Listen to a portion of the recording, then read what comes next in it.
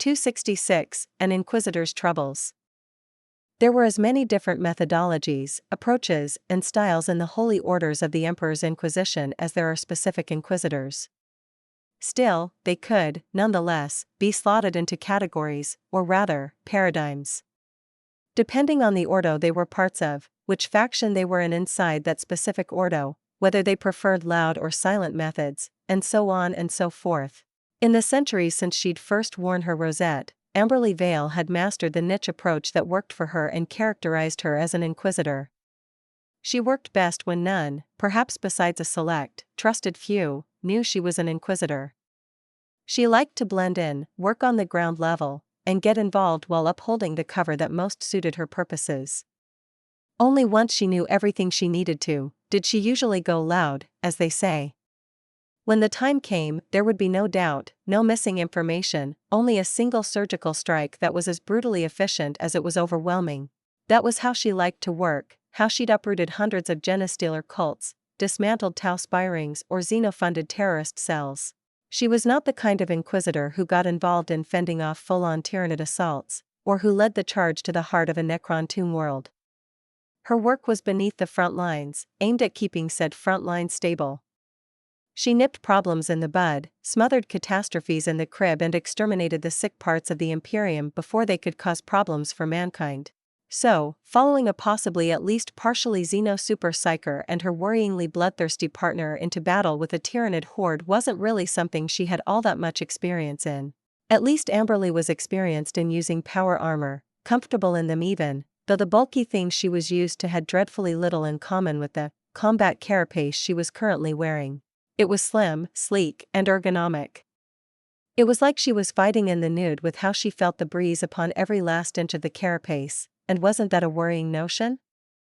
The armor was connected to her nervous system somehow, and she was having trouble keeping herself from subconsciously thinking of the carapace as a part of her own body. The line between the two was blurry at best when she focused on it, and all but gone when she didn't.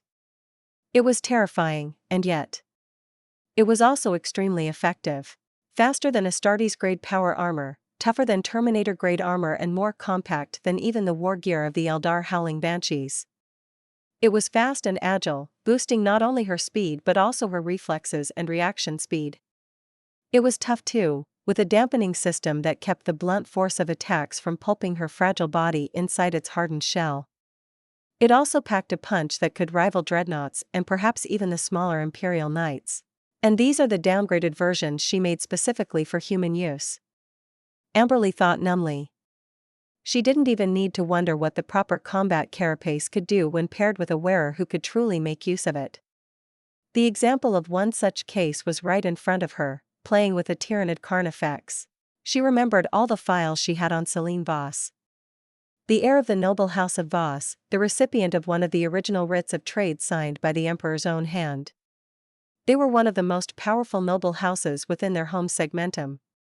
Which wouldn't be all that special, had that not been segmentum solar, the very heart of the Imperium. As such, her family had a lot of eyes on it, and it wasn't all that much trouble for Amberly to get her hands on an extremely detailed report on just about anything relating to the family. Psychoanalysis of all members, skeletons in their closets, family drama, inheritance struggles, and so much else. It was why meeting the woman herself had thrown her off so much. The Celine Voss she'd read about was a taciturn woman shaped by her overbearing grandmother, the previous head of House Voss, and perhaps even more so by her years of service in the Imperial Guard. As a captain, she was known as stern but fair.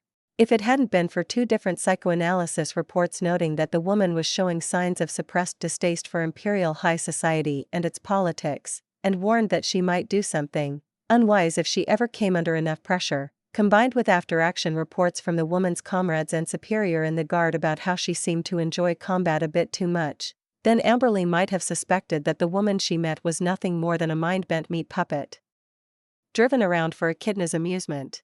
Hell, she still held suspicions about the extreme change the woman seemingly underwent since her reported disappearance.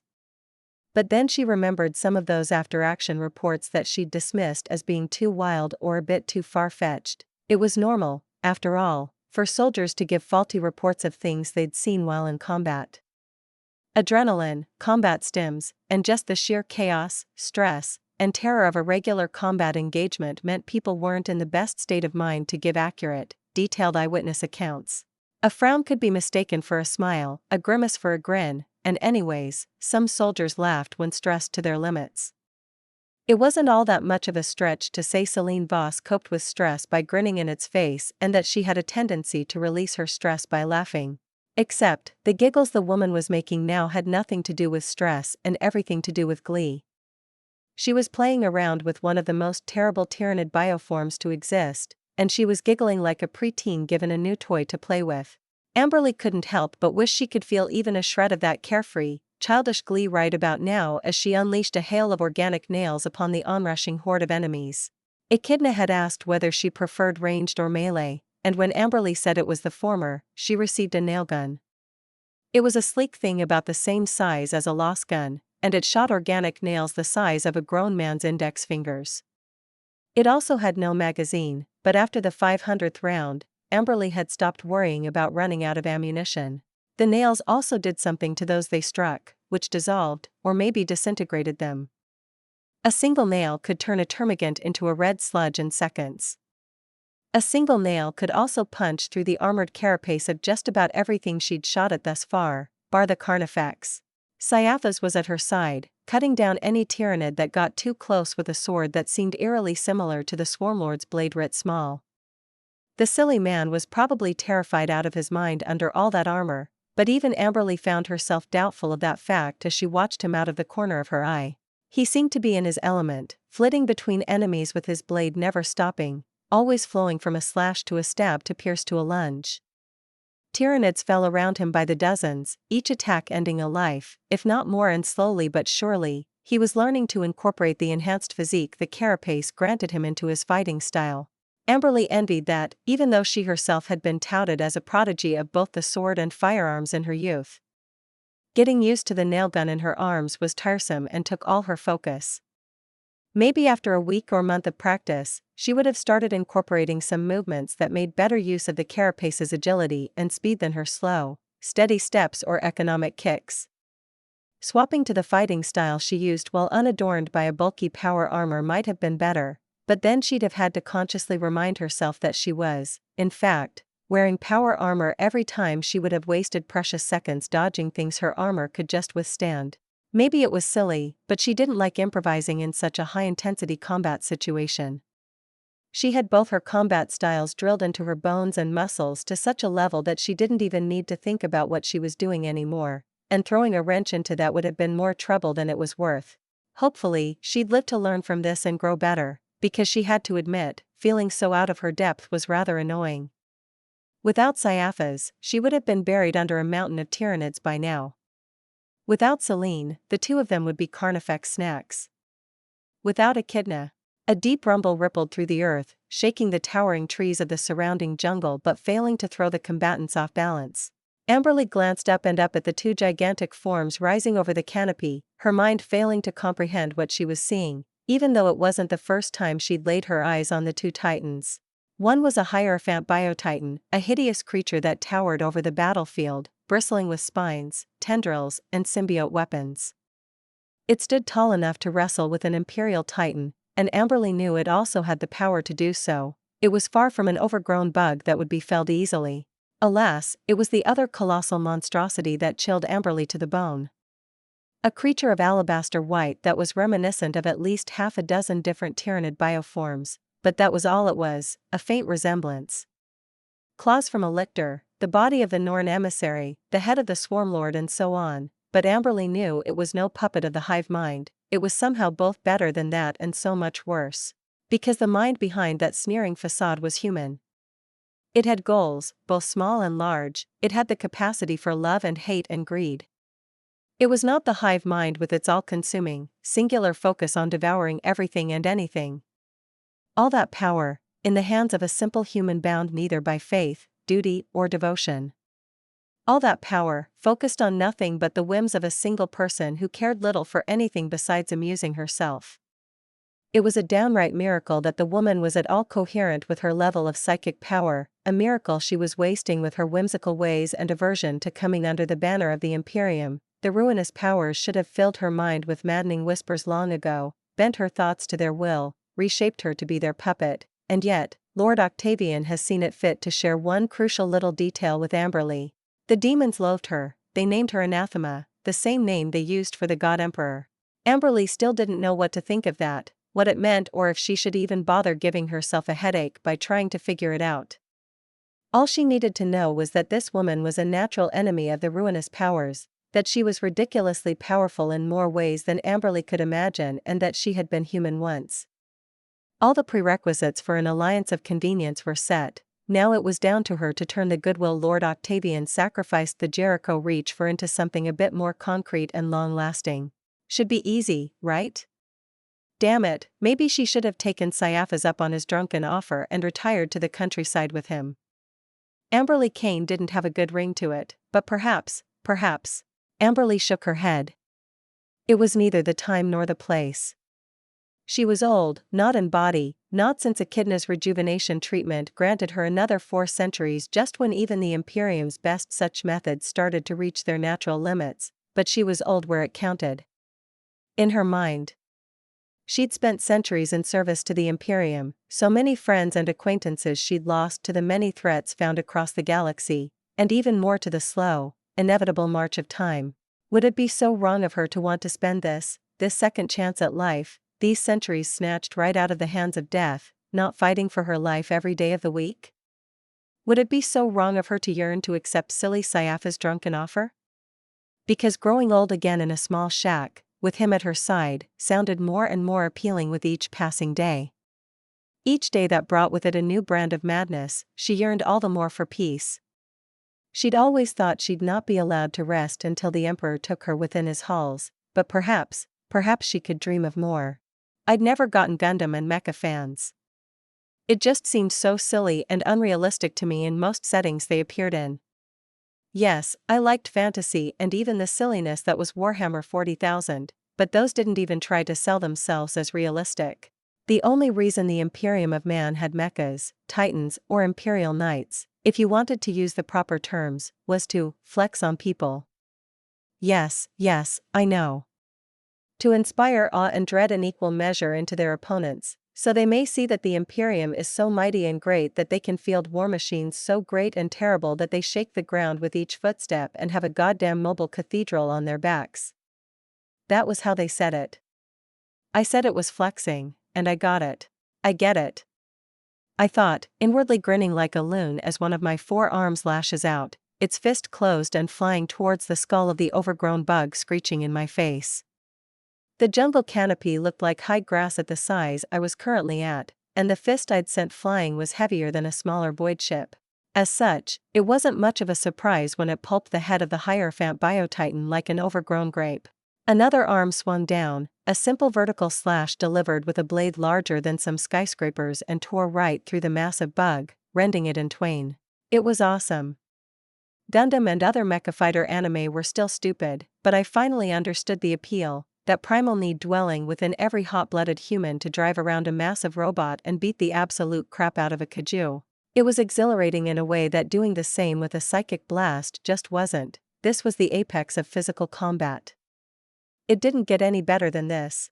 So I raised my face to the sky and screamed my victory at the heavens, and the deafening roar that tore through my colossal throat shook the world, and I felt the shadow quiver, like a still pond when a strong wind disturbed it.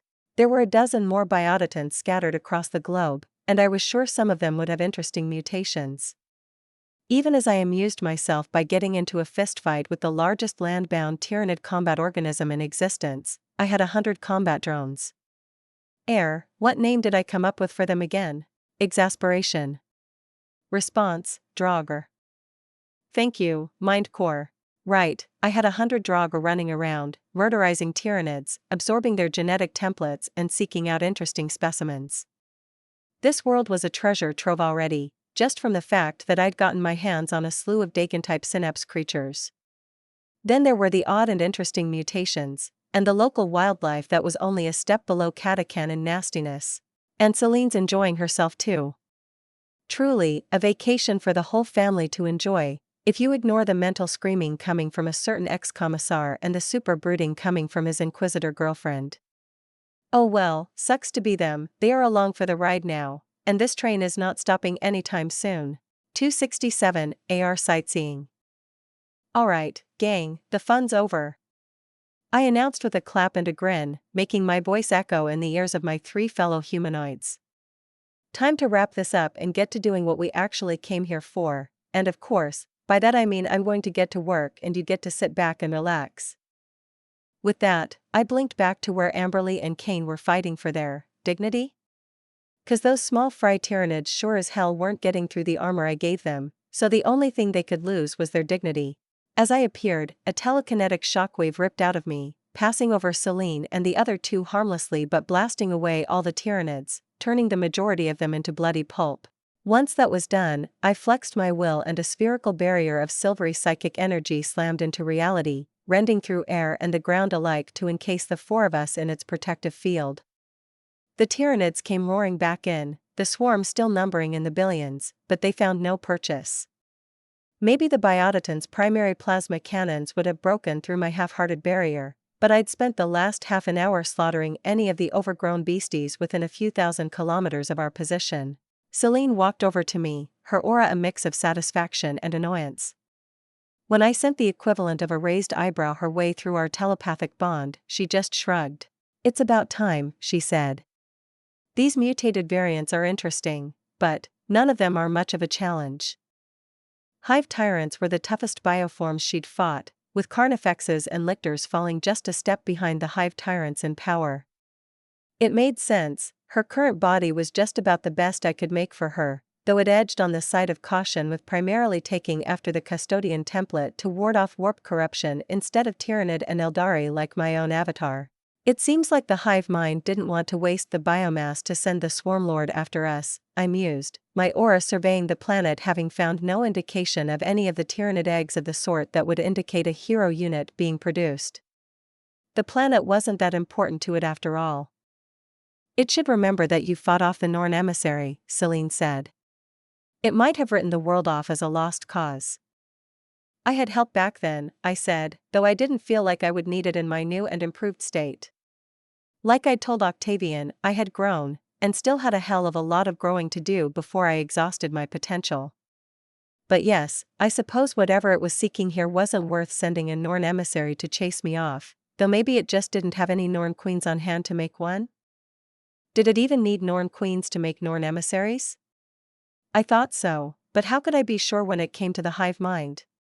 For all I knew about the biological side of what made tyrannids tick, I knew no more than the better-informed inquisitors of the Ordo Xenos when it came to the true capabilities of the hive mind itself and the limits it had to operate under. I understood the puppets, not the puppet master. Doesn't matter now, I said, shaking my head distractedly. My mind cores were still running some checks and optimization. It was distracting when a good 99.9999999%, and a few more dozen nines, of my mind was occupied with calculations and simulations on a scale that regular humans would have aneurysms just trying to imagine. If our guests are ready too, then I'll begin. I didn't really need them ready, but I kinda liked them as characters, and a bit as people too, so I found it hard not to want to show off. I found it harder than usual, not that I tended to resist that urge all that much. What was life worth without some fun?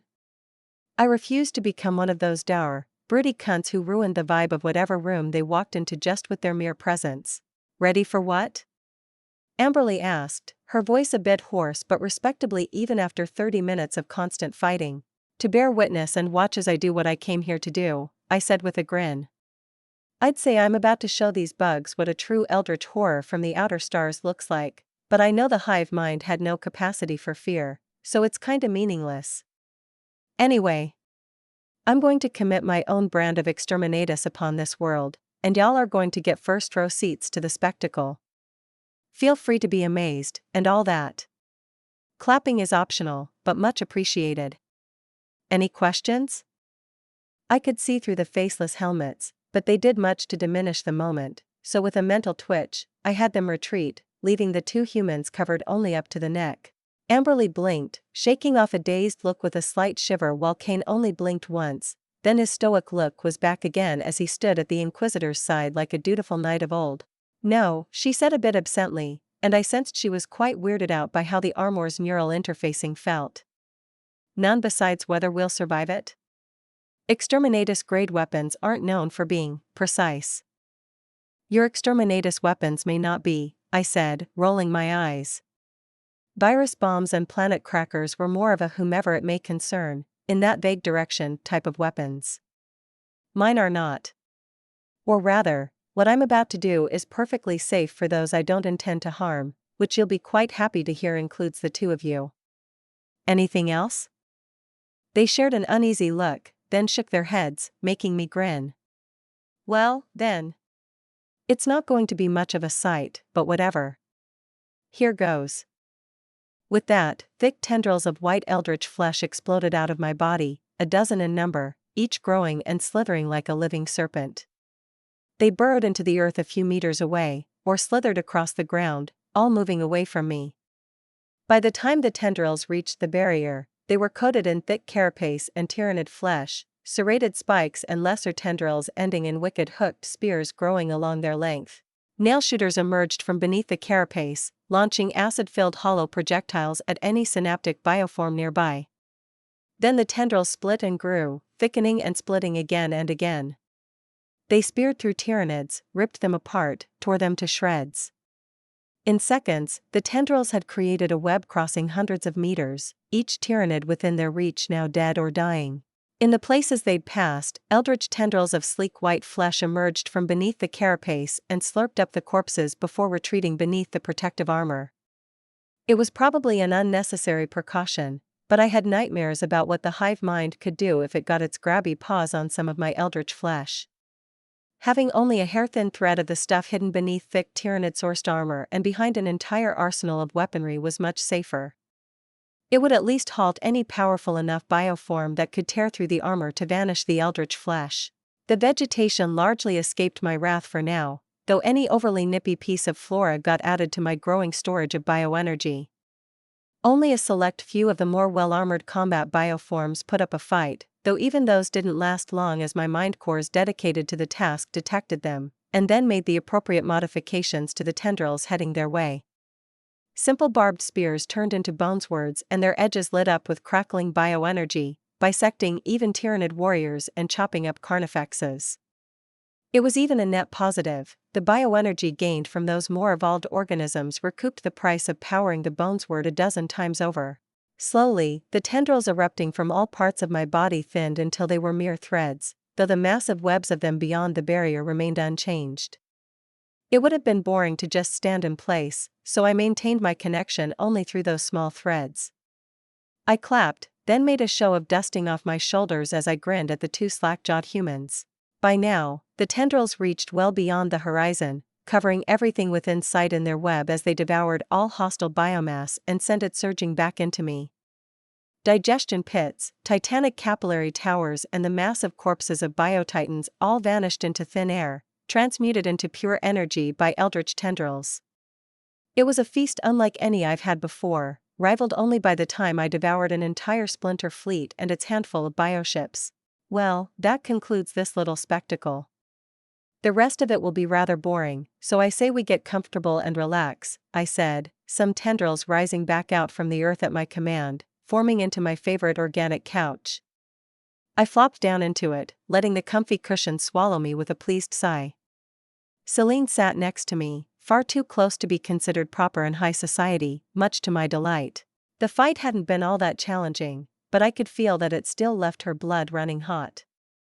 There was a glint in her eye that sent a familiar shiver down my spine, but while I was many things, an exhibitionist wasn't among them, and we had guests.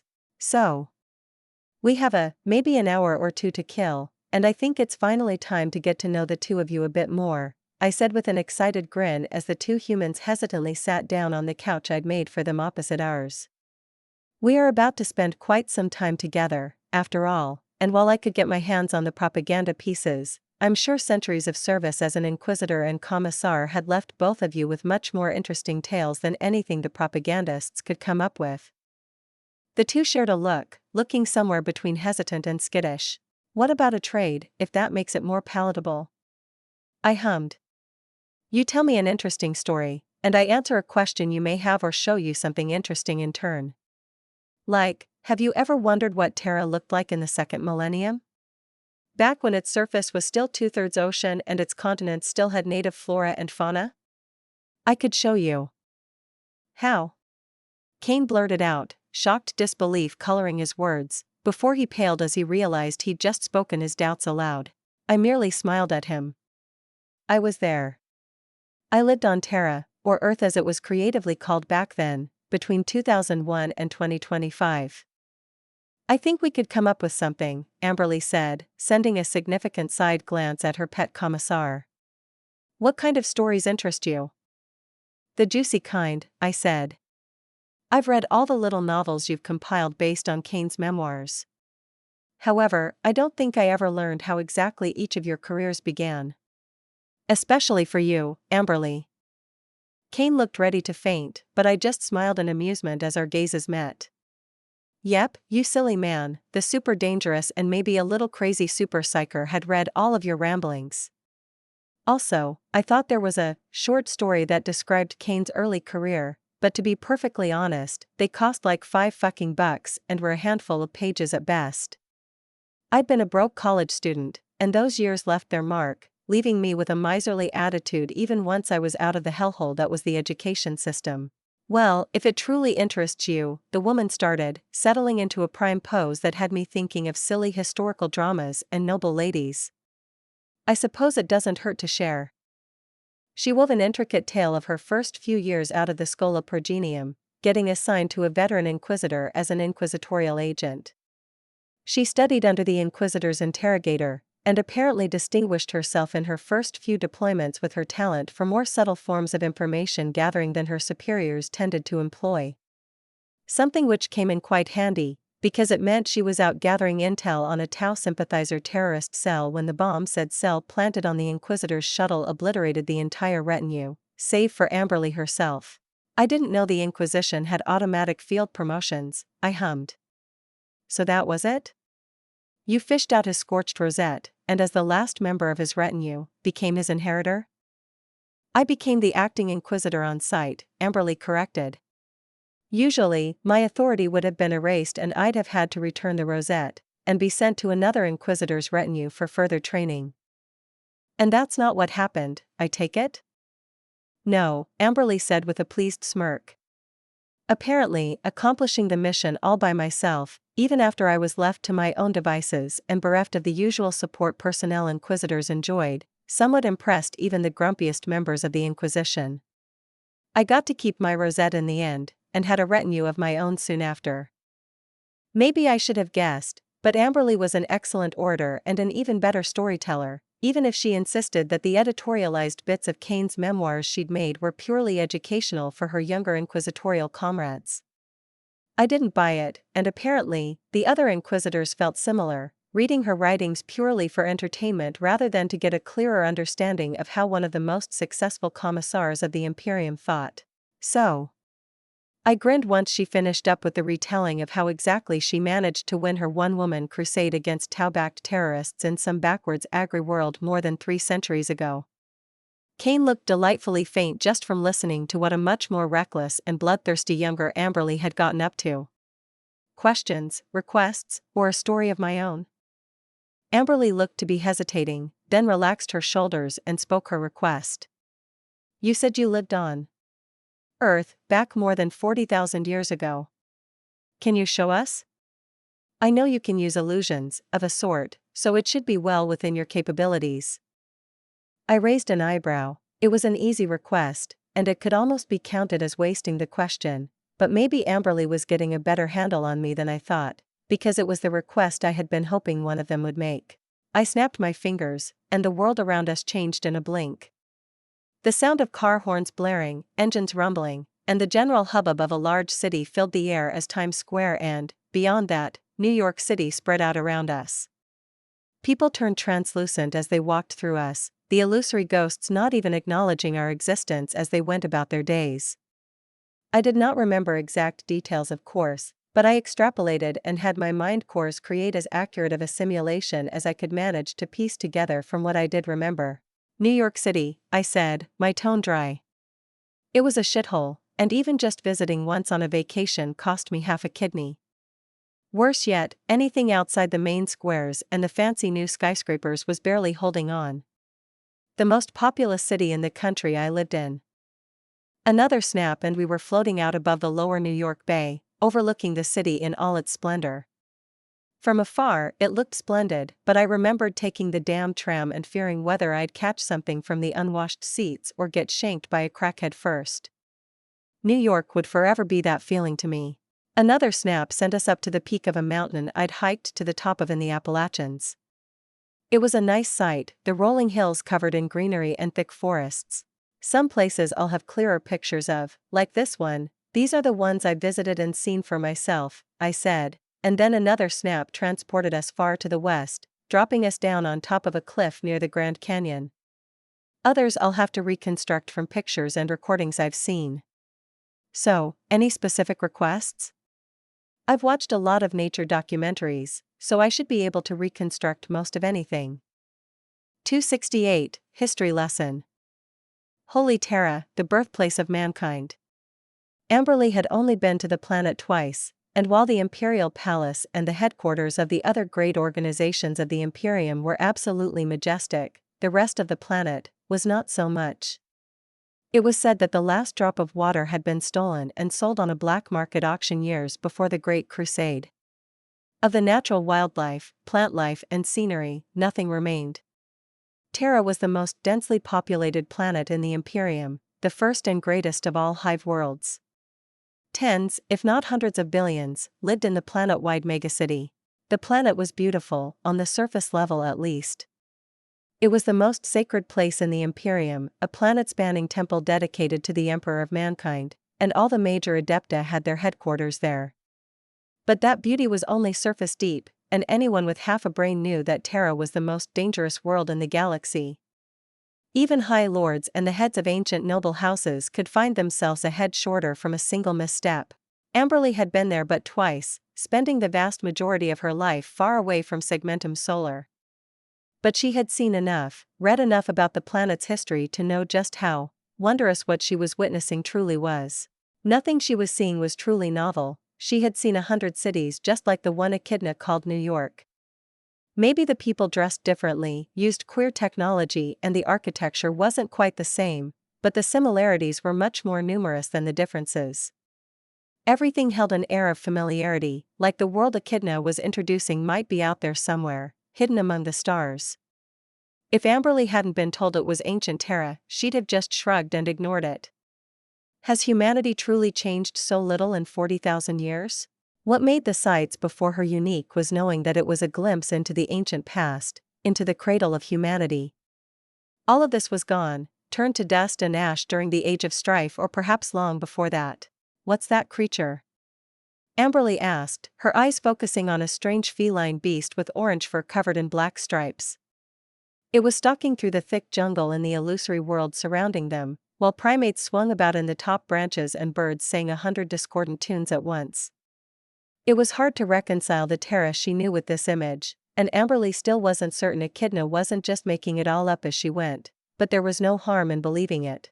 A tiger, the woman said. One of the largest land-bound apex predators that still walked the planet during that time.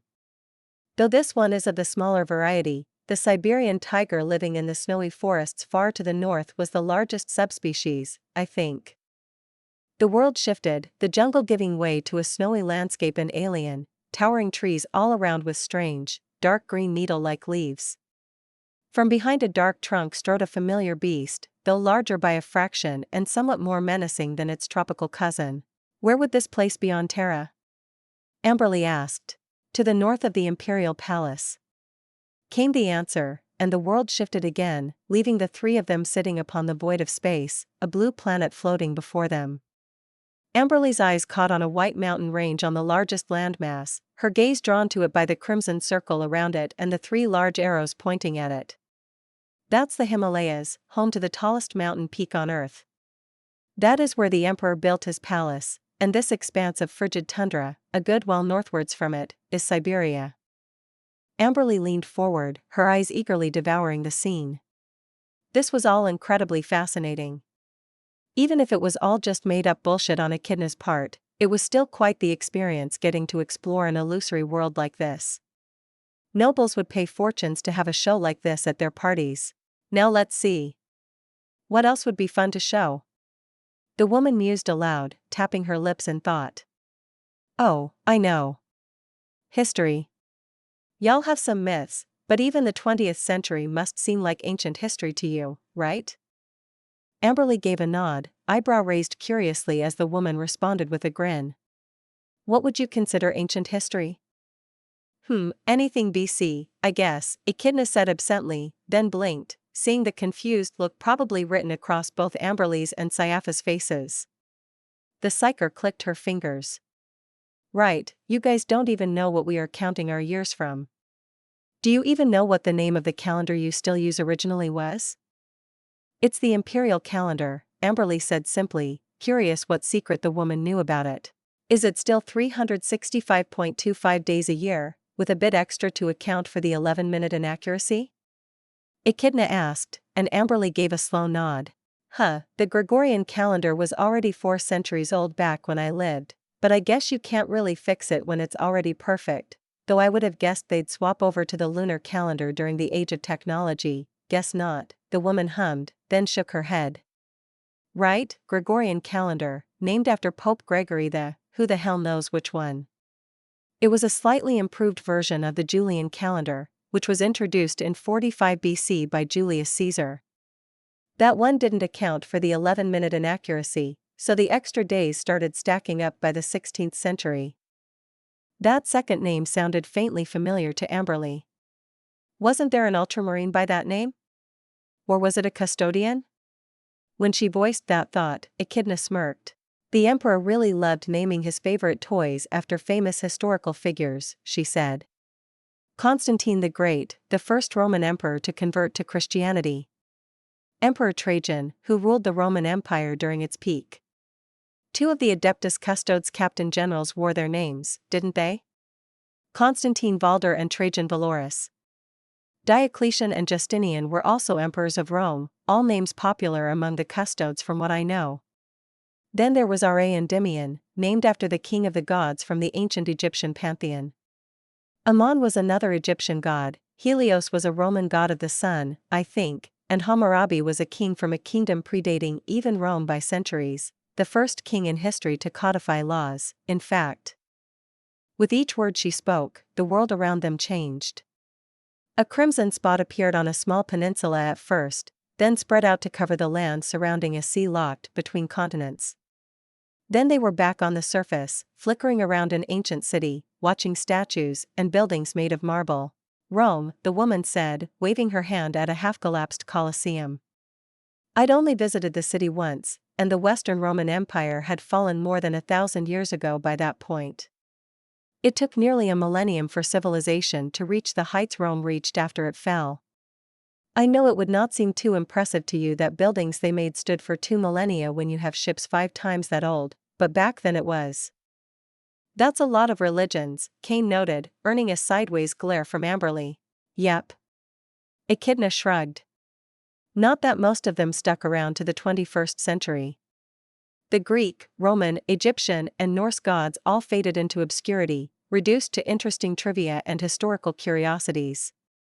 Christianity, though, persisted, and from what I know, its last faithful believer died aboard the Vengeful Spirit, slain by Horus himself before the emperor's own eyes. Amberly frowned, thoughts churning as she reviewed what she knew of old myths and legends of the emperor's fateful duel against the arch-traitor, but came up blank.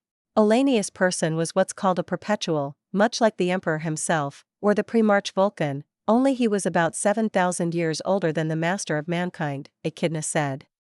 He was one of his original war masters back on Earth, a pious believer of the Christian God, given an exception from the emperor's ban on religion. Funny then, how he became one of the founding saints of the imperial creed as Ollanius Pius, isn't it? If that was true, then, what? Saint Ollanius Pius was spoken of in legend as a simple guardsman bravely standing before Horus, protecting the emperor with his own body and giving him a sliver of a moment needed to turn the tide against his traitorous son. That he was neither a believer of the imperial creed nor a simple guardsman. Well, it didn't really matter. Amberly would be the one to be branded a heretic if she repeated this version of the tale to a member of the ecclesiarchy. Not that they had any authority over an inquisitor, but inquisitors who believed authority all by itself was enough of a shield against the loyal elements of the Imperium tended to turn up dead sooner rather than later. Authority was good, but it was much better when you had a few well-armed guards to enforce it with good old-fashioned threats of extreme violence. Even the calendar we spoke of is a remnant of it. Pope was the name of the highest office of the Catholic Church, Echidna said. And the year that calendar considers year 1 was the year when the Christian God's Son was said to have been born to a mortal woman to spread the word, take on all the sins of mortals, then absolve them of it with his death. Even the AD, Anno Domini, means in the year of the Lord, a widespread Christian phrase. I suppose the imperial creed just took it and decided to roll with it. It isn't like the imperial cult was that much of a cohesive effort or something, what with the original author of your fancy holy book having decided worshipping the chaos gods was cooler after the emperor burned down his city. Kind of a shit move, but then again, nobody likes Lorgar, so fuck him. The traitor Primarch Lorgar Aurelian wrote the Lectitio Divinitatis. Amberly wisely decided to push all that into the furthest corner of her mind, put it in a vault, lock it, then throw away the keys. If she ever repeated those words aloud, she suspected any faithful believer of the emperor would promptly get a conniption, then shoot her in the head for heresy. How could you even pack so much heresy into so few words? It was a good thing working as an inquisitor, often undercover, had heavily desensitized her to heresy, so she made no outward reaction, though it didn't really matter when the woman sitting across from her could read her thoughts like an open book, did it? Anyways, let's skip ahead a bit and talk about conquerors, Echidna said, spinning them all around in place as the illusory world churned and twisted. Alexander the Great, I'm pretty sure he was one of the emperor's earliest aliases. Then we have Genghis Khan, one of the most ruthless conquerors in known history, up until the emperor, anyway. So, I'd bet my right kidney he is the demon prince of corn nowadays known as Doombreed. Cool, right? Oh, if you want to give a go at binding him, his true name should be something like Temujin. Amberly felt a shiver crawl up her spine, a surge of impossible bloodlust and an air of death curling through the gaps in the weave of reality. It was stifling, suffocating, and she could feel her concealed demonic wards burning against her skin, trying to keep her mind intact, and it was gone. Echidna scoffed. Annoying twat, interrupting my story time. I'll go beat your ass later. Didn't even have the decency to wait for me to finish. Well, now he went for a swim. So, where was I? Right. Alexander the Great, I think. So there was this place called Greece. Amberly slowly regained her wits, swallowing a thick lump in her throat. She'd felt the presence of bloodthirsters before, and that thing had been a league above the run-of-the-mill greater demons of the blood god. Did Echidna just swat it aside? Send it for a swim? Emperor protect us. Mostly, it was her sanity that needed protecting, considering this ridiculous psyker could apparently put a monster that could raise well-defended imperial worlds to the ground into timeout. No, her physical safety was all but assured while she was Echidna's guest. Unfortunately, the woman made a sport out of giving her a headache. She probably considered giving people an existential crisis a fun way to pass the time. Well, Amberly had seen some things over the years. She wouldn't make for an easy target, but perhaps that would only make Echidna want to shatter her worldview all the more. That could be useful. Attachment of any kind she could use. She gave Caiaphas a subtle glance, then grimaced at the empty look in his eyes as he absently scratched his palm. Well, if he gets through this without getting an existential crisis, nothing in the world will ever surprise him again. That's something at least. In a perfect world, all the Imperium's military assets would have packed up and fucked all the way off through the warp gate, leaving me with an undefended nascent empire beset on all sides by 1,000 enemies. Yes, that would have been my preferred result, but I could work with this. I had read Octavian's memo, memorized it even, so I was not at all surprised when vast swathes of the Imperium's disparate forces were either ignored, outright disobeyed, or called into question the veracity of the orders they'd received. The less politically savvy, like some Adeptus Sororitas leaders, called Octavian all sorts of nasty things and told him to shove a plasma grenade up his cowardly ass, in far more words than that. Others called into doubt whether the orders truly came from a custodian, others yet questioned how he had the authority to give those orders, questioned the new figurehead of a Lord Militant and Lord Commander. There were 1,001 reasons given, though most didn't outright tell Octavian to eat a bag of dicks, most dithered, acted ignorant, or pretended their astropaths didn't get the orders. The Imperial Navy and the Astra Militarum from the Canis Salient obeyed at least, so that was something. They'd been indoctrinated to be unquestioningly obedient to higher authority, so it wasn't much of a surprise.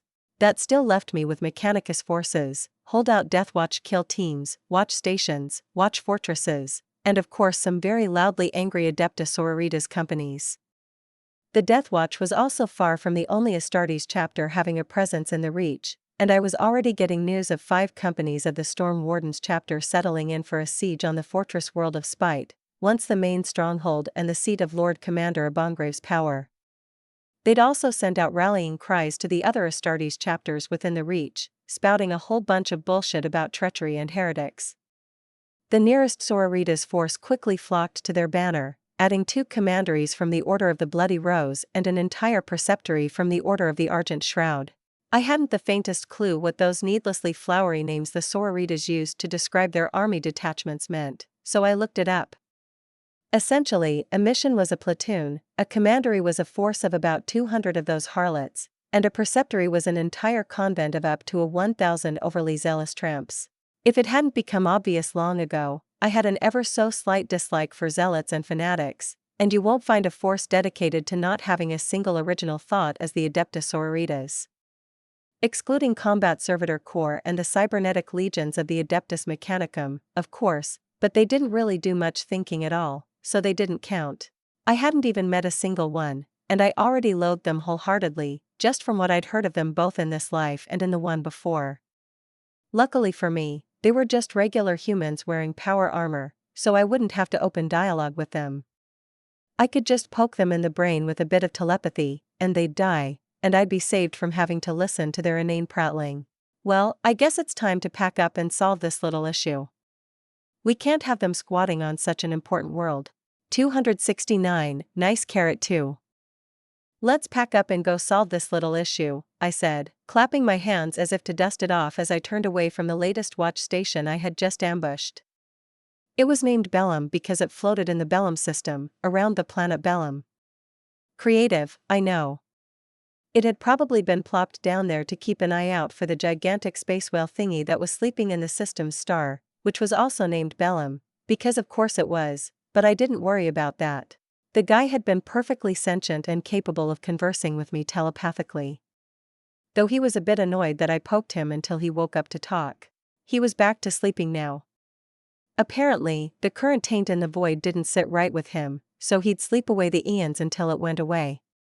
Space whales weren't the most proactive creatures around. The Deathwatch Marines I'd all put to sleep, which was good practice for appropriately moderating the strength of my telepathic assaults to the tenacity of any given mind on the fly. There was a tiny gap between not quite knocking someone out and causing permanent brain damage that I had to aim for if I wanted to put them to sleep without harming them. Regular humans were a bit less rigid, but an Astartes mind would rather break than bend when hammered into by a massive psychic sledgehammer. Honestly, it seemed like less of a design flaw and more of a feature, considering the designer totally wanted them to die before betraying him. Sure, you could erode the minds and twist them up into a pretzel, but it would be so much more work than doing it to a human would be, like trying to make a spearhead out of obsidian, always afraid you'd break off a too large shard and ruin it all with the next hit. Why are you collecting them? Amberly questioned, looking rather perturbed as she cast her gaze across the now hundreds of Astartes all laid out on the floor of one of my great hangars aboard the Sovereign. Why not? I shrugged. And besides, they kill aliens. I have no problem with that. The vast majority of the alien species that survived the Great Crusade are absolute assholes. It's just that I don't want Deathwatch in my backyard, but they could be useful as pest exterminators elsewhere. I'll package them up real nice, tie them up with a ribbon and throw them through that warp gate once I get it under control. They can do whatever then, besides coming back, of course. I'd have made a "get off my fucking lawn" joke, but unfortunately, Celine was off meditating, and only she would have gotten it. They won't be happy, she noted. Astartes are called the Emperor's angels of death, and for good reason. They are superhuman, and that goes to their egos as well, something you have just wounded with this irrevocably. Sucks to be them, I said, snorting. They'll deal with it, or come back to try again, but I won't be so nice then. Doing unasked for pest control in my new backyard is one thing, attacking me with the intent to kill is another thing entirely. A reluctant nod was my answer to that, which I decided was good enough. Honestly, I felt I was already far more merciful than was standard in this shithole of a galaxy. A frown made its way onto my face as soon as we entered the system, and my aura swept across the planet of spite. I had to admit, the name was apt. Why? Because it was an entire world shaped by a single man's spite and paranoia? Yes, there was that too, but to me what stood out was that the world's very presence in the warp had the flavor of spite. The amalgam of a billion souls, their emotions all melding together into a grand ball of hate, anger, and resentment. It was one angry ball of rock, to be sure. And it's all aimed at me, I mused aloud, a mean smirk tugging at the edge of my lips. Troublesome. Wiping the floor with the Astartes and the Sororitas forces holed up on the planet would be easy enough, doing the same to the billions of angry, spiteful civilians already organizing into armed militias wouldn't be all that much of an undertaking either. However, they were my citizens, technically, well, citizens in open rebellion who likely would rather spit in my face than accept being labeled my citizens. How do I solve this? Maybe if I had got here sooner, before the Astartes or other troublemakers roused the people into a planet-wide insurgency, I could have stopped it without bloodshed. I think I could have induced apathy in the hearts of regular humans across the planet if I tried. I could have made them simply not care about the fate of their world, but they were in a fervor. Even if I managed to pour a metaphorical bucket of cold water over that, it'd be obvious. They'd know there was some fuckery about, and besides, 1 ounce of prevention was worth a pound of medicine even when it came to telepathic emotion manipulation. It was much easier to make them numb and prevent a reaction than to snuff out an intense emotion once it's already entrenched in the victim's mind. Similarly, it was harder to put someone to sleep when they were acting like a honey badger in human skin. Still, maybe that'd be for the best. Exert myself a little, put the militia to sleep, then slaughter the Astartes and the Sisters of Battle.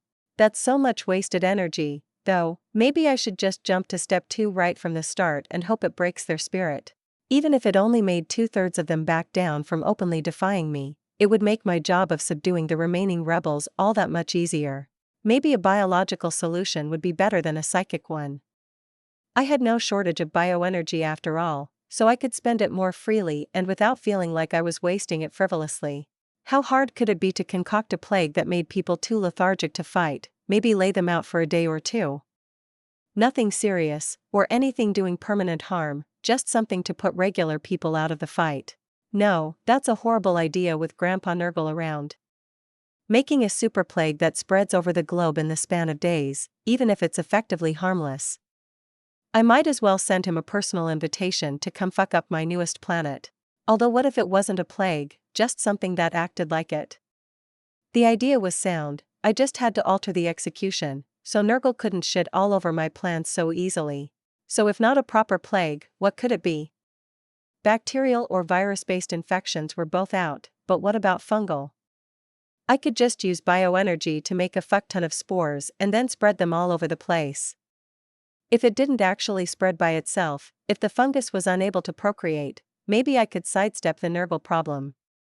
Sure, the fuckhead had fungi and spore-based stuff too, but he'd need to fuck with my stuff much more if he wanted to make a fungus spread when I specifically made it with the intention for it to be unable to do so. So, fungal spores that put people to sleep drifted through the air and somehow reached their targets even if they were hiding underground, beneath a kilometer of concrete hallways, fortifications, tunnels and whatnot. Easy peasy. Finally, my tendency to collect Death World flora wherever I could came in handy as I had more than 100 different examples of predatory fungi to draw inspiration from. More than 24 of which hunted by releasing spores when a prey was nearby, though only a handful had spores that actually did anything harmful to the victim, and didn't just use them as a way to travel further away from the parent mushroom. One of them was an honest-to-God zombie fungus, reminding me of the no zombies from Resident Evil. I didn't use that, instead, starting with the one that knocked its prey out instantly, leaving them numb and comatose as the building-sized parent mushroom slowly spread its mycelium roots up through the soil to devour them while still alive. It was pretty easy to repurpose it for a lighter effect, turning a coma into a day-long nap instead. Without a parent mushroom around to actually eat the victims, it was entirely survivable. The spore even had a whole slew of different functions to actually keep the affected victims alive for as long as possible, which was pretty neat. Spreading the spores across the surface was easy enough, but very few people lived on the surface, especially now that an invading force was all but assured to gain orbital supremacy in the near future. As for spreading them through the myriads of twisting tunnels and underground buildings, I decided to cheat. I made a new drone template. It looked like a hummingbird, but it was filled with an absolute fuckload of compressed spores that it could sort of fart out nonstop. I snagged a nifty property from another aerial spore template, making the released spores spread out as if each individual spore magnetically repelled all others near it.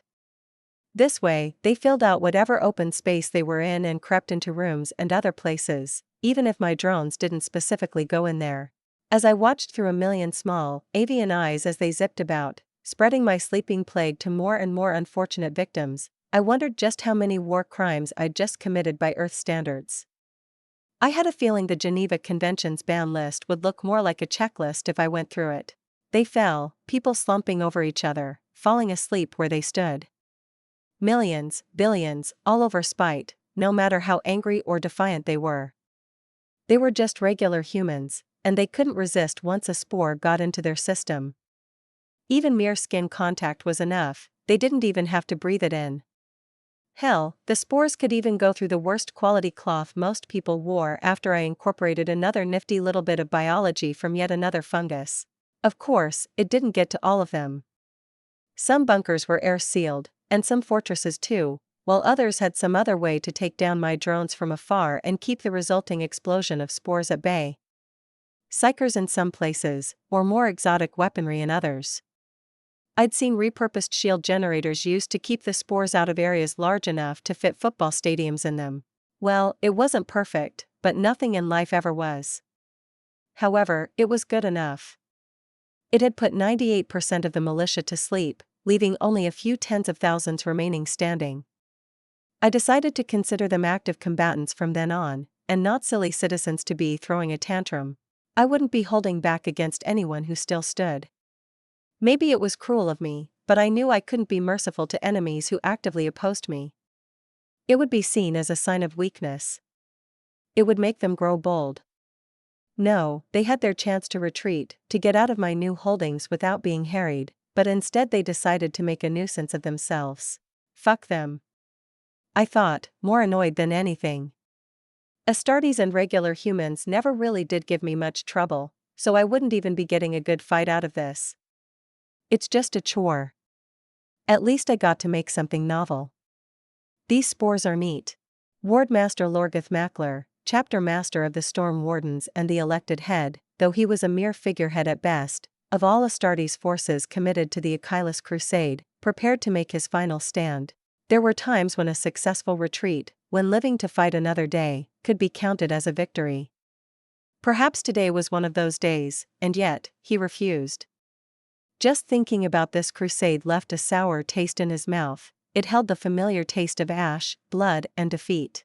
He remembered the fateful campaign so many centuries ago that had resulted in him calling Lord Militant Tiber Achilles his friend.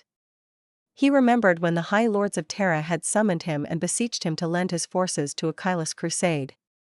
He remembered agreeing wholeheartedly, pledging nearly his entire chapter for the undertaking. He remembered helping refine the battle plans, helping with the preparations, and helping keep the crusade and its goals secret until the time was right. He remembered visiting fellow chapter masters and asking them for their aid. Victory had been all but inevitable, or so he and everyone had thought. Those carefully concocted battle plans fell apart within weeks. The numerous worlds populated by humans, whom they'd been counting on for support, spurned their efforts, spat in their face and declared the Imperium their enemies. Damned near all of them. Then came the Tyranids. Hive Fleet behemoths struck the other side of the warp gate, and Dagon assaulted the Reach. Then came the myriad pawns of the ruinous powers. The crusade didn't quite fall apart, but it stalled as its forces became divided, and the original targets of the crusade, the Tau, who seemed so easy to crush at first, suddenly managed to lock them into a stalemate. Centuries of grueling, bloody warfare followed, and it soured every waking moment of Mackler's life. By the time War Master Achilles died under mysterious circumstances, supposedly a Geller field failure, both he and the old chapter master had become so embittered that they could barely bear talking to their erstwhile friend. Still, even as Solomon Tetrarchus took over as War Master, Mackler fought on, and his brothers fought along with him. They held the line, they bled, they fought, and they died for the Emperor and the Imperium. For the Achilles Crusade and the dream it once sought to make reality. The new vessel had been identified as the Sovereign, came the Muggo static voice. Parameters match prior Auspex scans. Organic signatures and a size eclipsing even Gloriana-class battleships. Unless there is another ship of this scale, it should be the one you've requested we keep an eye out for, Chapter Master. So she is here, Mackler said, his voice a deep rumble, grim as a graveyard. The woman whose treachery had finally sent the entire edifice of this wretched crusade crashing down.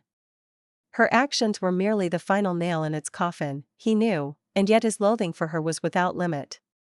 She'd crushed his faint hope that maybe, just maybe, so many of his brothers' deaths would be worth something. That it hadn't all been a tremendous waste. That their lives and devotion would mean something. He knew retreat would be the smart thing to do, the logical, strategic response. But he couldn't. He couldn't let go. He had vowed so long ago that he would see this accursed crusade through, that he would either stand upon the surface of Tuamalar and see it razed to the ground or die trying. So here he was. Preparing to die, trying to give a last black eye to the never sufficiently damned Tau. Spite, the world beneath his feet, was called. A fitting name, considering it was the emotion that had been the main driving force behind his every action for the last few centuries. He would die with spite in his heart and a roar of defiance on his lips. Preferably, with his trusty power spear buried in the chest of that treacherous, Xeno-loving witch. 270, late delivery. Announcement. I managed to get my laptop back in record time. I'd lent it to a friend, 'cause I haven't used the damned thing since college. We are right back on schedule, if this one doesn't commit ritualistic suicide too. The incense burners are up, burning sacred incense, and I'm blasting Noosphere music while writing this, so hopefully the machine spirit is pleased. In all honesty, Lorgith Mackler was rather hopeful. Not in victory, that would be impossible unless the God Emperor himself descended to smite his enemy. No, he was hopeful that he could make taking the world of spite a Pyrrhic victory for the Xenos and the traitors. He would make them bleed for every street, for every building, for every damned wall and fortification. The population of this world was well trained. They were like beaten dogs, eager to serve, though nowhere near as good at it as the serfs his chapter had. Those serfs were the result of a culture, of selective breeding, of being raised to be obedient and competent both. Sebastikar Abongrave didn't seem to be the kind of man who wished his citizens to be competent. It was a shame, but it would do. He'd expected to be facing an uprising of Xeno sympathizers, so it was a welcome surprise that only a small fraction of the population rebelled. A foolish few who were now dead. Organizing the population into militias had also proved to be much easier than expected. Ibongrave had laid the groundwork centuries ago, though his militias were tasked with hunting down Xeno sympathizers and seditionists. It was easy enough to get the population to obey the militias and to give their all when they got the order to train in the handling of weapons. His biggest problem was with how separated and isolated each city was. It made logistics a nightmare, however, it also kept potential rebellions isolated and prevented an uprising from spreading worldwide. Not that Mackler was worried about that, but Ibongrave obviously was. Paranoid man. You help me as much as you cause me trouble, even from the grave. The civilians were obedient, but unfit to serve as soldiers. The spirit had been beaten right out of them, there was no spine to them, but they obeyed, and that would have to be enough. Mackler's own men, his brothers, had enough fighting spirit for 1 billion of these wretches, and they also had the Adeptus Sororitas. They had more fighting spirit than wits. Deploy the shields, Mackler ordered, glaring at the Auspex display showing the approaching Xenos flagship slowly cruising towards Spite. The traitoress which has some trick that allows her to teleport great distances. I want our librarians scrying for any disturbance that would indicate a teleportation. The void shields might not stop her, but they will stop heavy ordnance and orbital bombardment. It would be a drain on their generators, but not an overlarge one. Void shields were only heavy on energy intake when they were struck by something. We will begin the rites, Chapter Master, the Muggos behind him said. How long will that take? Mackler asked. The Magi on his own ship would have deployed the void shields in moments, having done all the required rites beforehand. 25 Terran hours, the Muggos said without emotion. The machine spirits of the generators will need to be appeased. They dislike operating for such lengths of time. I fear the shield would falter before the enemy even arrived in orbit if we didn't go through the proper ceremonies. On the one hand, the Sovereign would arrive in 5 days if it kept to its current approach velocity. On the other hand, teleportation. Emperor, damn these incompetent idiots. Begin them immediately, and be ready to deploy the shields post-haste if I send the order, Mackler said. I'm sure the machine spirits will dislike getting blown to smithereens more than operating without being properly sanctified. The tech priest bowed and left, leaving Mackler alone with his thoughts. His plans were set, and the deployment orders had been sent out. Everything was ready, all that was left to do was wait and see how first contact with the enemy would upend those plans. It wasn't an issue. He was prepared for that, he'd been at war for centuries, he'd learned how to wage war and how to construct easily adaptable battle plans long ago. He knew this battle would be something new, something annoyingly novel. It always was when one fought powerful psychic foes, they always brought their own personal brand of madness to bear to twist the battlefield to their liking. The reports started streaming in. Greenish clouds spread over the skies all across the planet, blotting out the local sun. Astropaths were divining some great catastrophe. The librarians reported the weave of reality trembling. Then the conscripted militia soldiers started failing to check in on time, going dark one after the other. The squad sent up to check out what happened likewise failed to report in or respond when they were hailed through the Vox. The librarians managed to scry the answer, telling him that the cursed green cloud was putting people to sleep as it descended from the sky and blanketed the surface.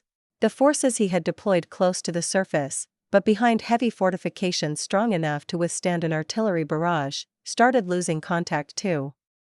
He had every outpost and platoon hailed then, making them all stay on the Vox with someone from his headquarters.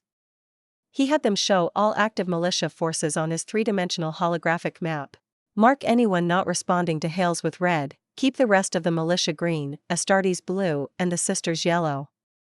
He ordered, gauntlet fingers starting to make indents in the edge of his command table. What he asked his brothers to accomplish would have been called impossible by lesser men. He had billions of different veteran and newly conscripted civil militia platoons all over the planet. Hailing them all, organizing the responses and categorizing it all quickly would have been a grand undertaking, beyond 500 regular men.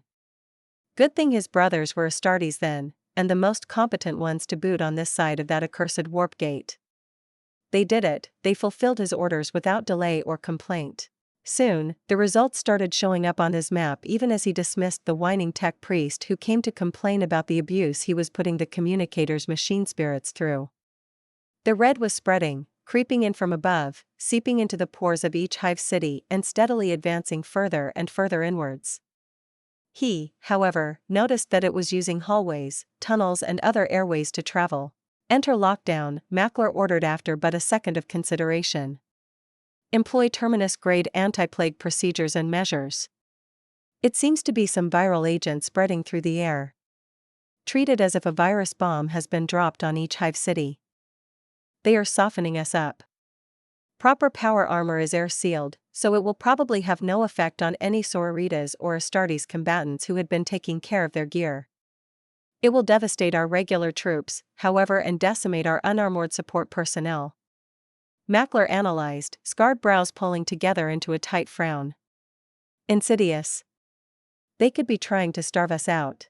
Water wouldn't be a problem, the generators and the water filtration equipment wouldn't be affected, and even in the worst case, Astartes could subsist off of corpse starch indefinitely, unless the viral agent the enemy was using made the remains of the fallen poisonous, or otherwise inedible. Of course, things started devolving into an absolute mess.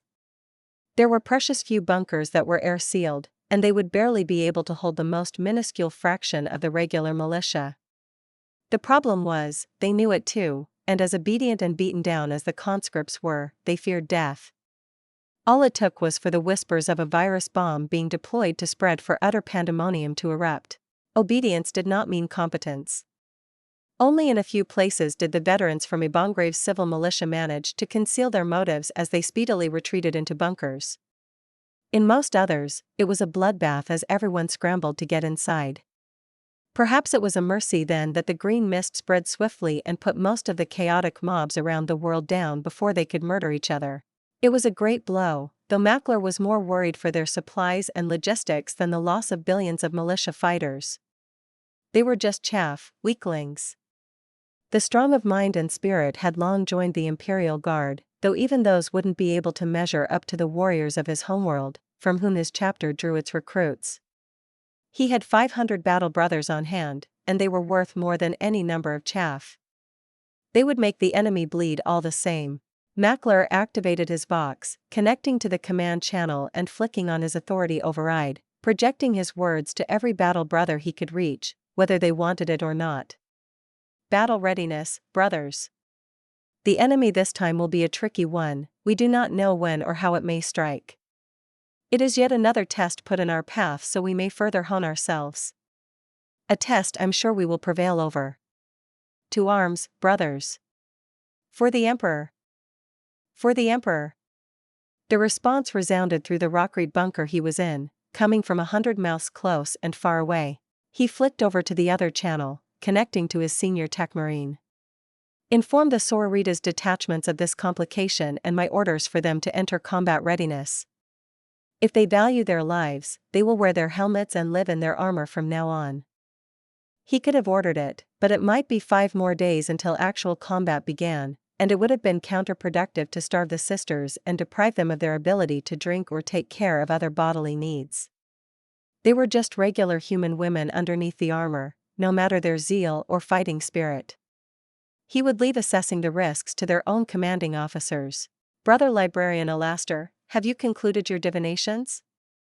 Mackler asked, glancing up at the chief librarian. Alastair had been known for his talent at foresight and divination long before he took over the rank of chief librarian, and the wardmaster hoped his latest readings might shed some light on their future prospects. I have, said the librarian grimly, clutching his focus stave. The portents are dire. Divining our foe was challenging, like trying to predict the movements of distant planets just by observing the shifting tides. She resists direct readings, and attempting to push through has resulted in nonsensical readings. What I know is that I have drawn the fool when divining our present and the storm is our future. A great danger comes, one that we'd been foolish enough to rouse. Mackler stared at the librarian, looking into his judgmental gray eyes shining faintly under his ragged hood. He turned away without a word, returning his attention to the hollow map. She comes, Wardmaster, his chief librarian called out in a gravely tone not 1 full minute later.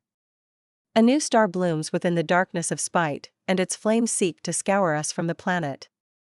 Mackler didn't doubt the man, he merely grunted and grabbed his trusty power spear fashioned after the hunting spears used by the primitive tribes of his home world. He could just barely recall forging his own from the bones of a great beast and a fallen branch nearly 7 centuries ago.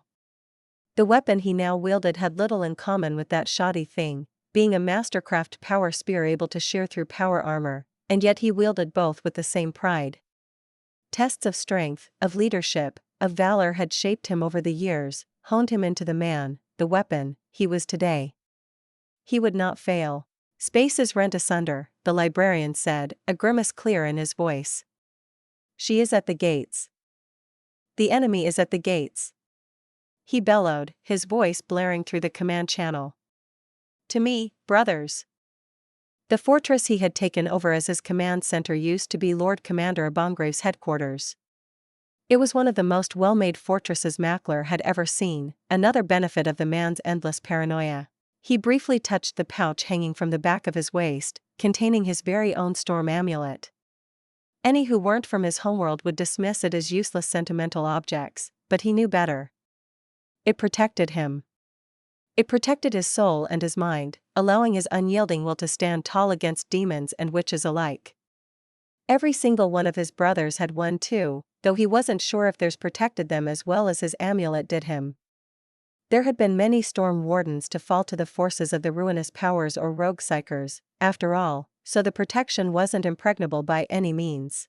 By the time he reached the front gates, the chief librarian had indicated, a sizable number of his battle brothers were already gathered there, along with the captains of the 1st and the 7th companies. He gave each a tiny nod, taking position front and center. He was their wardmaster, and as much as he expected excellence from his men, he held himself to an even higher standard. It wouldn't be a lie to say he was both the longest-serving and most decorated of his chapter's wardmasters, though said history had been mostly erased after the Nemesis incident that saw his predecessor interred in cryostasis and his homeworld be branded as forbidden to all. The gates, capable of withstanding a directed orbital barrage, caved in with a torturous shriek of metal. Mackler knew that thing had the same toughness as the armored hulls of a battleship, and yet it gave way when faced with a seemingly unstoppable force. The librarians stumbled back, some screaming, others falling to their knees. Only the chief librarian and his own veteran sorcerer stood tall, their focus staffs held out as they worked their warp craft. In a second, a massive dome of iridescent energy slammed down around the Astartes, and the screaming librarians fell silent. Mackler gritted his teeth and activated his power spear, causing it to give an electric thrum as energy blazed to life along its blade. The gate, a circular bulkhead the size of a tank, was split down the middle and its two sides bent inward just enough to leave a human-sized gap between them. Through that gap came a woman with flowing white hair, wearing an alien brand of power armor. She was strutting like a noble, but in her arm loosely hung a blade that made the wardmaster's hackles rise. It was not a power sword, nor a phase blade. Mackler knew the feel of both. This was something else, something new, and something dangerous. He stepped forward, uncowed by her attempt at intimidation. The traitorous witch, because who else could this be?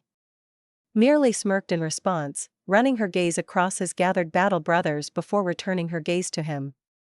She seemed unimpressed, almost like a predator considering how to make an easy kill enjoyable. His fingers tightened around his spear's shaft, and he kicked off the floor, leaping forward like a missile. She would regret ever being born by the time he was done with her. 271, indulging.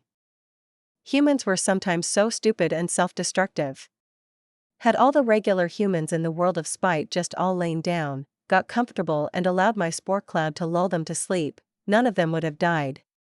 But no, they had to be competent enough to be forewarned of the threat, and stupid enough to panic and start a damned stampede 8 times out of 10.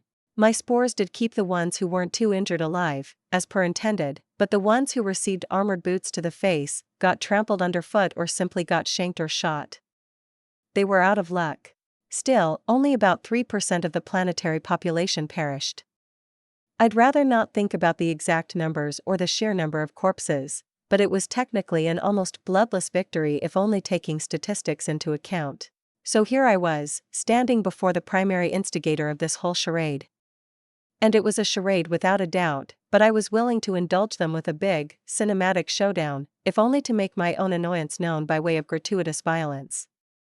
Also, I was curious what the 10-man squad of Grey Knights hiding beneath this fortress was planning. From what I felt from the Storm Wardens, they weren't aware of their Grey cousin's presence or plans. I had been wondering how I was going to get my claws on some of that juicy Grey Knight genetic material, especially now that going out of my way to hunt some of them down might be frowned upon by my newest hanger-ons. It was so nice of them to deliver themselves to me and even give me proper cause to eat them. Also, with me kinda sorta allying myself with the custodian guard, I felt it would be prudent to make sure that stupid new lore about the Terminus Decree wasn't canon in this version of the Warhammer universe. Doubly so if I were planning to go through with my promise of healing up the Emperor. Although maybe they could come in handy if one of his more deranged fragments comes to possess his healed body. Contingencies were only prudent, and if the Terminus decree truly was a command for the Grey Knights to never allow the Emperor to rise from the Golden Throne, then we could either be natural allies or enemies, depending on whether the Emperor's resurrection goes tits up. The librarians took my dipping a single tendril into the warp badly, to say the least, though not as bad as that annoying red honey badger of a bloodthirster. Doombreed was as stubborn as he was stupid. I could feel it. I had spoken his true name and not only rented the connection he had to Korn, but bound him to me instead, for now. He was weakened, disoriented, and I could give him mental commands whenever he got too annoying, and he'd take a hike until the command faded, and he came back twice as angry. So I was playing swat the twat with him, and that apparently revealed some of myself to the psychers nearby. It took the chief librarian only a second to deploy a barrier, and what a magnificent barrier it was. I almost gasped, my brain tingling as I ran my gaze over the weave of energy. It was what I had been trying to accomplish, but after millennia of refinement done by dozens of successive transhuman masters of their craft. It was a hexagrammic ward woven out of warp energy. It was a paradoxical thing. Hexagrammic wards protected those under their aegis from psychic influence, so making them out of warp energy was, yeah, like trying to make a waterproof cloth out of water. But it worked, or at least it seemed like it did. I squinted, ducking under the vicious lunge from the chapter master and allowing his momentum to carry him over me. A slight telekinetic swat to his back knocked him off balance, messing up his landing and allowing me to focus on what mattered. They had some strange trinkets that the hexagrammic wards seemingly clung to or were supported by. I tilted my head, gaze flickering up to stare into the eyes of a Marine through his crimson visor, and through his eyes, into his mind. I teased the Marine's mind with my psychic fingers, my eyes widening slightly as I felt how rigid it was, tougher than the minds of the many regular Astartes I'd seen before. There was some faint energy running through it, suffusing it. Must have been the storm amulet. How fascinating.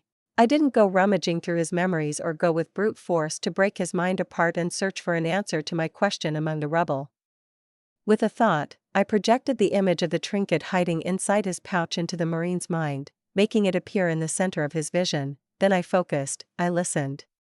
His mind flickered, surface thoughts churning as he instinctively associated the object he saw with the term, storm amulet.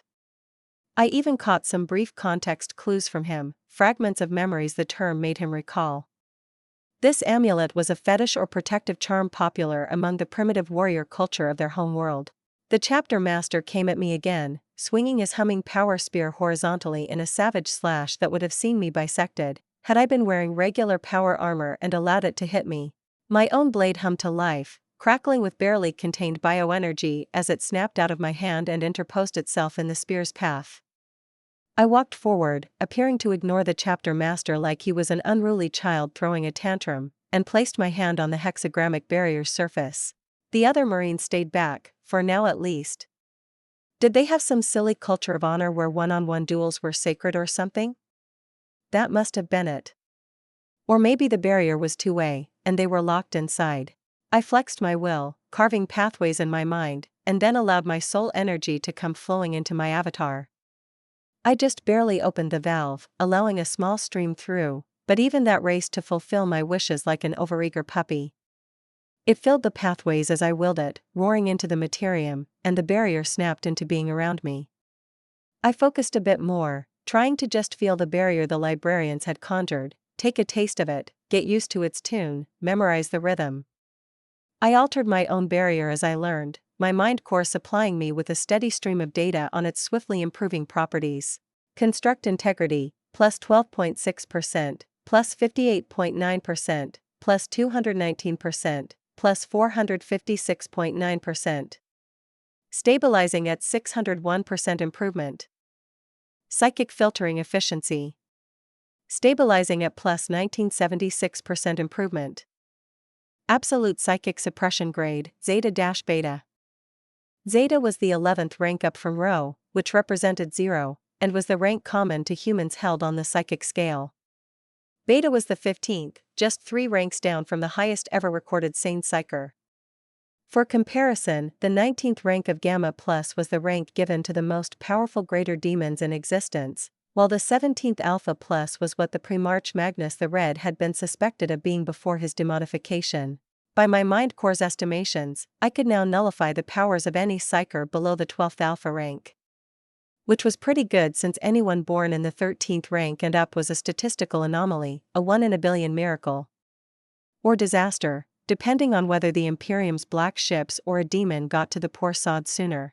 I also felt that having a physical amulet inscribed with hexagrammic wards and anchoring the barrier to that would enhance it even further, though perhaps it would limit the barrier in some other ways. Like maybe I'd only be able to conjure it around my body. I wasn't sure. I'd have to see about getting one such amulet, or better yet, making one. Just for giving me this gift, I will let your chapter live. I decided, my eyes wandering over to Locke with the chief librarians. His eyes were wide, brimming with erratic power as he channeled the power of a dozen of his fellow librarians into his barrier. I gave him a manic grin. I could see it in his eyes that he had seen what I had done, saw me take a look at his spellwork and copy it in less than a second. I think I saw some horror there, written across his rugged features. My floating blade twisted in the air, flowing like a river as it swung and lunged, keeping the chapter master on the back foot.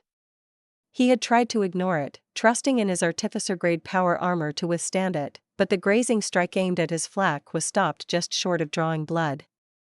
If I had put some soul energy behind that attack in combination with the bioenergy infusing the blade, I'd have cut the fucker in half. Something he seemed to have sensed, and altered his approach accordingly, becoming more wary and cautious.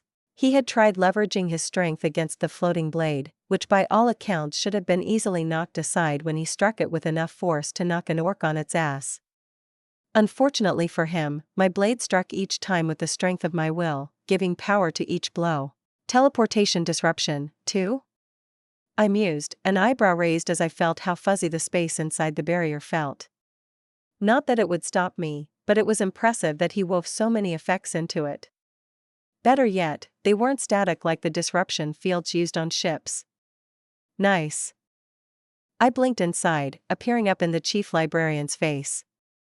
Weapons immediately homed in on me, but their firearms all malfunctioned as I did the equivalent of poking each of their machine spirits in the eye. The librarian let out a blast of pure psychic power in a cone in front of him, something that would have turned my flesh to ash and rent it from my bones.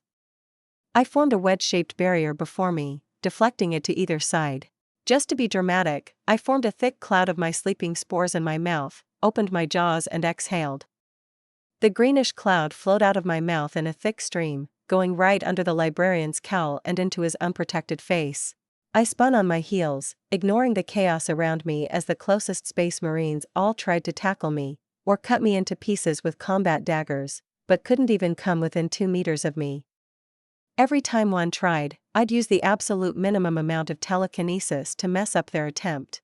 Blades diverted, maglocked boots slipping, a poke to the eye, or sometimes to somewhere else, but similarly disorienting. Being economical with my soul energy spending was proving to be rather fun, even if I splurged every so often so as not to be uncool. That blink had cost me more energy than everything else combined thus far, for example, but I wasn't about to wait until the librarian exhausted himself, or deigned to drop the barrier. The chief librarian fell over behind me with a heavy metallic thud. It took a lot more for my spores to knock him out, but he fell all the same. I'd have to fine-tune the spores for Astartes' biology later. All their extra and redundant organs made them a whole bit tougher to knock out. They parted, letting the chapter master through again, and I turned to regard him with some curiosity. I could almost taste the respect of his men shining around the man like a golden wreath. Why? Did they realize he had led them to a pointless death? Did he somehow earn enough respect that they were happy to die with him in some foolhardy attempt at killing the big, bad, evil witch? When I teased the hundreds of Astartes' minds around me as they looked upon their chapter master, I saw fragments of memories swim to the surface of their minds, poking out just enough that I could just snatch them for myself without any intrusive acts of telepathy. I saw a warrior who was grander than life, a leader they could depend on, who pushed everyone to be the best versions of themselves. A man who was unforgiving of weakness, both in himself and others, and who abhorred cowardice. He seemed larger than life, at least in their eyes. In mine, it just barely pushed him from "that idiot I'm about to slaughter" to minor curiosity. What would push a man like who the Marines believed their leader to be to sacrifice the entire population of a world, along with more than half of his entire chapter, on an impossible goal? Was it pride? Hatred? Revenge? I allowed a bit more energy to pour into my body, thrumming in my crystalline bones with eager vigor before surging into the next round of telekinetic strikes. Instead of merely diverting attacks or tripping the Marines that came at me, they all blasted away as if each of them took a personal invisible train to the face. The chapter master roared, that strange energy from its amulet flickering around him as he lunged at me, spear aimed to run me through. I let it, weakening my power armor and the flesh beneath while turning just enough so the spear wouldn't strike any bones. The humming blade sank into my stomach, its tip going right through my body and poking out my back. It hit nothing crucial, or rather, I didn't have anything crucial in my avatar that it could have hit. It was a flesh and bone golem run by bioenergy and driven by my mind, in essence. My arm snapped out like a striking serpent, fingers sinking into the armor around his neck and lifted him off his feet. I had to levitate myself up a bit for it to work. The fucker was like 5 heads taller than me, but damn it if I wasn't about to make this look cool. He tried to tear the spear out to the side, rend my torso apart and cut through my spine. I grabbed the haft with my other hand, and I could feel his disbelief when he couldn't even make it budge. I looked into his eyes, peering through the reflective crimson visor like it wasn't even there, and tilted my head in that bird-like manner that always unnerved people. Did that make you feel better? No, the man grunted, letting go of the spear and grabbing a sidearm from its holster at his waist. I had a barrel pointed at my face, staring into its depths as a newborn sun sprang to life in the darkness. But killing you will, traitor. Everyone seems to be calling me that, I mused, smirking as the plasma bolt erupted from the barrel. It burned the faux skin from my cheeks in a smoldering line, but the layer of armor beneath, thrumming with bioenergy, stopped it dead. You can't betray something you've never held any loyalty to.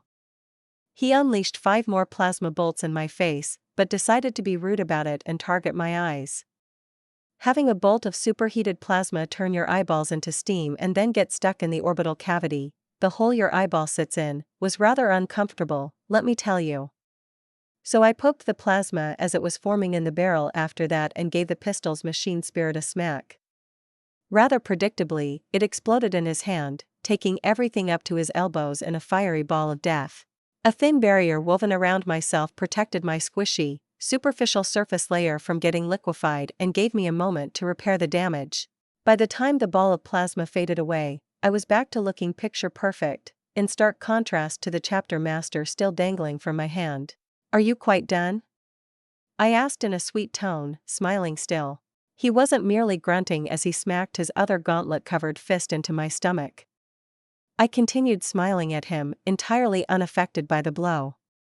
Dispersing simple kinetic energy was easy enough with some practice. Then I swung him about, launching him out of my hand and into a wall so hard the metal bent around him. The mighty chapter master was stuck, embedded in the wall. He was disoriented, nauseous and had to contend with the mother of all concussions. I gave his armor's machine spirit a smack upside the head, just to be sure, causing it to lock up but not nearly enough to actually harm the tough little fucker. While I was busy playing with the chapter master, my floating sword had been going around, poking holes in the armor of every nearby Astartes, thereby making them susceptible to my sleepy spores.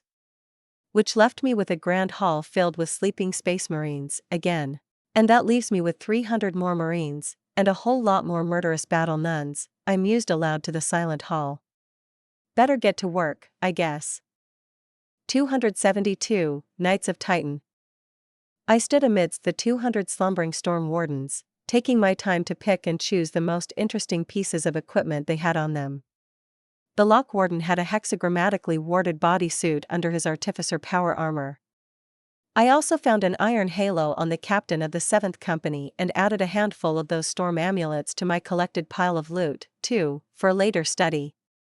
Well, I was hoping I'd learn something by studying all of them. The hexagrammatic wards were nice, a curious subject to study, but so was the refraction field generated by the iron halo. I was sure I could optimize and improve upon my own methods of converting incoming kinetic impacts into energy by fiddling with that thing. Ah, finally! I smirked, turning around to see a big Astartes stride into the room, wearing gleaming gray power armor. It practically glowed to my senses with the amount of wards and psychic defenses interwoven into the intricate ceramite plates. "It's rude to keep a lady waiting, don't you know?" He didn't respond, not with words as most humans would understand them, anyway. He began to sing, and I felt each note echo not through the audible frequencies of the materium, but beneath it. Soon, he was joined by his battle brothers, making up a choir that bolstered the strength of their aegis with each new singer. I felt it pressing in on me from all around, like the materium finally noticed my innately immaterial existence and wished to see me banished from its realm. The other Grey Knights stepped through the walls, shimmering into existence like phantoms, and their voices grew all the stronger for it. I could have rushed ahead and slaughtered them all faster than they could react, but that wouldn't have been very sporting, now would it? They have brought me such great gifts. So many fancy toys and new things to learn. I didn't resist the aegis all that much, letting myself feel its oppressive weight pressing on me. It was like sitting at the bottom of an ocean, experiencing the water pressure seeking to crush you at those depths and consigning you into the abyss. I started humming under my breath, teasing out each note, infusing them with the specific emotions and meanings I sensed in the Grey Knights' choir. Before I could tune it well enough to press my way into their aegis, the leading Justicar barked out a word infused with psychic power and opened fire. The strange weapon in his hand spat out a beam of condensed psychic energy matching the Grey Knight's own specific taste. It was like my own eldritch blasts, but more focused. Somehow, the word he had spoken resonated with and latched onto the beam of energy, riding along like a hitchhiker and no doubt seeking to give me a black eye. Both lanced towards a dome barrier I'd conjured up around myself, the specific variant I had just learned from the Storm Warden librarian. The other 5 Grey Knights also opened fire, though they only had boring old bolters. Well, storm bolters to be specific, but they paled in comparison to the beautiful weapon wielded by the Justicar. That was a silencer, was it not? I want it. The bolts and the condensed psychic beam impacted my small barrier in quick succession, crashing against it with the power of a landslide. The beam, I felt like a gut punch even through the barrier, but the word that rode along with it?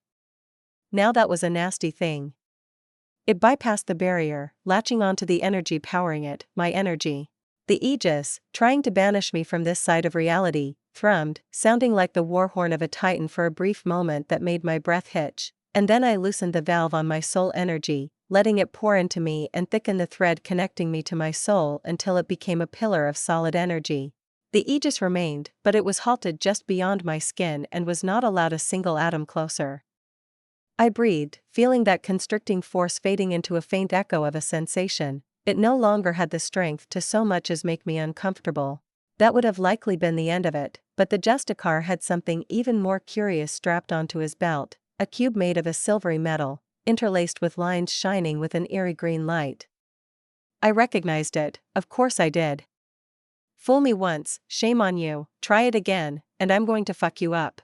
That was a tesseract labyrinth, the same thing that kleptomaniac Trazyn trapped my first avatar with. He also had a very nice force glaive. Oh. That was a nemesis force glaive. Those things were attuned to the psyker wielding them, becoming an extension of themselves, and growing in power alongside the psyker.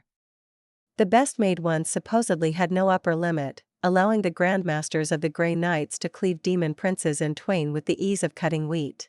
I didn't think my collection would receive such a generous donation today, but I wouldn't complain. Even I could get lucky sometimes. Hell, I deserved all the luck for the sheer misfortune of ending up reincarnated in Warhammer 40k. Seeing that their ranged assault wasn't bearing fruit, they rushed at me, each of them brandishing nemesis force weapons that thrummed with barely contained psychic might. The wards on their armors flared, shrouding them from my psychic perception until they were little more than disparate blobs. That was annoying. I couldn't study all the fascinating wards woven into their aegis pattern power armor that way. They continued singing, but not with their voices. It was a song of the soul, which left their mortal lips free to shout words of banishment. They struck me one after the other as they fired storm bolts from wrist-mounted bolters as they ran. Each slithered through the barrier, slamming into my psychic presence on this plane. They were potent weapons, trying to disrupt my manifestation in the materium, weaken my link to my avatar and thereby, weaken me. I withstood it, standing strong against the assault as my avatar almost vibrated with my leashed storm of soul energy. I absorbed my substandard bones word. It had been enough for the wardmaster, but a Grey Knight Justicar aided by 5 of his battle brothers was a different matter entirely. With a thought, a tish slammed into my palm, and my power surged into it. With a flick of my will, my psychic power manifested at the head of the staff, forming into an energy blade and turning my favorite staff into a glaive. As they closed in, I noticed that their vague psychic presences were melding at the edges, each note of their aegis sung as a choir reverberating from one Grey Knight to the others. They were resonant, somehow empowering each other while locked in that choir, not entirely unlike how orcs grew more powerful the more of them were melded in their gestalt WAAGH. I could handle this single squad easily enough if I paid attention to that tesseract labyrinth, but I wasn't sure I'd have enjoyed facing down the Supreme Grandmaster backed by the entire Brotherhood nearly as much. If their power grew exponentially instead of linearly, then meeting 1,000 Grey Knights in open battle could be troublesome. I could see how they had been enough to defend the Imperium from the ruinous powers for 10 millennia. Kabanda or any of the demon primarchs would have had little fun fighting them, considering I wasn't even their preferred enemy, and they most certainly were. I wasn't chaos or warp tainted, I was merely an entity of the immaterium, and as such, their specialized anti-demon armaments weren't doing much against me. I met the Justicar's punishing lunge, slapping the body of my staff against his glaive's hilt. That still left his body coming charging at me with the power of a freight train, but I just shifted the barrier around me so it deflected his momentum just barely to the side. Stepping past him with a grin, I pulled on the buried muscle memory I borrowed from Fulgrim and began to dance. My glaive spun around me, its energy blade flying through the air with grace as it deflected a force falchion, slapped away a knight, then slipped through the guard of another and plunged into his neck. I danced away from their counterattack as the man collapsed to a knee, a tish never stopping as it spun and flew through the air, impossibly meeting every incoming strike at just the right time. A nemesis force sword broke, my own trusty staff's conjured blade tearing through it. The enemy Grey Knight's psychic might have given form proving inferior to it. The Justicar pressed me the hardest, his force glaive weaving around in a relentless assault while he kept shouting those pesky words of banishment at me.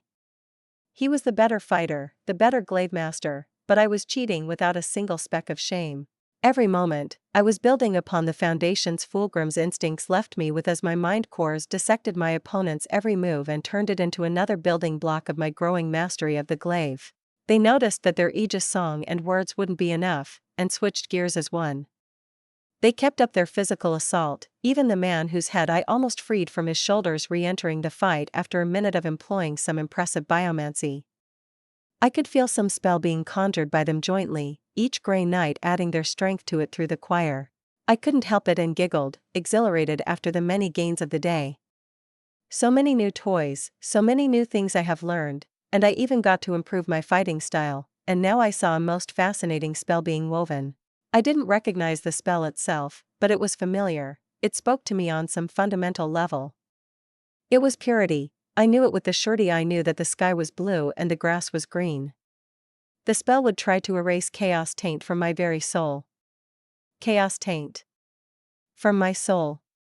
It was hilarious. I let it hit me. The moment of pause, that brief instance of incomprehension when their spell struck me and did absolutely nothing, made me laugh even harder. I couldn't see their faces, or taste their emotions veiled beneath all those wards, but I could still tell they were deeply baffled. To stun a mind as advanced and disciplined as a Grey Knight's for even a moment, yep, I just wished I could see their faces. They didn't let it stop them for long, and they tried something else next. A brilliant white flame that tried to burn me to ash, first, but when my barrier held it off with ease, they tried something much simpler, an all-around physical enhancement applied to all of them. I recognized the abilities after a quick perusal of my memories, all of them belonging to the sanctic discipline of Psyker powers, Purge Soul, Cleansing Flames, and the last one, Hammerhand. Hammerhand was an apt name, considering they suddenly started hitting with enough power to turn a regular man into a bloody mist. The Justicar received the most substantial enhancement, and I wouldn't have put it past him to rip apart an Astartes Terminator with sheer strength and nothing else. I started taking it a bit more seriously at that, adjusting my graceful dance so that I no longer ignored opportunities to counterattack. I started scoring blows, a hand here, a bloody gash on a leg there, an eye there. They kept pressing me, but they just kept losing bits and pieces of themselves without ever scoring a single blow against me. I was fast enough to go toe-to-toe with the Swarmlord, with a fucking premarch. They just weren't fast enough to overcome my reflexes, even with the gap in combat skill between us, which I was steadily reducing with each passing moment. It was the only reason I still kept the fight somewhat sporting. One of them lost a leg, and then I pounced on their momentary loss of cohesion. My energy blade flashed out with ruthless efficiency and deadly grace, meeting layered wards and ancient power armor. It didn't even slow, and certainly not when it met flesh and bone. A head still wearing its helmet flew through the air as the now decapitated body crashed to the ground.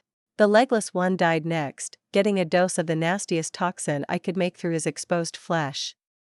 He held it off for half a minute with an impressive use of biomancy. Then I corrected my earlier mistake and sent my glaive through the chest of the Grey Knight, whose neck still sported a mark of my blade's kiss. That left the Justicar and two more, circling me warily. Their choir was diminished, the Justicar's voice now sounding loud and overbearing beside the other two.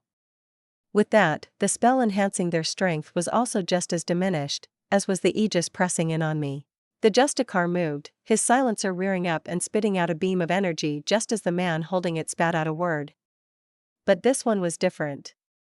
I'd learned the feel of the ones he'd been using before, differentiating 4 of them by tone, and this one was none of them. It sounded harsher, more demanding, and it had the Justicar's presence quivering once the word left his lips. I would have stumbled without a tish to steady me, as it was my breath merely hitched, and I was, unfortunately, for the Grey Knights, perfectly ready to react when the spell the other 2 Grey Knights readied went off right as the Justicar's word struck me. Reality bled as a wound upon its skin was torn open. Beyond it was a tunnel leading straight through the warp to some other place, likely their hideout or the sneaky void ship they had hiding on the planet's smallest moon. The 2 grabbed the Justicar under the armpits as his knees gave out, his presence collapsing into a weak little thing, and they pulled him through what I recognized as another psyker power of the Sanctic Discipline, Gate of Infinity. Nah, I hummed. I don't think I said you could leave, especially not with my silencer. But they were already sprinting through the tunnel, and the gate on this side was starting to close. Not that I would let it stop me. A tendril of soul energy reached down from my realm, plunging into the warp and finding the tunnel the 3 Grey Knights were fleeing through with ease. Then it slapped them back through the warp gate just before it could close, though one of the Grey Knights left everything below his knees on the other side. They don't teach you manners on Titan, do they? I grinned at them. The Justicar was unconscious, the word he had used must have been beyond what he could bear. One of them was without feet, and the last one was the guy whose arm I'd cut off at the shoulder. I think it's time for you 3 to take a nice long nap. 273, New Playmates. They were the shield of humanity, the hammer that struck down the greatest and most terrible foes of mankind. Their mandate came from Malkador the hero himself, and in their bodies were genocide crafted from the genome of the Emperor of Mankind himself. He was Ramiel of the Second Brotherhood, and he had failed. That was the one thought running through his head as he saw that potent psychic blade plunge into his chest and cut through his Aegis pattern power armor with concerning ease. He knew he was dead. Biomancy was not one of his strong suits, and the choir was in no state to augment that deficiency of his at the moment.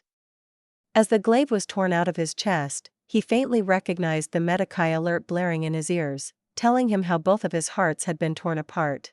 He tried to move, to give one last spiteful blow, to feed what remained of his strength to the choir so his brothers may succeed where he had failed. He couldn't. A terrible lethargy struck him, robbed him of his energy as he collapsed on his knees, then slammed face first into the floor plate. Strangely enough, as his mind started fading and his soul detaching from his body with death's approach, he remembered that beautiful scenery that sometimes crept up on his dreams. He had always assumed it had to be some tiny fragment of who he had been before getting inducted into the 666th chapter. A high cliff overlooking turquoise waves crashing against marble white rocks far below. It always filled him with such terrible nostalgia and a sense of loss that he tried not to think about it. Now, he indulged just a little. Whoever he had been before he was Ramil died the day he was selected to become a Grey Knight. True names had power, so what better way to safeguard against that vector of attack than if even you didn't know your own true name? Humans were weak, fragile both in body and mind, and so the Grey Knights had erased everything that had once made Ramil human. He was a machine of duty and service, a shield and a hammer to be wielded in the service of the Emperor. And yet, that tiny, brittle thread connecting him to his lost humanity was oh so comforting now that he was at death's door. As his eyes closed for the final time, Ramil found himself wishing he could have died next to an ocean instead of a lifeless rock plagued by the madness of fragile little men. The world faded, and his soul slipped free from its mortal coil, dipping fully into the warp. 1,000 demons greeted him there, and if he could, Ramil would have sighed. Even in death, I still serve. Ramil thought, his conviction reinforcing his fading essence, and got to work. He could feel himself fading. The psychic essence that made up his very soul was dispersing into the immaterial currents of the warp. True death was inevitable now, and fast approaching. He just hoped he had been pure enough that most of that essence found its way to the Emperor. No, for an afterlife, but to empower the master of mankind so he may get some use out of him even in death. But perhaps he could earn some sliver of absolution for erasing a few more manifestations of the archenemy. He had some time before he fully faded, by his reckoning, and no true Grey Knight could stand not fighting when it was right in front of their eyes. His soul quickly snapped into shape, resembling his spiritual self, and his fading psychic power manifested within his grasp as a greatsword coated in the cleansing flames he had spent more than a mortal lifetime mastering. The minions of the archenemy rushed him with inhuman screeches, bloodletters, and horrors of Tsench, demonettes and nurglings all in one horde. His blade swept out, sending a crescent of cleansing flame upon the wretches. They screamed, struck by the cleansing flames that burned their very essence. These being mere lesser demons, erasing them wasn't beyond his abilities, but the first strike was merely to halt the rushing horde. He lunged, space becoming more of a suggestion as his flaming blade plunged into the chest of a bloodletter of corn. Ramil frowned and surged his power, channeling his cleansing flames through his blade and into the abominable creature. He sent as much of his power as he could manage. The wretch shrieked, then exploded into a million fragments, each burning with the power of his flames, and Ramil allowed himself a moment of grim satisfaction. Demons could only be permanently erased either by the power of the Emperor's own sword or through overwhelming psychic power. Unfortunately, the latter option was scarcely usable on anything within the demon prince or greater demon category. There was no psyker alive capable of so thoroughly overwhelming those wretches so as to erase them. Ramil fought like a wild beast, but with the precision of a machine. Each flicker of his psychic essence expended, each second wasted, was something he would never get back. 54 more lesser demons fell permanently at his blade before he was too weakened to continue holding off the remaining horde. They stayed back, still remembering the scorch of his flames, but they could sense his weakness, he could tell. It was then that a new star bloomed into existence above him, sending the very warp itself reeling back as if burned. The demons mimicked it, but then bounced back and screeched as one. They forgot about him entirely, ignoring him in favor of charging towards the silver star. They didn't get far. Like a solar flare, a scourging plume of argent flame met them halfway and erased them from existence before they could so much as scream. Ramil stared in shock, gazing up at the silvery star radiating such purity that he couldn't help but wonder. Emperor? He thought faintly, but banished the thought in an instant. Ramil had failed his duty, he was not worth saving, least of all by the very Lord he had failed. But who else could it be? Supreme Grandmaster? That was the only conjecture that made sense. Supreme Grandmaster Kaldor Drago had been cursed by the demon Prince Mkar centuries ago to wander the warp for eternity, emerging into real space only for short excursions. It was said he hunted the demons in their homes, aimlessly wandering the realms of chaos as a vengeful revenant, as an embodiment of the Emperor's righteous wrath. I'm afraid I am not he. The voice reverberated in his spirit, and the plume of argent flames twisted, morphing into a gargantuan hand that snatched him up like a toy. I have some questions, little knight. The voice was distinctly female, which meant he had guessed wrong twice. He had no more guesses, unable to conceive of anyone else who could fit the being he was apparently being saved by. He considered struggling, but his strength had faded too much to even bother. He did, however, prime his soul for ignition in case this silvery being was an enemy seeking to use his fading essence for nefarious purposes. In moments, he found himself in a gazebo, seated at a small table with an arrangement of some tea and cookies before him. He startled, trying to jump to his feet, but an immense psychic presence wrapped around him so tightly he couldn't so much as flinch. "Don't do that," said a feminine voice. It was velvety and sweet, with just the slightest bit of haughtiness to it. His gaze snapped up, staring at the woman who had appeared seated in the chair across the table. She smiled. He recognized her. How could he not? He had just failed to kill her minutes ago. "So, before I let you fade into the warp, I wanted to ask you, why?" Ramil was not stupid, so he understood the question despite its simplicity. Some would have lied to preserve themselves, but Ramil's convictions weren't so weak as to vanish in the face of certain death, or worse. "It is standard protocol to kill any and all psychers suspected of being Alpha Plus grade or above," Ramil answered. "Considering you are a rogue psyker, you would have been branded for immediate execution even if you were no more powerful than Delta grade." "Again, why?" the woman asked with a curious tilt of her head. She appeared genial enough, like she couldn't hurt a fly, and she would have fit right in at one of those aristocratic get-togethers mortals so liked. Ramil remembered the gleeful grin that same soft face wore as she ran him through with a glaive. He could also feel her presence all around him. The woman before him was but a mirage, an illusion. The being he was talking to was the entire realm around him, not something constrained to a reductive human form. Untrained and unsanctified, no psyker of Delta grade or above can resist the corruption of the archenemy. It is only a matter of time until they fall and become possessed, chaos sorcerers, or unwilling sacrifices in rituals damning entire worlds, Ramil said.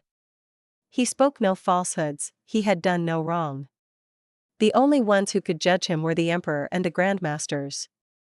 Above Alpha grade, a single psyker can damn entire systems when they fall. Alpha Plus psykers are known to show signs of insanity, madness, and extreme neuroticism. Even without being possessed, they ruin worlds as they fall into the abyss of insanity. The fact that you, suspected of being an Alpha Plus or perhaps even Beta Plus grade psyker, appeared lucid and coherent was an obvious sign that you were merely a flesh suit worn by a demon. We suspected you of being a demon host of an especially powerful Lord of Change. Every breath you took was seen as a failure in our duty as the shields of humanity. Lords of Change could cause widespread ruin with their machinations, even when unable to breach into real space. They could ruin worlds, entire Astartes chapters, with well-placed whispers and a few tiny nudges. The thought of one running around possessing a possible Beta Plus grade psyker was an absolute nightmare. Every second it remained alive was another second it could spread its web of schemes, and the resulting cataclysm that would inevitably come would grow exponentially. Ramil personally loathed Scientian demons most of all. All the others were rather unsubtle in their corruption, making purging it after banishing the demon rather straightforward. Kill the death cults after a Kornite demon, cleanse the plagues after a Nerglite and purge the hedonistic cults after a Slaneshi one. But at Scientian? You never knew who its unwitting puppets were, who it had corrupted not with sorcery, but with words. Ramil was always tempted to commit exterminatus upon whatever planet a more powerful Scientian demon had been present and be done with it. He hated leaving work half done, but it was impossible to truly purge Scientian corruption without going overboard. "I see," the woman said softly, tapping her lips thoughtfully. "And what about the custodian? Did you think he was an illusion? A puppet wearing a dead custodian's armor?" "One of the above," Ramil said, frowning. That might have been a touch hasty, but even in retrospect, he knew they had made the right call with the information they had at the time. This woman, being a silvery star of purity, some warp being of order perhaps, was an entirely out-of-context problem nobody in their right mind would have even considered. We couldn't be sure of anything other than that it couldn't be a true custodian, considering it was aiding an obvious unbound demon host. With what he knew now, Had that custodian been a true one? Had he known? He probably did, if he was willing to work together with this woman and hand her over the entire Jericho Reach. With the Great Rift being as it was, and the Haydex anomaly having doubled in size, perhaps the custodian thought it would be better to have a being antithetical to the archenemy hold back the horrors so the forces of the Imperium could be better spent elsewhere. But the custodians didn't care. They had only ever acted to safeguard the Emperor, but they had condoned the Lord Regent, had they not? Perhaps this Octavian Gowes was here on orders from Robert Gilliman. Ramil felt miffed, though not guilty. Perhaps ashamed that he had wasted his life on a futile mission, if anything. Grey Knights were extremely costly to produce, and wasting their lives was a sin. He could have served the Emperor dutifully for many more centuries to come, had he not wasted his life here. If he had anything to regret, it was that. "What are you?" Ramil found himself asking. The woman gave him an amused look. "I believe you should have tried asking me that before trying to kill me." "That is not how protocol works," Ramil said simply. "Lords of Change wields words as we wield blades. It is often overlooked, but the words of a Tsiantian demon are just as dangerous as its vile sorcery. It is thus forbidden to engage with them in communication of any form." "And you thought I was a Lord of Change?" She gave him a look that was halfway between exasperated and annoyed. Yes, that was ridiculous in retrospect, sitting across from a being of such purity, but it was easy to think that with the benefit of hindsight. At least she still deigned to answer his earlier question, even though she was clearly displeased with him. "The demons call me anathema, but I myself am not quite sure what exactly I am, or if there even is a name for it. All I know is that my soul purifies the warp, scrubbing away the taint of chaos and returning it to the way it had been in primordial times. Around us is my tiny little slice of it, my miniature sea of souls, a glimpse into how it used to be before the war in heaven turned it into the warp." 500 Storm Warden Astartes and 3 Grey Knights joined their Deathwatch cousins in their impromptu sleepover aboard the Sovereign. That left me with the Sisters of Battle, and there was nothing else I could do to delay dealing with them. The thought of just slaughtering them all at range was incredibly tempting. I could taste the sheer fanatic zeal they had from halfway across the star system.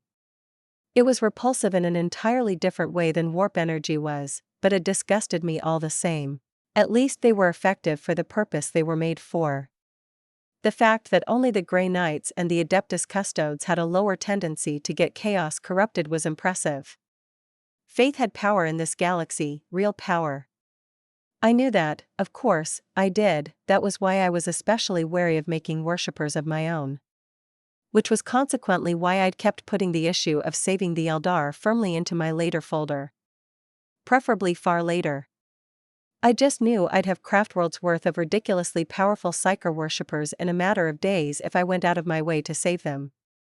I didn't know what millions of beings like that worshipping me, or rather, some warped image of me that they had in their heads, would do to me, but I really didn't want to find out. My thoughts circled back around to the exhilarating fight I'd just had. Maybe Celine was a bad influence, because I didn't recall ever being this much of an adrenaline junkie. Oh well, she could influence me all she wanted. Still, I now had 3 Grey Knights in captivity, and I just knew they would be a damned pain to keep contained if I didn't do something drastic. They were all powerful psychers and had the stubbornness of a boulder made of adamantite, so I couldn't trust any of my sedative mixes to keep them sleeping. So, the first thing I did was strip them of all their gear, carefully peeling them out of their ridiculously warded Aegis pattern power armor to leave them much more susceptible to psychic influence. Sure enough, all of them were subconsciously purging the sedatives from their system even in their half-awake, half-lucid dreaming state. Hell, I was pretty sure they were communicating psychically, somehow too. Yep, drastic measures were in order. I couldn't have them making trouble for Celine. 6 vats grew out of the walls, designed by my mind cores in a hurry to sustain organic bodies. I fine-tuned them with the information I got from devouring the 3 dead Grey Knights, and then I did the only thing I knew would surely keep the 3 troublemakers from being a problem. I separated their brains from their bodies and dropped them in separate vats, which is why I had 6 of the things for just 3 prisoners. Considering both vats had a healthy amount of sedatives mixed in with the life-sustaining fluid, all of it fine-tuned to their unique genetics. Even the 3 Grey Knights lost the fight against the call of a dreamless slumber. Considering these were the same Grey Knights who would slaughter the population of entire cities just for having been exposed to the presence of a single lesser demon, who butchered Sisters of Battle to make more potent wards using their blood as ink, and then there was the whole mess with the months of shame. So no, I did not feel bad at all about their loss, doubly so because I knew they would be supremely annoying to deal with if the lion ever called in that favor. I didn't know why I even bothered keeping them alive. It was a bit of a spur-of-the-moment thing, a whim, really. I had fun fighting them, and learned some interesting things from them, same with the Storm Wardens. In the end, I decided I didn't need more reasons to be merciful other than feeling like it. That was also the only reason I could find as to why I allowed the Grey Knight, whose soul I had talked with, to dissipate into my realm. His soul was pure enough that he almost fit in even as a soul. He had been far too orderly, and my realm was one of balance, but I decided to let it be. He had been nice enough to answer my questions, even if it only reinforced just how much of an asshole every Grey Knight was. Kill first, ask questions never, and all that. They were one-size-fits-all type of weapons in human form. Machines, really. They, like the zealots so loathed, didn't have much in the way of original thoughts. At least the Grey Knight's practices and dogmatic ways were founded on reason, which I could respect. They were purpose-made demon killers, and they were really good at their job. Maybe I would release the 3 survivors, after I had drained whatever glaive skill I could out of that Justicar. He would be my sparring partner for the foreseeable future, whether he liked it or not. 274, gratuitous amounts of violence. And that brings me back to having to deal with the sisters again. Great. No more distractions. I sighed. The few remaining locations across the planet with still conscious people shone like stars in my mind. I could use them for practice. Considering the Sanctic Psyker discipline apparently works almost just as it was described in the Codex, could I copy the abilities of other disciplines? There were the core 5 disciplines: biomancy, telepathy, telekinesis, divination, and pyromancy. Aside from those, there were also the secondary disciplines of technomancy, fulmination, geokinesis, and sanctic demonology that I was interested in. If you squinted really hard, my poking machine spirits to shut down equipment could be counted as the technomancy ability, conjuration mechanicum. So that was one ability I could tick off. There were some things I knew I wouldn't be able to replicate, bound as I was by the nature of my specific brand of psyker powers. Or rather, their source. I drew power not from the warp, but from my own little sea of souls, which lacked the inherent destructive, chaotic nature of the warp that some abilities made use of. It also made me almost entirely unable to use the discipline of divination, which also went for everyone who used my realm as a source for their powers. Dalaneth had been quite miffed about that, up until we confirmed that it also meant that we were nearly impossible to divine as a result, and likely just mildly affected by that pesky thing called fate. That would change as my realm grew in power and influence in the Empyrean, but it would be a while until it could ever compare to the infinite mass and depths of the warp. The other disciplines were fair play, though, even if I would avoid attempting any that involved ripping a hole into the fabric and letting the warp through, for obvious reasons. Those kinds of things might work for psychers who didn't have a near-permanent demon entourage salivating at the mere thought of getting a nibble of their soul. I also grabbed the silencer and the Justicar's nemesis Force Glaive. Both were attuned to him, but I was sure I could solve that little issue with some effort and a good spanking to the spunky machine spirits dwelling within the 2 weapons. If I could learn how to better manifest my psychic might in its rawest form from them, it would have made this entire crusade thingy worth it all by itself. The silencer could teach me how to condense and focus my eldritch blasts better, and the Force Glaive how to manifest my psychic power in the form of a blade that struck with all the power of my psychic might. Then I blinked over to the closest congregation of Sisters of Battle, standing just outside the heavily fortified Gothic church they had decided to take shelter in. There were a good 100 sisters in there, 86 of whom managed to put on their air-sealed power armor before the spore cloud got to them. The crazy bitches gave the Emperor's mercy to the 14 who fell asleep. I decided then and there that I would be starting out with biomancy as my choice for the first discipline to test. I'd been using some aspects of it naturally, by instinct, whenever I enhanced my body through the use of soul energy. What I usually used was a streamlined mix of the quickening, endurance and iron arm, all made to work optimally for my avatar. It was subconscious, natural, and it made it immediately apparent that the abilities and disciplines were mere guidelines meant for lesser psychers than I. They would work wonderfully as inspiration, however. A massive reinforced gate stood in my way, which sadly had me go back on my earlier decision to limit myself to biomancy for this. There was an ability in the technomancy discipline called sunder, which would apparently shear apart metal and machinery along the weakest fault lines. I've never felt its use with my aura, so I couldn't replicate it by feel. I knew only the result I wanted, and that it was possible, along with the absolute certainty that I had both the power and ability to do it. I focused on it, on the idea of the ability, as I gathered the writhing soul energy within the palm of my hand. I wanted a focused electromagnetic surge to strike the gate, seek out the fault lines, and then sunder this pesky obstruction standing in my way. The silvery energy in my grasp shuddered, twisting and warping as I infused it with purpose. In moments, what I held went from an undulating silvery sphere of raw energy to a mass of crackling electricity that struggled against its leash, eager to accomplish its purpose. I let it go, watching eagerly as it leapt out of my hand and crashed into the gate, sending a swarm of questing arcs of electricity spreading over its surface. A web of lines started lighting up along its surface a moment later, turning white-hot as the full electricity burrowed into it. Then the surface layer gave a tortured creak and scrunched, fractured, and then peeled away like a layer of dead skin to reveal the one beneath it, shattering into a dozen fragments as it struck the ground. But Sunder still had power, so it continued, leaping over to the next lay and then the one after that, running out of juice only when it reduced the meters-thick reinforced gate to a metal barely thicker than my calves. I gathered a condensed sphere of pressurized telekinetic power in my hand, grinning as that one awesome trailer from Star Wars, Knights of the Old Republic played out before my mind's eye. I released it, and the telekinetic sphere blasted forth as if spat out by a graviton blast cannon. It struck what remained of the gate like the fist of God, sending chunks of it exploding inward as shrapnel and striking whoever was stupid enough to linger close by on the other side.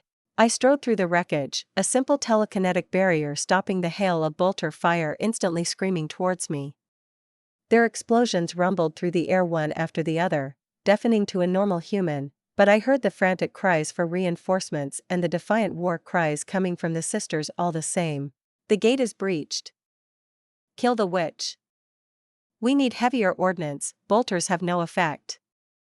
Slay the heretic. Get a damned melta. For the Emperor. I decided to be diplomatic, just a bit. I knew they would rather spit in my face than back down. The only use of wasting my breath on them was so I could say I had tried diplomacy once this was all over and done with.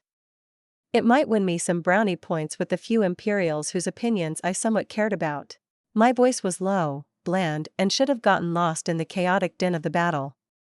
It didn't, it rang in the ears of every last sister within the building with absolute clarity. You are disobeying direct orders from Octavian Gaius of the Adeptus Custodes.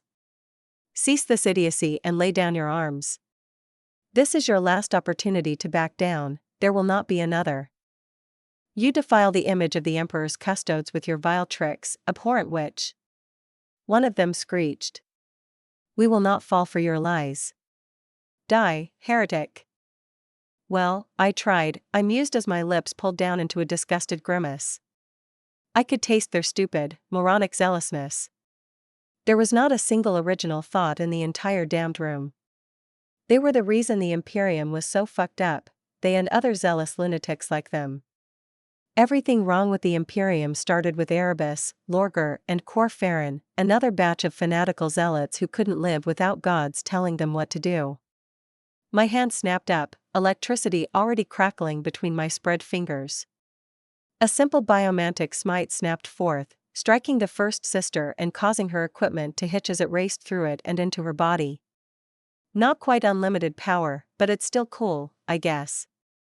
Bioelectricity. Not the most potent power, but it was fun, even though it had nothing on the warp lightning Valineth liked to make use of. It wasn't even enough to kill the sister, just temporarily paralyze her with the tiny sliver of soul energy I gave it as fuel. A substantial fraction of biomancy made use of something called vital spark or life force, if I recall correctly.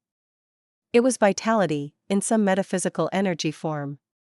My standing hypothesis was that it was, in essence, an aspect of what I called bioenergy. Or it was bioenergy itself, I wasn't sure yet, but supposedly biomancy should be able to drain it out of people at range with an ability called life leech. I condensed my aura, bundling it up in a sphere just 100 meters across, and I focused on the sisters, trying to find some ephemeral energy infusing their organic bits. It was faint, but familiar, which is probably the only reason I recognized it underneath all the other types of energies melding inside a human body. I reached out for it, my soul energy lashing out like a striking serpent, and it drank deep of that vital energy, feeding it back to me.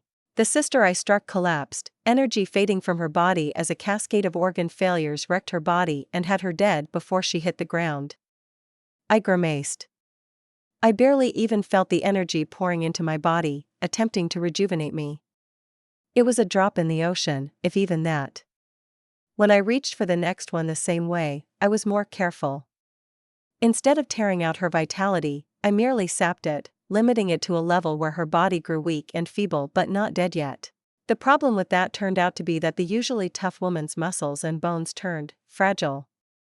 She failed to support the weight of her armor and stumbled, falling over with an agonized shriek as dozens of bones in her body broke under the strain. Yikes. I grimaced in sympathy, redirecting the energy I'd stolen back to her in a moment of pity. Her bones snapped back into place, torn muscles mended, and skin fused back together as twice the initial amount of vitality she had flowed back into her body. Well, that was life leech, enfeeble and regeneration. All three are just different aspects of the same trick. Cool. I remembered 3 more I wanted to test, the first of which was hemorrhage. I gathered a bit of soul energy in my palm again, separating the ball from the rest writhing eagerly in my body. I imbued it with a purpose, seek out the target's circulatory system and rupture it, all of it. Then I threw it at the loudest sister still screaming at me, calling me all sorts of nasty names, which was honestly uncalled for. The silvery energy had twisted itself into an eerie glob of dark crimson energy, its colors shifting between carmine and obsidian black. I flicked it at the screecher, narrowing my eyes as the globule of energy twisted midair until it resembled a nail that plunged into her chest, right above her heart. Her screech went up a pitch as every single blood vessel in her body burst all at once, her heart exploding, arteries rupturing, and even hair-thin veins bursting open. The purity seals on her armor burned away, turning to ash as my attack easily overwhelmed her protections. They were paper-thin in comparison to the monstrous protections the Grey Knights fielded. She was dead before her body even hit the ground. That was one nasty spell, holy shit. Though nowhere near as mean as the next one I wanted to try, paroxysm. It was supposed to be a Tyranid-only thing, usable only by the Hive Tyrant and the Neurotyrant. I wasn't sure whether I could replicate it, but I was hopeful. I found nothing in either Tyranid bioform's genome that suggested the ability required some specific organ or whatnot. Then again, maybe it was unique to the hive mind, so who knew? What it did was target the victim's nervous system and induce an ungodly amount of agony directly into it, so much of it in fact that it fried the majority of the nerves in a regular human's body in an instant, leaving them as a weak, trembling, insensate mess of a human being. I used an even smaller glob of soul energy to power this one, much less than hemorrhage, since even that one shouldn't have exploded the target's heart, so I suspected that I must have gone a bit overboard. Well, something happened to the silvery energy in my grasp as I was done impressing upon it its purpose, turning into a malevolent ball of black electricity and cloudy darkness. I flicked it at the nearest sister, one of the less intelligent of their kind, apparently, who decided to try charging at me despite the hail of bolter fire raining down on me. The dark lightning connected, snapping over to my target in the blink of an eye and bypassing her armor entirely, leaving burning purity seals in its wake. The woman shrieked like a banshee, her body convulsing as she fell on her face, and I flinched at the empathetic feedback. Yes, now that was a nasty spell. I decided to shelve it entirely until I met someone truly abhorrent. It also earned me a barrage of heavy melt-a-fire to the face, followed up by a melt-a-grenade and washed down by a thick plume of burning promethium. My barrier withstood it all without strain. That left the last ability, warp speed. I wouldn't have put it in biomancy if it were up to me, but that's where it was in the codex. Where the quickening was an ability that put the body into overdrive, enhancing metabolism and pushing the body to supernatural heights with the power of the immaterium, warp speed was more along the lines of sheathing yourself in a cloak of warp time. It was basically the haste spell from D&D, as I understood it.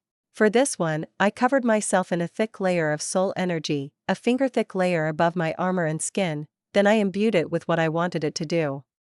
Loosen time's grasp on me, speed up the rate of time's passage within my small bubble of soul energy.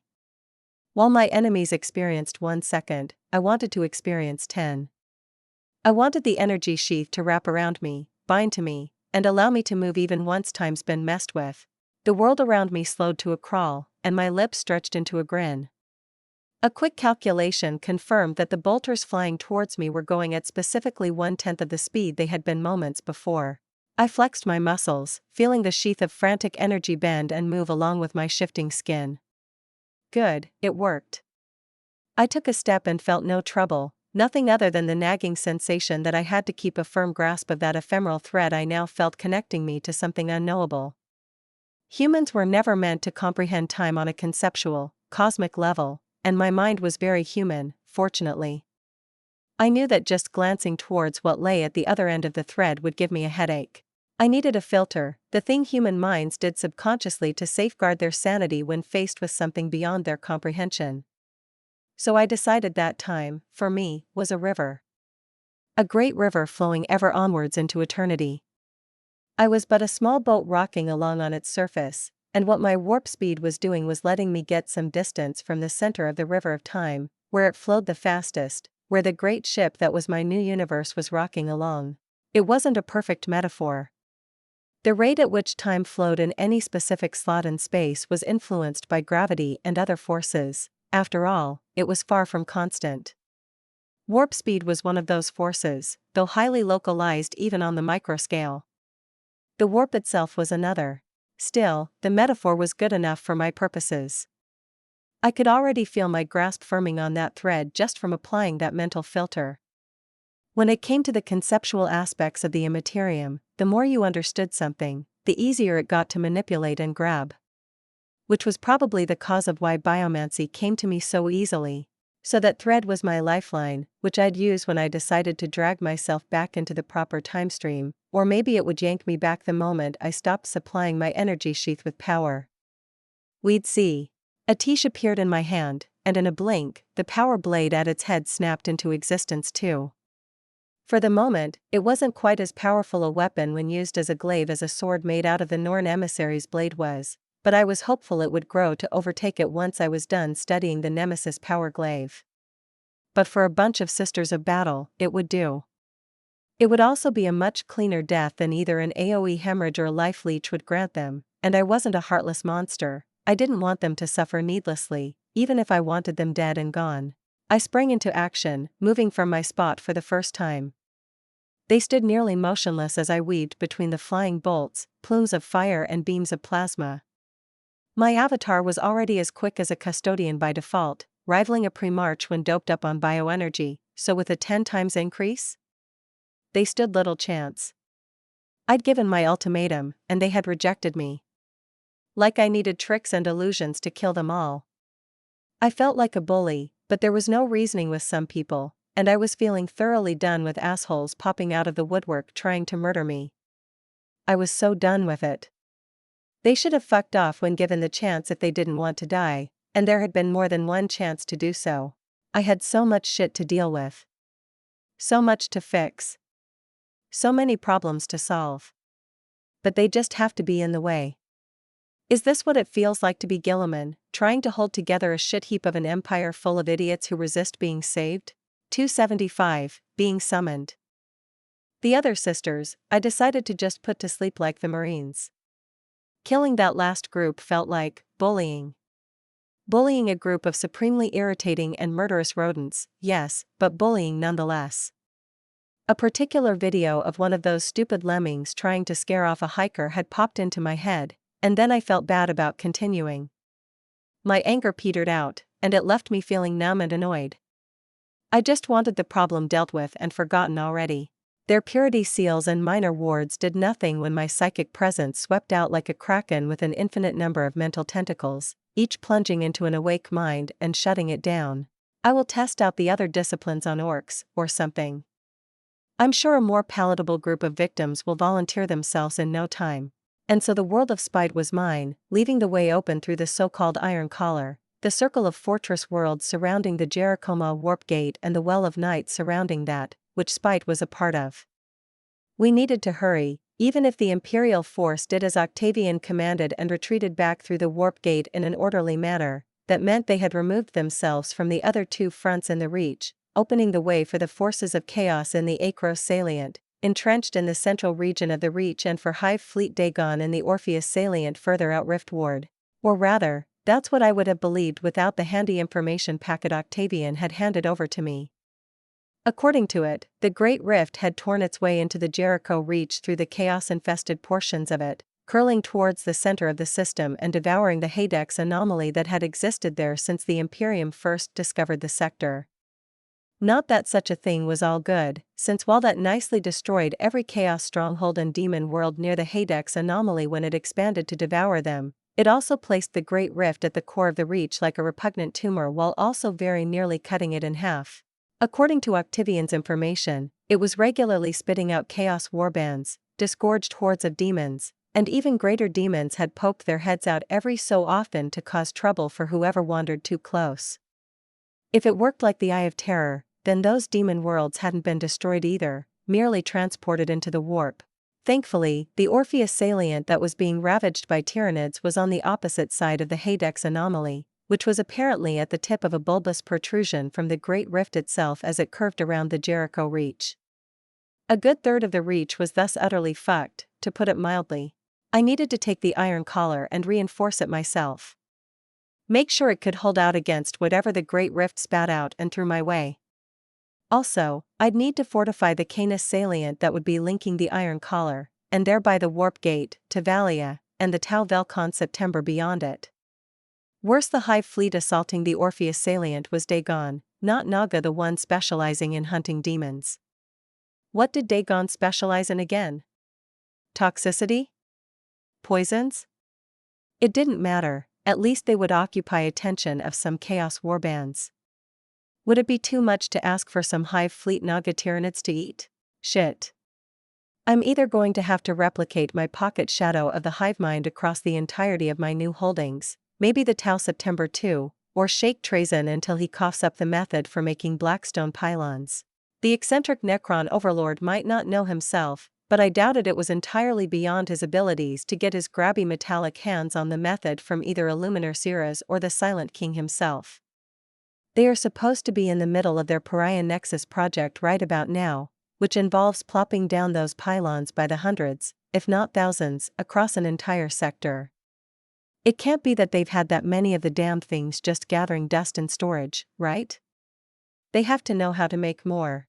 I squinted up at the sky, peering at the repugnant wound upon the fabric of reality stretching across it.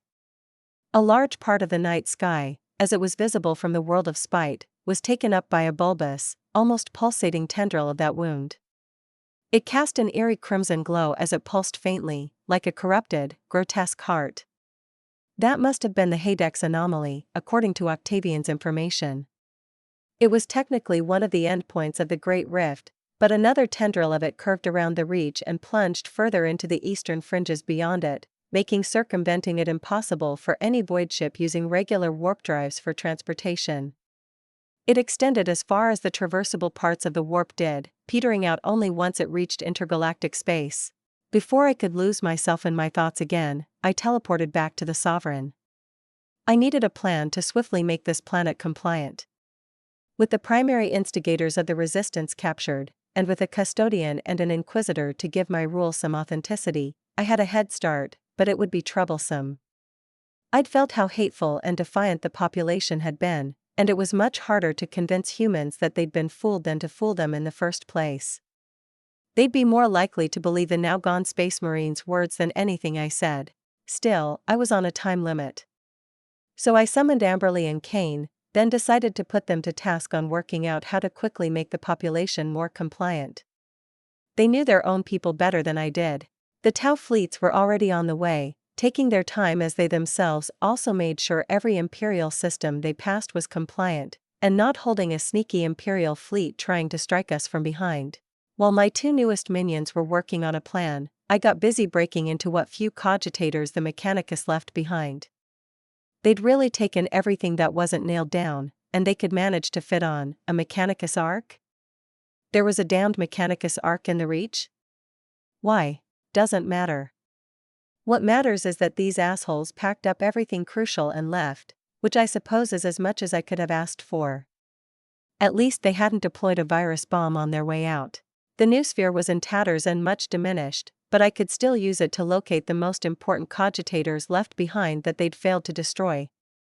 I spent the next 2 hours hunting down every one of those databanks to compile a more comprehensive idea of what I had to work with and fiddling with the silencer in my off time, managing to make a respectable upgrade to my simplest psyker powers of Smite and Eldritch Blast. Instead of appearing like a crackling blast of condensed lightning, both now looked more like beams of pure psychic energy. My mind cores put the efficiency increase in the ballpark of 3 to 4 times the original, and the power at nearly double for the same soul energy investment. The first thing that was immediately apparent once I was done scouring the world for lingering data was that there had been a whole bunch of juicy warships and even 3-star fortresses in the system, and they decided to tow them all away when they left. Great. At least they hadn't been able to uproot the planetary orbital defenses. That was something at least. I had a lot of work ahead of me if I wanted things to go well, so of course, fate decided to remind me that she hated my guts. There was a brief moment of suspension where I felt the world tilt, and then the ephemeral thread connecting my soul to my other avatar sprang alive. Energy flowed, and then there were two of me, separated by a few thousand light years and yet operated by the same mind. I blinked with 4 eyes, then split my primary thought stream between the two avatars and let the one back on Spite continue the boring task ahead. I gathered my bearings in less time than it took humans to blink, and my senses swept out of me like a tide. To my right stood a pair of Necrons, one of whom I recognized as Trazyn and dismissed the other. Ahead of me was a legion of living metal, bearing down at something further ahead with a hail of unliving green beams of annihilation. Smoke and dust hung thickly in the air, concealing what they were firing upon, but behind it, I saw the silhouette of a gargantuan pyramid of black stone. Is that just black stone, or blackstone? Did I just hit the jackpot? Just what I will need to make the Reach suck a bit less. Dibs on that thing. We were in a cavern of titanic proportions, large enough to fit a smaller town, and by the hundreds of little carvings and paintings I could see, it was predictably a Necron tomb. They did love their tombs. My aura and more esoteric senses stretched across the distance, seeking to pierce the dust cloud. Kill it. Trazyn hissed next to me with a worrying level of hate and desperation in his synthetic voice. I hissed back, snapping my eyes shut as a sun bloomed into existence, searing my eyeballs. The damage to my retinas was repaired in an instant, and my mind cores used that time to analyze the brief glimpse I'd gotten. There was a thing there, in the shape of a man, floating lazily as it burned with the energy of a star. My mind cores helpfully informed me that the thing was radiating more energy per second just by existing than the fucking sun, only for that energy to then curl back around into its form, reabsorbed to sustain the endlessly repeating loop. When my aura washed over it, that was confirmed again, though I noted a distinct lack of any disturbance in the immaterium. No, it was more than that. The warp and the Empyrean felt distant here, almost subdued. I connected the dots quickly, then had it confirmed when I ran the Necron glyphs etched into the walls through a translator. Here lies Nephrith the Untouched, last Pharaoh of the Immunos dynasty, last of the Necronter. The Infinite and the Divine was my favorite Warhammer book, like the absolute normie I was, and even without having read that, there weren't many things that fit the description of my foe. That was a Tan, a star god, no questions about it. Or at least a shard of one. A tish slammed into my outstretched palm, appearing at my prompting out of the ether, ready to serve. Soul energy zipped through my avatar, cascaded down to a tish and bloomed into a thick beam of silvery energy at its tip that lanced towards the star in the shape of a man. If I recall correctly, psyker powers were the sole weakness of the Tan. They couldn't comprehend the unnatural nature of the immaterium. They were gods of the materium, and the powers of the warp were antithetical to them, but that didn't mean they hadn't learned to work around it. They had warred for 1,000,000 years against the Old Ones, the ancient Eldari and the Krorks. Reality shuddered as a tear opened up on its skin, revealing a dark void that swallowed up my fancy, improved psychic beam. What is this? The voice came like the roll of thunder, reverberating upon the fabric of reality. The words were spoken in an ancient, archaic tongue I'd never learned and yet understood all the same. The dust cloud parted as the star god floated forward, unconcerned with the hail of green beams spat upon him by Gauss flares and Tesla guns. The body it wore looked human enough, if you ignored that it was made of living metal sculpted into the shape of a man. His skull was long, and from its sides grew 2 pairs of long, curved horns. His lips were peeled back in a mocking grin to reveal sharp teeth. Our gazes met halfway.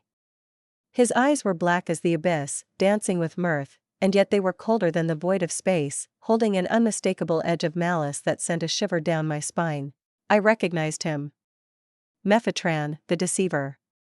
One of the most reviled of the Tan, the one who tricked the ancient Necronter to submit themselves to biotransference and sacrifice their souls to the Tan while slipping on the chains of eternal servitude in one go. He was the weakest, as far as Tan went, but he was the most insidious of them all, having arguably done the most damage out of them all. Even the fall of the ascendant infinite empire of the Necrons could be laid at his feet, for inciting the Tan civil war that paved the way for their eventual fall when the Silent King revolted against them. No, brothers, he said, almost distractedly, as he waved a hand and the hundreds of Necron warriors froze as one. I felt something ripple through their ranks, the green light of their eyes blinking out before reigniting. They turned, facing a specific direction, and stilled again. You bring me the best of gifts, child Trazyn. What a succulent feast. Go, brothers, slaughter my unwitting puppets, you soulless wretches yet may still be whole once more if only you rend their flesh from their bones. A quarter of them shuddered, hunching forward as another ripple of energy swept through only them. Metallic fingers lengthened into claws as erratic twitches wrecked their bodies, and the green glow of their eyes shifted to amber. The indomitable martial immortals were gone, reduced to maddened primitive beasts. Flayers, as they were called. What a nasty trick. This should be interesting, I mused aloud, my own words coming out in the same tongue the star god spoke in. It was subconscious, and I didn't even notice it. I know you have more tricks up your sleeve, Trazyn, you should use them. I've never fought a Tan before, so all the help would be welcome. The deceiver opened his mouth and made a sound that wasn't a sound. The newly made flayers reacted instantly, making metallic shrieks as they pounced on the nearest untainted warriors. They slashed, ripped and kicked. Taloned fingers hooked under armor, shearing through ribcages, tearing apart wiring and crucial internal systems. Their static masks of living metal moved for the first time in 65 million years to form fangs and jaws to bite with. Wonderful, I huffed again, swinging a tish down and a lazy vertical arc energy leapt through it, growing more focused and condensed by the time it reached its tip. The telekinetic attack curved through the air, invisible to anyone not a psyker, and then it slammed down on the flayers like the hand of God, crushing them into the black stone floor until not even scrap remained. An inky black line of energy leapt from the deceiver's fingers and lunged towards me, and my senses yelped in alarm at the mere touch of it. Deciding not to risk it, I blinked a dozen meters to the side before slamming a beam of pure psychic power into the jagged blackness shearing through reality, causing the latter to hiss and explode. Did this fucker just shoot a beam of straight-up antimatter at me? I mused in amazement, staring at the floating form of the deceiver with slightly widened eyes. Then I gave it a manic grin.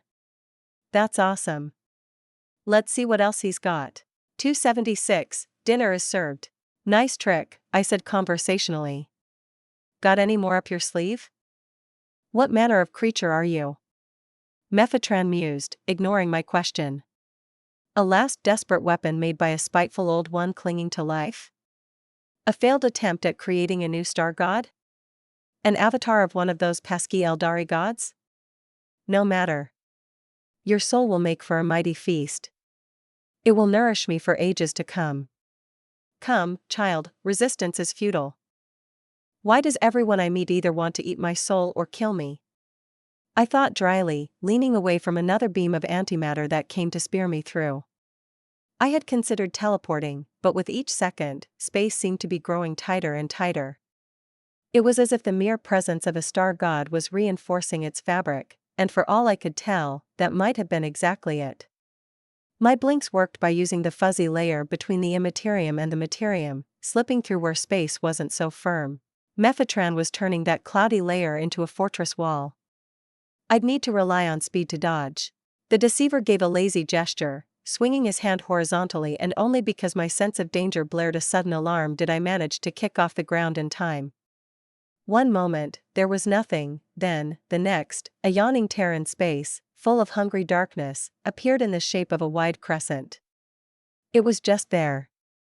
The edge of the crescent caught my foot near the knee, and erased anything from that point down before I could so much as blink.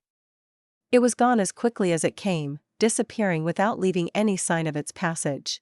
My feet regrew from the abundance of bioenergy I had stored within my body in another millisecond, but I grew more serious still.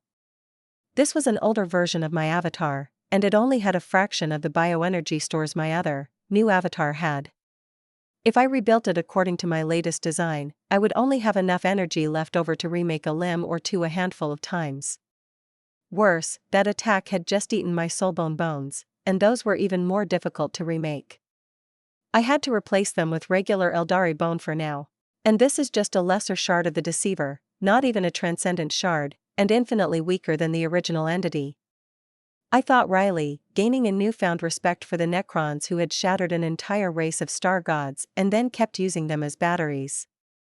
That was a level of badassery and pettiness I found both inspiring and impressive. My body moved even while my thoughts were wandering, retaliating instantly against the tan with a dozen curving beams of condensed soul energy. The deceiver moved, moving through the air with an elegance that seemed eerie as it dodged the energy beams, weaving between them until the opportunity presented itself to swing its arm horizontally. At the end of the gesture, flames black as the abyss bloomed across its clawed fingers. At that exact moment, a pillar of pitch-black flames as thick as a battle tank descended from the sky. I made use of my nifty new trick, sheathing myself within a bubble of warped time and leapt to the side. My fragile ankle joints shattered from the force, making me swiftly remake them from a tougher tyrannid-sourced bone-like material instead. Our high-stakes back and forth continued for a minute, feeling like an hour as I had to evade antimatter beams and crescents of unreality that would have erased my avatar both in a blink, if they hit. In return, I had the star god flitting about like a butterfly on a sugar high, and it was driving it all sorts of mad. It was vibrating in place by the end, its amber eyes glowing bright and bleeding energy into the surroundings, corrupting more and more Necron warriors' neural cortexes. Despite my earlier destruction of all flayers, there were more than 100 of them tearing into the loyal Necron again, and the infection was spreading further, seeping into more and more of the ancient machine warriors. Trazyn and his friend were both shaking off some sort of mental attack equivalent, and I had to suppress the momentary urge to smack the kleptomaniac upside the head. He had a tesseract labyrinth grasped in his hand, but he hadn't actually gotten to the part where he let out whatever it held. I never turned my gaze away from my primary foe, whose form now seemed to turn blurry as it undulated, and faint outlines of two replicas fizzled into being. A moment later, they looked as real as the primary creature, and then they were. My eyes narrowed, the energy signature of the primary shard was down to half its power, and the other two shared the half that the original had lost. "It's fracturing itself," said Trazyn's friend, who I assumed would have to be the legendary astromancer, Orican the diviner. "It wants to divide our fire, make it easier to spread its system corruption." "It can do that?" Trazyn asked, sounding a bit dazed. "Theoretically," Orican responded. "It is unbound, an energy being barely contained within the necrodermis shell. It's split into 3 shards, and it can be split into as many more shards as it's made up of. The original shard likely had 5 or 6, by power readouts. Cryptech containment procedures dictate that no more than 2 shards be kept together. We are in uncharted catacombs here. 6 lesser shards, that made this a greater shard, before it had fractured itself, that is, I think. Transcendent shards ranged in being made up of a dozen to upwards of 100 lesser shards. How many did the original deceiver have? A few hundred? 1,000? I had the feeling it wouldn't have been a linear increase in power up to that point either. Just the mere fact that it was whole would have made a qualitative difference to its might, and Meftaran had been known as the weakest of the Tan. One of the three deceivers split off and flew towards what had to be Doomsday Arcs, which were massive Necron mobile weapons platforms. Essentially, they were the equivalents of Imperial Ordinatus engines, the things that were lovingly referred to as Titan killers. The thought of getting hit by that did not fill me with much joy, so I lashed out with a massive blast of telekinetic force at the fleeing deceiver. The other two retaliated as one, unleashing twin pairs of jagged black lightning that screamed across the fabric of space with the same sense of unreality that the foot-eating abyssal crescent had. My offhand spat out two balls of eldritch flesh that morphed midair into a pair of tyrannid carnifexes. Both only lived for a brief instant before they were devoured by the jagged black lightning, but they stopped the attacks before they could reach me well enough. The third deceiver shard failed to dodge, and watching it get blasted across the room and into a wall with thunderous force was rather satisfying after failing to hit the bastard even once up until then. While I was doing that, Trazyn finally got his metallic head out of his ass and started working on something. Hopefully, that something included finally getting me some help, because if those three shards started going wild, I doubted I'd be able to keep my favorite kleptomaniac in one piece. That creature you have unleashed seems potent enough, Orikan said, and I felt his single ocular sensor peer at me from a distance. But I hope you have more tricks up your sleeve. No single creature will be able to contest 3 shards, much less 6. We need an army. Please tell me you brought an army, Trazyn. You underestimate me, dear colleague, Trazyn said in that smug voice of his, even shifting his death mask into a smirk. He gestured at the air before him like a conductor standing before the orchestra, and space parted for him with a hiss, revealing an entire dimensional cabinet thingy filled with rows upon rows of tesseract labyrinths filling the shelves. I brought 5. So nice of him to prepackage me a nice quick pick-me-up meal. Just what I needed. Instead of stepping into the dimensional rift that housed his cupboard, Trazyn stepped out of it. Then another followed that one, and then more overlords came one after the other, all wielding curved blades glowing with green edges. They lined up around the original in 2 lines. I certainly had this nightmare before, Orikan noted. Numerous times, in fact. I thought I might need a surrogate for this, Trazyn replied idly. Brought 10 instead, formed from Lichguard, so there is no time lost from structural reconfiguration. Better be overprepared, eh? Right, Trazyn really embodied the Lich trope more than any other Necron. The fucker could jump into new bodies once killed. He had as many lives to expend as there were Necron bodies around to be turned into surrogates for him. Even if all those fell, he would merely be reconstituted back on his tomb world of Solemn Ace. Well, usually he would be. Not from here. Even I could sense the insulation around this cavern that barred the transmission of all kinds of data, and I recalled the same being mentioned in the book too. If he was killed here, it would be the end for him. 3 of you, defend Master Orikan, Trazyn ordered his reconfigured Lichguard. The rest of you, disperse across the battlefield. I want to be able to jump wherever I'm needed. Are you going in? Orikan asked. I might as well, while you keep your hands busy playing Nemzir back here, Trazyn said. I'll keep a sliver of myself here to deploy the labyrinths as needed to plug in gaps or to counterattack. If released at the wrong time, the deceiver would just corrupt them too. Trazyn tapped his fancy weapon, the empathetic obliterator, on the ground. Besides, the usual weaponry is not working. Perhaps an unusual one might. Trazyn, Orikan said, visibly hesitating, which was quite a thing to see on his metallic chassis. Fair winds. I guess I know why some people call The Infinite and the Divine a homoerotic romantic comedy featuring space skeletons. I mused, watching with a flicker of my attention as Trazyn gave a nod and then departed his primary body. I wasn't idle, and to be fair to the 2 Necrons, they hadn't either. They were extremely advanced artificial intelligences, even if somewhat constrained by the fact that their minds were still constrained by the structure they'd held when alive before biotransference. All that is to say, they could multitask on a level beyond anyone I'd met so far. Not me, But I was cheating with a massive horde of neural processors holding mind cores just sitting in my realm. I had the equivalent of an organic supercomputer in my skull, and then I was further connected to a massive server farm, allowing me to outsource processing power. Shameless cheating, the best kind. I couldn't see why the deceiver had split itself.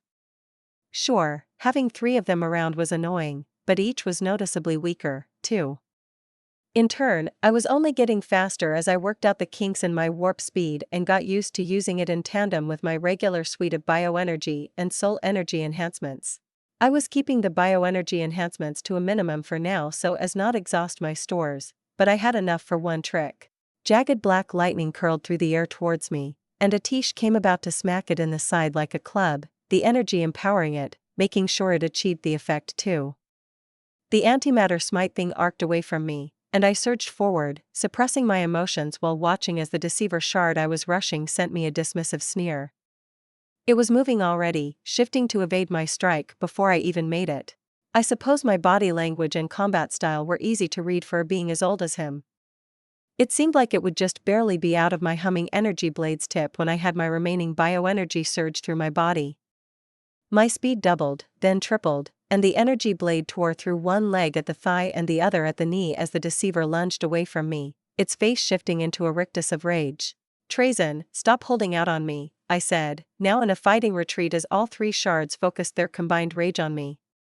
The one I'd struck took only moments to reattach its cut-off legs, but the energy coursing through it felt distinctly more brittle for it. My attack hadn't been without effect, even if the shard made every effort to project an image to the contrary. "Do you have Tyranids? I could use some snacks right about now. You left me all high and dry after our last excursion." "I might have something," the Trazen next to the dimensional cupboard said after a moment, reaching into the Terran space to pull out a tesseract labyrinth. "Are Genestealers or perhaps Hive Fleet behemoth more to your taste? Proper Tyranids, not the knockoffs," I shouted, a bit harried as even some of the subverted Necron immortals started sending crackling green beams at me, seeking to unmake me on the molecular level, layer by layer. Quickly. I had a stash of eldritch flesh balls filled to the brim with bioenergy in my realm for exactly situations like this, but there were a few problems with that. For one, I couldn't just open a portal to my realm all willy-nilly. I needed to set up a whole choir and sing that stupid crotalid song in perfect sync. Which would prove rather challenging with 3 tan shards trying to murder the shit out of me. For 2, I was not about to expend my emergency reserves on a mission for Trazen. Not if there were other alternatives, like making him expend some of his emergency Pokemon to achieve the same effect. He grabbed one of the tesseracts off the top shelf, and it started to glow in that eerie, unliving green light all Necron technology had. One shard's head snapped onto Trazen, but I took that microscopic distraction to blast him with a concentrated telekinetic blow right in the jaw. Meanwhile, the Tesseract Labyrinth finished releasing a good-sized Tyranid swarm. It even had a pair of Carnifexes and a Hive Tyrant, along with 3 Neurotyrants. "Alright, dinner time. Come to mommy, you nasty bug freaks." 277, regrets.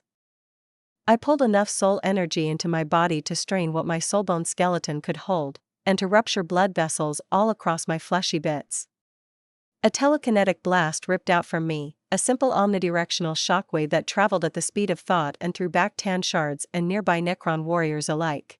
A tendril of eldritch flesh ripped out from my back so fast it broke the sound barrier, and the ball-like appendage at the end of it slammed into the ground right in the middle of the newly released Tyranid swarm. Dozens of tendrils erupted from the ball-shaped tip, plunging into the nearest Tyranids before they even knew what hit them. The organic mass to bioenergy conversion happened in a blink. The unfortunate bioforms got slurped up through the tendril and sent back to me. The tendril split, then split again, seeking out the nearest targets. Hundreds of Tyranids fell in seconds, and with the synaptic creatures having been some of the first, they had no hope of putting up even a token resistance. In 3 seconds total, I had converted a swarm of 1,000 bioforms strong into bioenergy. The hundreds of split tendrils snapped back into the mace-like end of my new appendage like rubber bands, then that tendril did the same and merged back into my body. I grinned, feeling the energy vibrate through my organic form and repair any damage, then transform it to my newest avatar template, minus the full soulbone skeleton, of course. My ankles were still just regular bones, which annoyed me to no end. Trazyn, Orican said warily. What manner of creature is that? I haven't the faintest idea, Trazyn said cheerfully. But she is the most powerful wielder of the Empyrean I have met since the last of the old ones fell. And you thought it was a good idea to feed it one of your armies? Orican asked, still busily working but taking a moment to give the archivist a look that I could only describe as tired. We could have used those creatures. Patience, my dear colleague, Trazyn said distractedly. Just watch. Orican made an aggravated sound, and I set him a sideways grin just before I blurred into motion. I felt the need to prove myself a bit. Orican the Diviner was perhaps the single most powerful being on this side of reality, aside from the Tan and the occasional denizens of the warp who pop in. In the original book describing the current events, he single-handedly defeated the Tan I was having trouble with. A lot of things came together to accomplish it, but he had still beaten up a greater Tan shard in a fistfight. I didn't teleport, but I moved so fast I might as well have. I disappeared in a blur of motion, and then Atisha's glowing energy blade was lunging into the previously weakened deceiver's chest. It sank in deep, easily, too easily. The shocked look on my would-be victim's face twisted into a mocking one as the incredibly lifelike illusion evaporated and a pillar of black flame erupted out of it. I swung Atish to the side, utilizing its slight reality-warping abilities to wrap the explosion of antimatter in a bubble and send it blasting off to the side. Right at the Necron weapons platform, I'd sensed that its systems corrupted unusually quickly.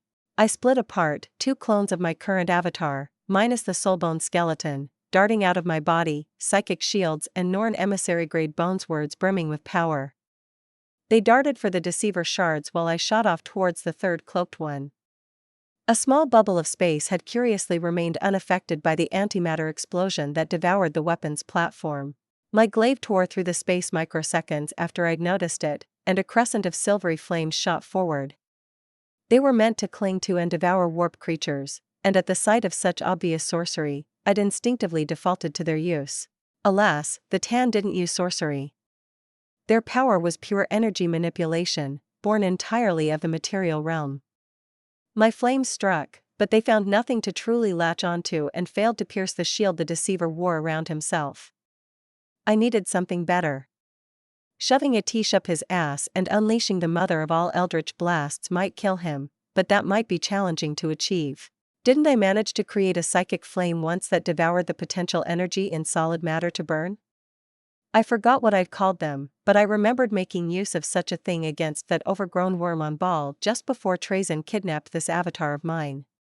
How hard could it be to make a flame that ate pure physical energy? Each of these Tan shards was full of fuel, they glowed like miniature suns to my senses. I didn't know what type of energy Tan were made of, perhaps the same sort found in stars? Heat, kinetic, electromagnetic, gravitational, nuclear and a few more. The Necrons used them as infinite batteries. They were just bottomless buckets of gasoline. It made sense to me that they would burn. So, I willed the shard closest to me to burn. My soul energy hummed, vibrating in agitation as it flowed into nothingness, and then an abyss-black flame with curling ash-gray plumes bloomed into existence around the deceiver. It went from a thin shroud of fire clinging to its skin to a roaring inferno. There was pouring oil onto a hot fire, and then there was throwing that flame onto a star god. The other 2 shards reeled back warily, keeping both me and their burning kin in sight. Nice trick, one of them repeated my words back to me with a shit-eating grin. The other continued where the first one left off. But only a fool tries to burn a star. The roaring inferno imploded, collapsing upon itself as if a singularity had been born at its center. Instead of a black hole, there stood the third shard, jaws wide open as it inhaled my flames. Well, fuck. That didn't work out the way I expected it to. I mused, my fingers tightening around Atisha's shaft. I suppose I'm going to have to shove my staff up their asses after all. Trazyn struck the deceiver shard, still licking its lips after eating my flames, his empathic obliterator slamming into it with enough power to send it skipping forward a dozen meters. Then his weapon's secondary effect, the one that gave it its name, rippled out, and an empathetic copy of the strike crashed into the other two shards, no matter how they tried to dodge. I knew its true power would only show if he managed to kill one of them, but even this much was impressive. I burned bioenergy again, blurring as I moved faster than sound but parting the air before me escaped, causing a sonic boom.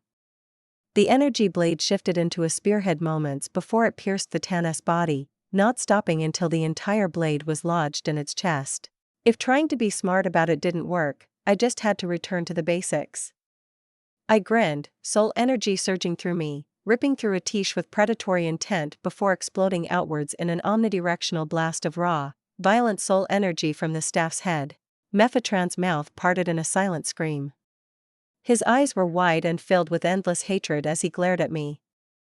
They turned pitch black, precluding the twin beams of antimatter lancing out from them and seeking to burn a hole through my head.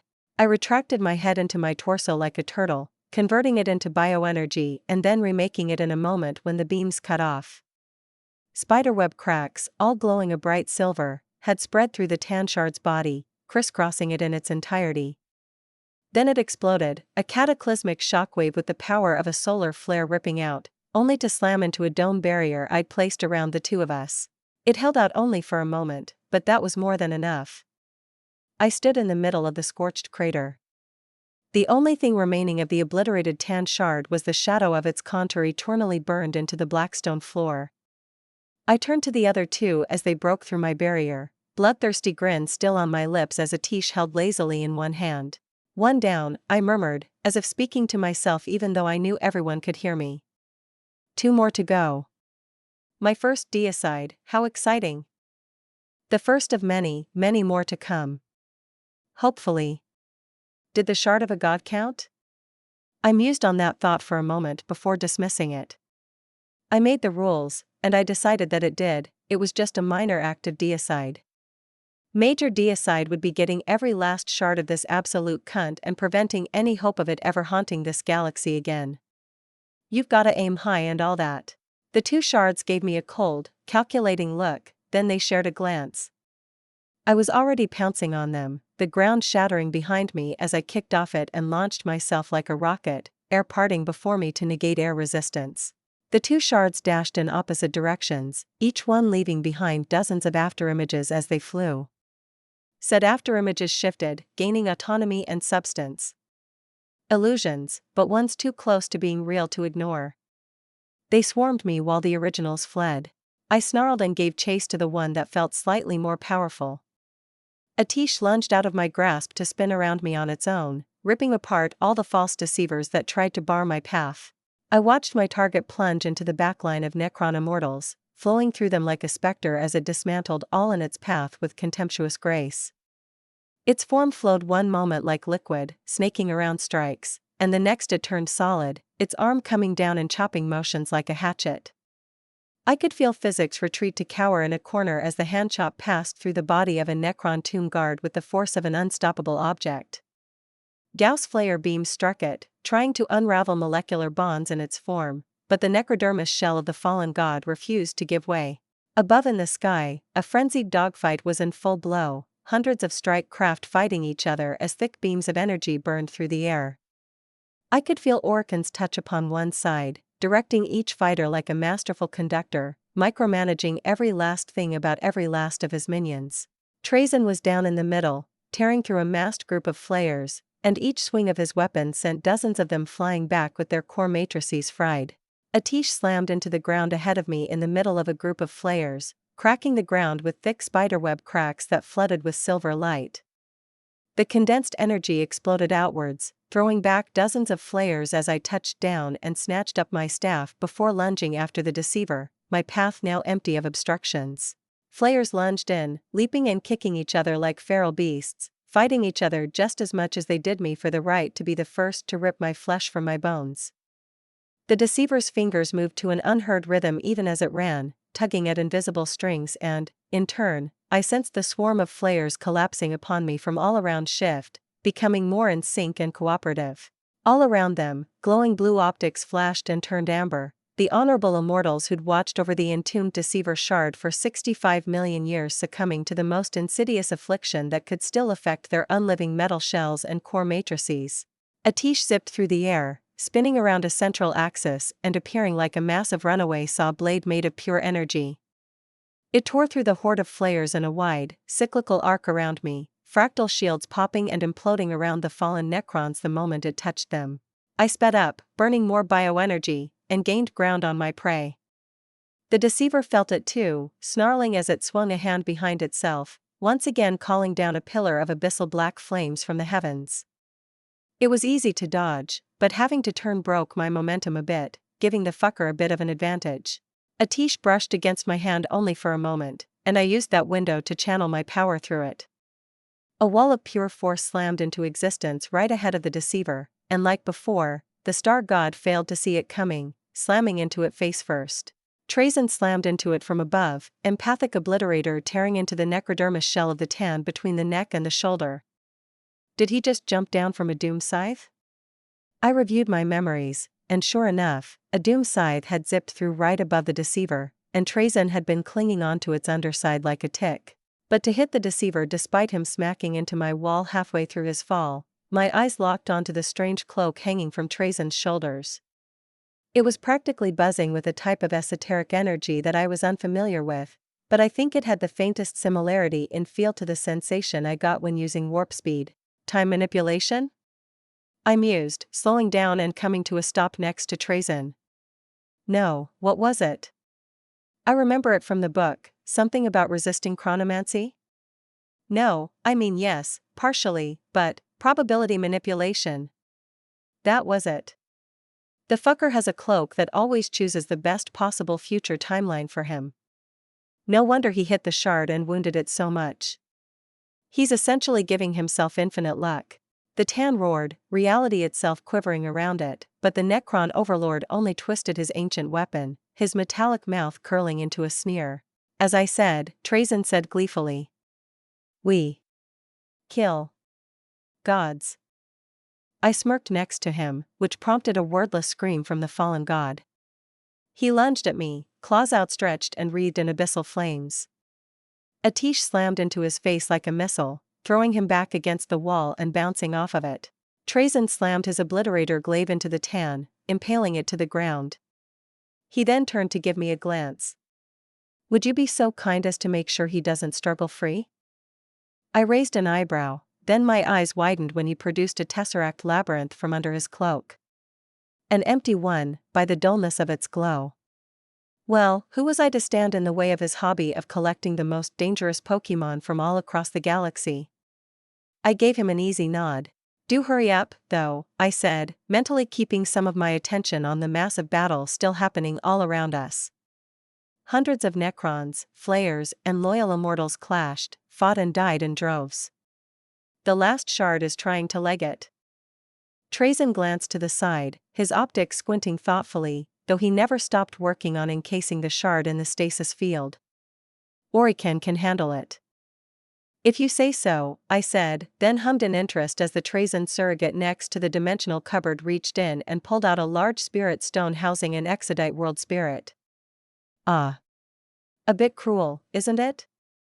I could handle it without feeding all those souls to your friend. That was an entire maiden world's worth of Exodite Eldar souls. Oblivion is the best fate those wretches can expect, Trazyn said dispassionately. If not Orican today, then a tan tomorrow, or that new abomination they birthed into the Empyrean. I can tell you, they won't feel a thing, and I think I am quite an expert on how getting your soul eaten feels like.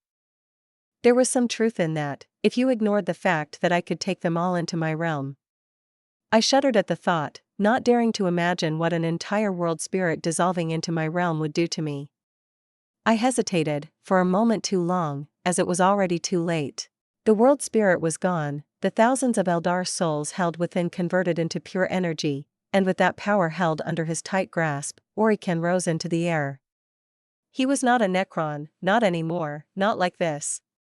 He was a being of pure energy, barely constrained within a necrodermis shell. The exact same words he'd used to describe the tan. I slumped a little, not sure whether it was from guilt at failing to save them or relief at having the decision taken out of my hand, probably a mix of both. Billions were dying every second all across the galaxy, and I didn't feel guilty about not stopping those deaths, and these Eldar were already dead besides, so it was stupid to feel guilty about these only because they were erased from existence right before my eyes. At least Slaanesh didn't get them. I thought as I watched two star gods crash into each other high above the battlefield. But I could have. Yet I didn't. I think I deserved the guilt weighing on my shoulders. If nothing else, I could have used the world spirit as a paperweight while protecting it from demons, or given it to a craft world to safeguard. Idiot. You should have thought of that sooner. 278, double-edged swords. I was still watching the fight between Orican and the last Deceiver shard when Trazyn finished up, his newly filled tesseract labyrinth hanging from his metallic hips. If you are interested in world spirits, I have a sizable shard of another one in my collection, Trazyn said conversationally. I believe it would be well within your rights to ask for it in return for services rendered today. I thought about it for a long second before shaking my head. Those souls were perfectly safe in the prismatic galleries, and besides, asking for that as a reward would be stupid. From a purely statistical standpoint, there were many better things to ask for if my sole deciding factor was how many souls I could save with it from becoming a demon snack. The only way that world spirit stood out was that it might make me feel better about myself and erase my guilt. Fuck me, since when have I got a hero complex? That shit needs to go if I don't want to drive myself absolutely bonkers. I have something else in mind, I said after a moment. A few somethings, a list, really. Since I'm not certain what you do have access to and what you don't. Well, ask away, Trazyn said, clearly inordinately pleased with himself after adding another tan shard to his collection. In the meantime, we might as well finish up this battle. The flayed ones have lost cohesion with the Deceiver on the back foot, victory is inevitable, but I am loath to have so many tomb guards destroyed when it could be avoided. My Draugr have it handled, I said, and at his questioning look, I gestured at the pair of combat drones who were tearing away through the flayed ones' ranks. Douse flayers were somewhat more problematic for them than other types of firearms, but I could easily manage them by molting off the surface layer of the drone's armor just before they got hit. Not that I allowed them to get hit a lot, nor did the majority of the flayed ones use their ranged weaponry. Which was cool of them, it was much easier to deal with regular claws than molecular disintegration beams. I found myself with a nice bit of real estate, but it sits right at the edge of that disgusting great rift. So Blackstone. How to produce it, how to work it, where to find it, how to use it optimally. Anything from that list would be immensely useful. I am no expert, so the only information I can give you is where to look for the knowledge you seek, Trazyn said. However, if merely pure Blackstone is also something you are interested in, I have recently stumbled upon a planet with a solid Blackstone core. The entire planet is made of it, in fact, aside from the few kilometers of regular rock on the surface. Might as well get the resources beforehand, I said, a bit disappointed but not surprised. Trazyn was an archivist, not a whoever dealt with Blackstone. And the knowledge? I believe I will have to extract the Blackstone myself, so that much should be well within the scope of my payment. Various cryptech specializations work with Blackstone, Trazyn said with an easy nod. The technomendrites were the unquestioned masters of science once upon a time, the inventors of our greatest machines, and that mastery of science, of course, extended to Blackstone as well. If you could find one with an intact data cortex, you might be able to learn more about Necron technology than the 99% of Necrons alive today combined. Unfortunately, their order was as powerful as it was scheming and greedy. Their downfall had been arranged by the Silent King himself. Their punishment for their crimes was wholesale exile into a subspatial realm where time passes at a fraction of the pace it does in our universe. Trazyn hummed to himself, idly swinging his empathic obliterator to bisect a flayed one that rushed him. The resulting psychic ripple that struck all nearby flayed ones killed another 12 of them. I made another pair of Draugr, and had these ones circle around us to keep the chaff out of our hair while we were chatting. Of the cryptech disciplines of this day, I believe technomancers and geomancers would be the most knowledgeable, especially the triarchy-aligned ones, Trazyn continued. Technomancers are mechanics, engineers, mechanical scientists all wrapped into one. Geomancers, on the other hand, study what humans refer to as alchemy, or in more archaic terms, material sciences. My dear colleague might also know some peripheral information about Blackstone as a chronomancer, but likely only in how it affects his own spells. Aside from them, Trazyn gave a wry chuckle. I believe the Silent King would know the most. Alas, he has not been seen for 65 million years. You'd likely have more luck trying to stumble upon the sealed subdimension holding the technomendrites. I gave Trazyn a strange look, which he took a moment to notice. His still death mask turned my way, allowing his optics to take in my bemused expression. The green orbs behind the narrow slits he had for eyes narrowed, but I just gave him an innocent smile. You know something, he said. Or at least you think you do. But again, the powers granted by the Empyrean have always been unpredictable, and foreknowledge is most prevalent among its practitioners. Did you gain a vision of the Silent King? How do you even know who that is? He is little more than myth. You must have been exceptionally busy these last 3 centuries, I mused. When was the last time you've been to Geddon?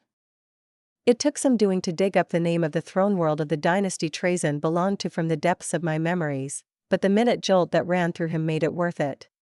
Perhaps slightly longer than usual, couldn't have been more than a millennium. Well, you may not take my word for it, but I have reason to believe Zarek has returned from his self-imposed exile somewhere around 720-M41, I said. So around 3 centuries ago. He's been visiting throne worlds and tomb worlds in disguise, working through unknowing Farians and overlords to help along the Great Awakening. If that is true, Trazyn said, slow and thoughtfully, things are about to become troublesome. I snorted. Indeed. Very much so, if what I've foreseen is still set to happen as I'd seen it. I don't suppose I could convince you to relay what you've seen in your visions? There was a clear distaste in his voice as he spoke that last word, which had to be entirely intentional for a Necron. I'd noticed he'd been similarly disparaging of Orkan's chronomantic technosorcery, so I shrugged it off. Everything has a price, I said, then gave him a predatory grin. The question is, can you pay it, and are you willing to pay it? Put a pin into that thought, though. I don't think some information nuggets I could have learned by beating up any overlord I came across are worth my assistance in defeating not 1, but 2 tan shards. The planet with the Blackstone core is little more than a nugget of information, Trazyn said. Are you going to tow that planet over to my new haunt, or will you just give me the galactic coordinates and tell me to do whatever I want with it? I raised an inquisitive eyebrow. Trazyn stared at me for a long second, then turned away. Name your price. First for the services rendered here, then for whatever information you have on the Silent King. I smirked, though he couldn't see it. Do you have a technomancer or geomancer cryptech in your service, oh Overlord of Solemnance? I would have to wake one from their slumber, Trazyn said. That is not to be done lightly. If you wish to be given lessons on Blackstone from one of each, that will exhaust your payment for this battle. Lessons until I'm satisfied? I asked. If done in good faith, yes, Trazyn said. And I will order them to only reveal information about Blackstone, and nothing else. Agreed, I said, nodding happily. It was as good a deal as I was going to get. For high-end knowledge on working with Blackstone, it seemed I would have to make a deal with Zarek himself, or worse, with the Void Dragon. But that was an extreme last resort. You don't wake the sleeping dragon without a very good reason. Then, on to the matter of my information. This might be beneficial for your colleague to hear too, and I have some questions for him about things I'd seen him do in the future. Things that seemed worrying. I'd like to pick his brain air, core matrices about it. He can pay for the information himself if he wants it, Trazyn said with a dismissive wave, though I could see that his metallic fingers tightened around the haft of his weapon when Orikan clashed with the deceiver above, sending a resounding shock wave reverberating across the entire cavern. Fine by me, I said with a shrug. Zarek has recognized the Tyranids as an existential threat to the Necrons, and more so to his ultimate goals of reversing biotransference. If there is no organic matter left in the galaxy, then there is no material to use for the reconstruction of organic Necron bodies. However, he has also recognized humanity, and with the opening of the Great Rift, chaos, as great threats.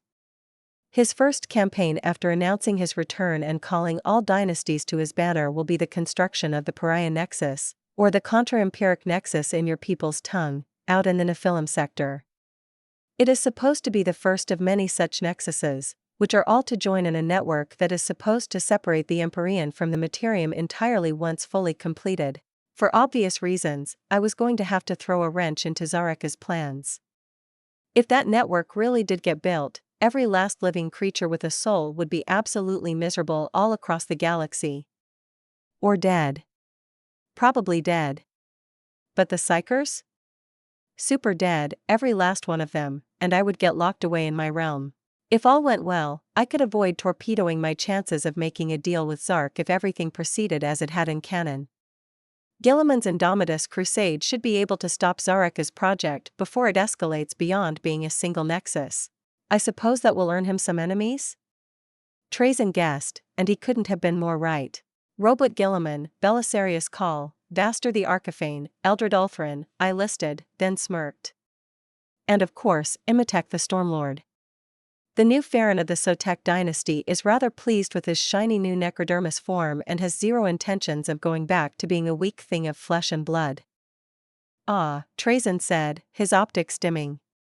He stayed silent for 10 long seconds before giving a grunt of annoyance. Troublesome indeed. A civil war within the Necron Empire, very troublesome if it comes to pass. It's inevitable, I said, shrugging. Maybe it won't happen that way, but Imhotep is not one to kneel, and his ultimate goal runs contrary to Zareka's. They are natural enemies, and from what I'd seen, your dynasty remains loyal to the Silent King. Despite sitting on the border of the Sotek dynasty and being a fraction of its size. The Sotek dynasty's holdings stretched from the galactic north down to the south and took up maybe 3/5 of the galaxy's entire height while also being rather chunky in width. Then you had to add in the Sotek vassal dynasties, all of whom rebelled against Zarek at Imiteka's order. That civil war was going to be nasty. The other dynasties were all smaller and scattered across the galaxy, very few even bordered each other, and none held such a massive, coherent territory as the one under Imiteka's control. Zarek would have his work cut out for him, which might just be the opportunity one need to extort him for all he is worth. Imitek is going to be a problem sooner or later, having his throne world within spitting distance of the Jericho Reach, by galactic standards. I might as well get paid for causing him trouble, which I would do anyway, considering his foreign policy can be summed up in fuck everyone who doesn't bow down to me, and doubly fuck anyone made of icky meat. He was the reason Necrons as a whole had a reputation in the Imperium for being murderous, non-thinking robots intent on exterminating all life within the galaxy. With the Sotek dynasty being most active and numerous, it was the dynasty the rest of the galaxy had to deal with. The majority of the other dynasties were rather isolationist in contrast. Any other horrible predictions you wish to ruin my good mood with? Trazyn asked wryly, though he was probably more worried about all this civil war business getting in the way of his hobby than anything else. I decided to ruin that for him. I saw Orikan stand with him, I said, peering up at the vaguely humanoid creature made of pure cosmic energy. He was playing with the last Deceiver shard, backhanding it away with contemptuous ease whenever it tried to make a break for it through the Eternity Gate behind us. With Imitek. I saw him swear eternal vengeance upon you for absconding with that tan shard you've just bagged. Why would he do such a thing? Trazyn asked, sounding appropriately concerned, and maybe a bit betrayed by that idea. Not that he had any right to for the latter after what he had done to Orikan here just before my arrival, or centuries before. The Astromancer had spent centuries digging his way out from beneath an entire damned mountain until even his living metal fingers turned into stumps and his internal system alerts gotten so numerous that they obstructed his vision. Then Trazyn ignored his advice on leaving the sleeping dragon, or in this case, star god, lie. You don't stand between the kleptomaniac and the largest archaeological find of his life. Orikan had tried, and Trazyn left him a crawling wreck with a chassis dented in more places than not. In his defense, he was kinda infected with the deceiver's stupid mnemonic thought virus, which made him even more obsessed with getting the tomb open than he otherwise would have been. He wishes for that form he has now not to be so temporary, I said mildly. And he wishes for it to become the norm for all Necrons. For him, reversing biotransference would be akin to taking a step back on the evolutionary ladder. That up there is the step forward. Unfortunately, the star god form came with an appropriately sized ego that drowned out the real Orican. I remembered reading the passage in the book about how his outlook on life changed in that state. He viewed everything as insignificant, too small for a being as grand as him to even think about. I paid attention, teasing out what little emotion I could from the transcendent Orican and engraving it within my memories. The cold detachment that felt frigid enough to freeze a star, the ego the size of the galaxy, the casual sadism that he didn't even think twice about. That was what I could become if I wasn't careful. That was what I would become if I didn't anchor my humanity, if I just let go. An unfeeling, detached monster. Orican's mistake was seeing an opportunity for more power and latching onto it without actually considering its consequences, or perhaps disregarding them entirely. I couldn't make that mistake, neither of them. For him, it was tapping into the ancient cosmic power underlying reality. For me, it was faith and the suffocating mantle of divinity. I'm powerful enough. I do not need to resort to wielding double-edged swords. 279, God slaying. I let the silence hang, drinking in the sight and feel of the battle above. Of two gods clashing. That tan shard he is fighting needs to die, Trazyn announced in a low tone, glancing at me. Finish it off, and I'll remove some of the restrictions I'll place on my cryptex while they educate you. Make them teach me how to form necrodermis into more useful forms, I said without thought. The idea had been with me for a while, and now I had the opportunity. Phase blades, Gauss flayers, I want to know how they are made. Orican will probably leave it dead or at death's door, Trazyn said. Nothing more powerful than what regular immortals wield. Counteroffer, I said. Add my payment for the information on the Silent King onto that. I want anything wielded by Lichguards and under. Anything infantry grade below Lichguards, Trazyn countered. Including a single construct of your choice from a list of any Canoptech constructs, or even a Doomsday Ark or a Night Scythe. But only the one. You might not even have to do the work this time, and I will need to confirm everything you've said, so do not expect these rewards to be delivered instantly. I thought for a moment, then shrugged. Fair. You've got yourself a deal. I'll finish that tan off if Orican leaves it alive.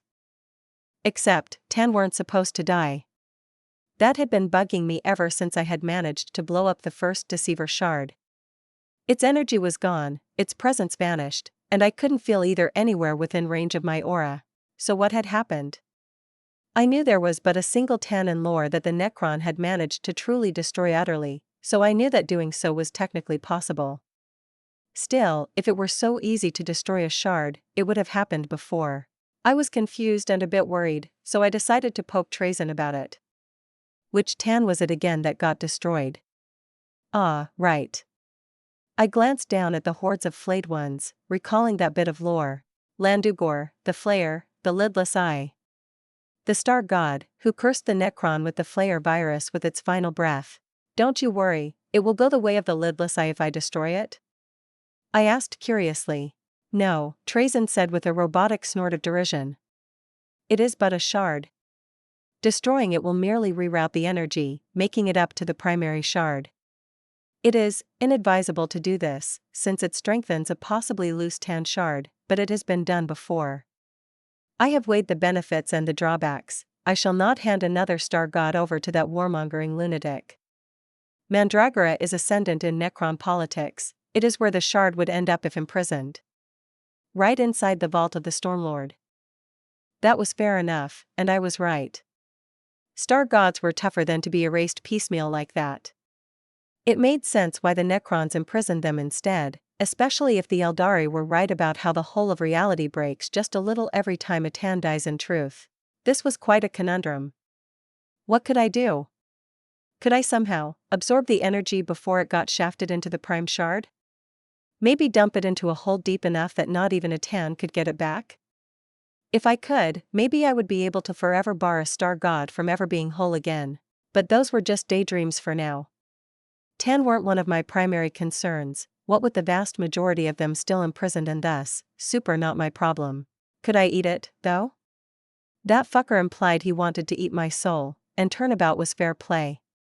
Could I make that work in reverse? Eat pure cosmic energy? I wasn't sure. The type of energy inside the Tan and Orican felt entirely antithetical to soul energy, so any sort of psychic absorption, as I could do with the warp and demons, was out. It clearly wasn't organic energy or vitality either, so my other form of energy absorption should have been worthless as well, although, maybe it would work. I had managed to incorporate necrodermis into my body after all, even if absorbing it like I could organic mass was impossible. But a Tan shard was just an energy entity inhabiting a necrodermis shell, as Orican had said. So it was worth a try. Worst case scenario, the deceiver takes over this avatar and turns into an eldritch abomination out to destroy all life. Maybe I shouldn't have tried that in the end.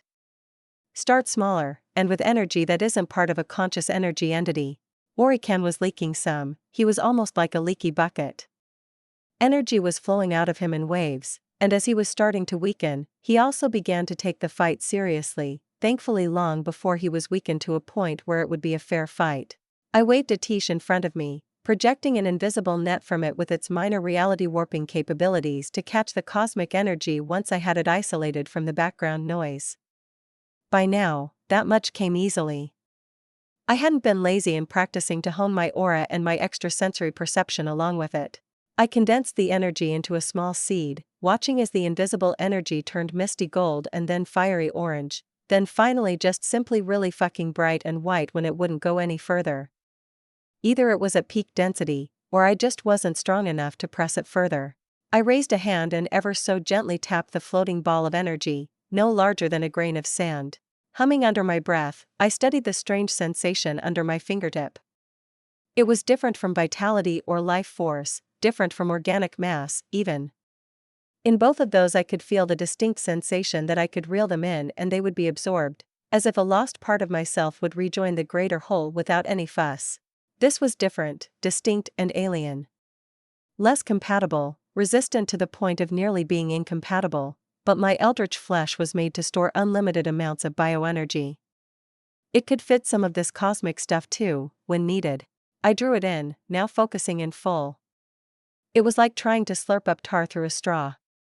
Nearly impossible, but if you were stupid enough to keep at it, you might just manage to do it all the same. I grimaced as it entered my body, not losing any of its viscous feel and impossibly heavy weight. Uncomfortable as hell, and a bit concerning. The energy obeyed me, but just barely, sluggishly, and didn't seem to have any intention of converting into good and proper bioenergy. Well, that's a bust. I thought and then shoved the icky ball of goo out of my body with a vaguely uncomfortable look upon my face. Outwardly, all Trazyn saw was a faint mist of light leaving my index finger before vanishing. Waste of my time. Guess I'll need another idea to deal with them. If the non-intelligent energy stayed coherent and resisted me so much, I don't want to know how hard it would be to deal with the deceiver if I literally invited him to co-inhabit my body by absorbing a portion of his energy. Maybe there was a trick to it, but it was not something I could figure out on the fly, especially with the risk this high. Oh, they are finishing up, I noted, perking up just before the last deceiver shard crashed into the ground a mere 100 meters ahead of me, cratering the surrounding floor. Seems so, Trazyn said grimly, metallic fingers tightening around his obliterator staff as he stared up at the descending figure of the ascended Orican. Aawan I said, drawing out the words and holding up a finger while grinning. Orican finally ran out of energy after launching a final beam of cosmic energy at the downed star god. The light infusing him flickered, then died, and the necrodermis shell of Orican the diviner nosedived into the floor just a dozen meters away from the Tan. That's my cue. Be right back. Mephitran was still in one piece, though barely. He had just enough energy remaining to keep himself together. From somewhere deep within, power kept flowing into him, as if he had an infinite energy generator at the core of his being, but it would take a while for him to recover. Hi. I chirped, hopping down next to him. And goodbye, asshole. His one working eye snapped open and glared at me with endless hatred, but I just spun a tish around in my hand, materialized the energy blade at its tip and then slammed it down into his chest. You don't get to have any last words, I said, grinning as his mouth parted, only for me to send a surge of destructive soul energy right into him. His form exploded, scorching the crater around me and trying to burn my body. It didn't work, obviously. That had been a much smaller boom than the one caused by the first one I put down. I turned around, seeing Trazyn standing above the downed form of Orican, his empathic obliterator held in hand. With a single twist of his wrist, and the blade that had wounded a star god would cut the astromancer in twain. He hadn't done anything, yet, but he had that thoughtful air about him and kept his death mask eerily blank. It would be so easy, Trazyn finally spoke up when I came to stand a bit away from him. He sounded woeful. I get the feeling that he would have sighed if he still had lungs. And, very unsporting. He pointed at two of his transmogrified lichguards. You two, get over here and carry Master Orican. Follow behind me while I reactivate the Eternity Gate. We are leaving. Fine by me, I said, skipping after him while also snatching up a few mangled Necron remains that lay in my path. Free Necrodermis, baby. Not long after, I was stepping through the Eternity Gate and exiting it in, insert suspenseful drumbeat, another underground Necron complex made of black stone. However, this one had light, like proper light made by a star, creeping in from where it came to an abrupt end about 50 meters away from me. A hop and a skip later, I was peering down into a yawning canyon so deep and dark I couldn't see its end with just my eyes. I jumped off, catching myself with telekinesis as I spun around to stare upward. The surface was kilometers away, and the cliff face just went on, and layers of dirt and history were one above the other. However, from about a dozen meters up all the way down to the depths of this canyon, everything was black stone. My aura penetrated even deeper, and the planet had no molten core, but instead an artificial machine of obvious Necron make that generated its electromagnetic field. Fascinating stuff, but I was much happier about the absolute fuckloads of blackstone. Now then, how do I transport a moon-sized chunk of warp-resistant rock over to my current place? I hummed thoughtfully, recalling a bit of information from one of the codexes, or was it a lorebook? Maybe the call book? Anyway, it mentioned a theory made by Belisarius Call. What was it again? Mind Core Prime, answer located. Answer equals Belisarius Call's theory of empiric polarity posits that blackstone is not inherently possessed of chaos energy, nor is it anathema to it. However, much like ferrite metal can be polarized to bear a magnetic charge, blackstone can be charged under the right circumstances to interact with the metaphysical energies of the warp. The existence of the Noctilith, which was the name the Imperium gave to blackstone, crowns all but proved that theory. Those nightmarish things were used by the forces of chaos, and what they did was essentially to empower chaos psychers and overwhelm other users of the Immaterium's energies. It could even assault non-psychers with nightmarish visions when they got close enough to it. Then there were the Blackstone fortresses, whatever those really were. No, they were not, in fact, wrecking balls. Despite that moron Abaddon having used one of them as just that. You have one of the most powerful star forts ever built by a race older than mankind's recorded history 10 million times over, and what do you do with it? Chuck it at a planet because it annoys you. Fucking 10,000 years old baby behavior, that's what that was. Not that I would have expected anything else from Abaddon the Despoiler, so yeah, swapping the polarity was certainly possible, though I wasn't sure whether I could figure it out in the short term. No choice. Either I get it with this avatar before Trazyn wants to come stuff it back into a labyrinth, or I'll have to haul ass all the way over here with the other one. My plan was simple. Drop this entire planet into my realm once it is in its psi-amplification state. That way, I could either keep it there and turn it into the base for my first demon world equivalent or pull it back out through my other avatar wherever I wanted to. I was reasonably sure I could do it. The planet was small, no larger than Luna, and I didn't need the regular crust on the surface. If its amplification helped the process along, I wouldn't even have to push myself to my limits to accomplish it. Alright, Trazen, I said, floating back to the Necron Overlord as he was taking an elevator up the cliff face, heading to the surface. I'm going to be experimenting a bit with this stuff. When do you want to leave? As soon as possible, he said. But I understand that you would want to secure this planet. I have the Eternity Gate's signature, you can have it all. Don't have to be careful about the facility we've exited either. You can have a week, and then I need to leave this place, hopefully to never return. Perfect. I grinned. I'll be around then, see you later. 280, violating the laws of reality. 2 avatars, I could get used to this. Light years apart, both acting out my will. One worked almost like a drone, pacifying the now awakened population of the fortress world of Spite back in the Jericho Reach while simultaneously working on setting up replacements for all the missing orbital defenses and void-based fortifications. Soon, that avatar would venture forth, raking through the Iron Collar's worlds and securing my grip on the Reach's beating heart. It was boring work that would have tried my patience if it were all I had to do. Amberly, Kane, and even Octavian helped me in wrangling the population, and Celine was just an angel, always there to smooth out my fraying nerves. Even if the naughty little minx avoided paperwork and anything that reminded her of her duties as a noble lady, like they were the plague, oh well, I had mind cores for the most boring, repetitive tasks.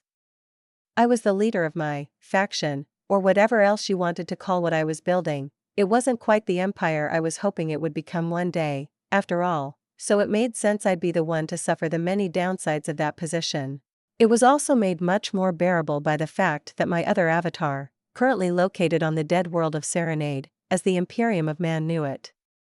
I sat with my legs crossed in a meditative pose, floating a few meters off the ground. It was mostly just aesthetic, but I found that pretending to be a Jedi did put me in the right mindset for deep focus. Before me floated a small chunk of rock. It was black, dark as the abyss that swallowed not only the light but the thoughts and emotions that would have sent the waters of the warp churning. Blackstone. Noctilith. It looked like nothing but a fancy piece of rock. If you told me it was just impure obsidian, I would have believed you in another life. I had been poking and prodding this tiny chunk of obtuse rock with everything I could throw at it for 2 hours now, and I was pretty sure that it was the frequency of the energy I used to interact with it that mattered the most, not the energy itself. It reacted almost the same to both bioenergy and soul energy, aside from the obvious fact that it had a nullifying effect on the latter. It was like there was an invisible, ephemeral switch inside the rock that I was just barely managing to brush my mental fingers across when I happened upon a resonant frequency close enough to the correct one. I knew it was there, but I only caught brief glimpses of it, like I was in a dark room blindly flailing to find the light switch, but it kept moving around. But it wasn't moving around, I was just only managing to touch upon parts of it. It was like the switch existed in 100 ever so slightly different layers of reality, and I needed to simultaneously press on each to flip it. Phases, it reminded me a bit of Necron phase technology with its subspatial dimensional fuckery. Did that mean Blackstone was Necron in origin? Maybe tan? It was spread out all across the galaxy as if it were a natural mineral, though, so maybe not. It didn't matter. What mattered was that I was on the right path. I just had to figure out how to resonate the energy I used at like 20, that I have found so far, different frequencies at once. Easy peasy, not. It was exactly the kind of finicky control exercise that I tended to struggle with a bit, but I decided to take this as another opportunity to shore up that weakness of mine. Slow and steady, I still had a week until Trazen wanted to leave. A dozen other experiments ran in the background, and hundreds more of smaller tasks beyond that to occupy my sizable processing power. It'd be a waste if even a single mind core spent too much time just idling, so all of them worked on something. Maybe just optimizing an old template, iterating on them, developing new ones. A solid number of them directed drones aboard the Sovereign as they went through experiment after experiment, trying to figure out how to produce inorganic things with the Void Kraken template, testing out new templates, processing every template through crypt-based refineries, or experimenting with ways to improve the null matter production. I also had a dozen Jokeru drones running around, held under careful watch as they took apart the less interesting items from my sizable war spoils and put them together again in new, inventive ways. Maybe the smart thing would have been to wait, to get those lessons Trazyn had promised me first so I could get started on trying to work out the mysteries of Blackstone with a foundational understanding of the material already under my belt. However, I wanted to give it an honest try before preconceptions and perceived impossibilities narrowed my imagination. With the power of the immaterium flowing through me, everything was possible. Luckily, I'd stumbled upon a path, perhaps not the correct one, but a path that I was reasonably certain led towards success. Blackstone. I wasn't sure whether it was a natural material or entirely artificial. As much as what I was doing made me feel like a common thief trying to pick a lock, that could just be my own perception of it. It could be a metamaterial built by the Tan or the Old Ones, a weapon that could be used against warp-based foes or to amplify one's own power in the warp. Piece by piece, I could feel myself getting closer. Each brush against the invisible switch was another step closer to my goal.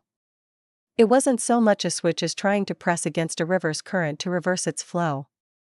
Not a perfect metaphor, considering that was impossible, but it felt close, like if I just managed to grasp the entirety of the flowing water and push, yes, that's what I needed to do.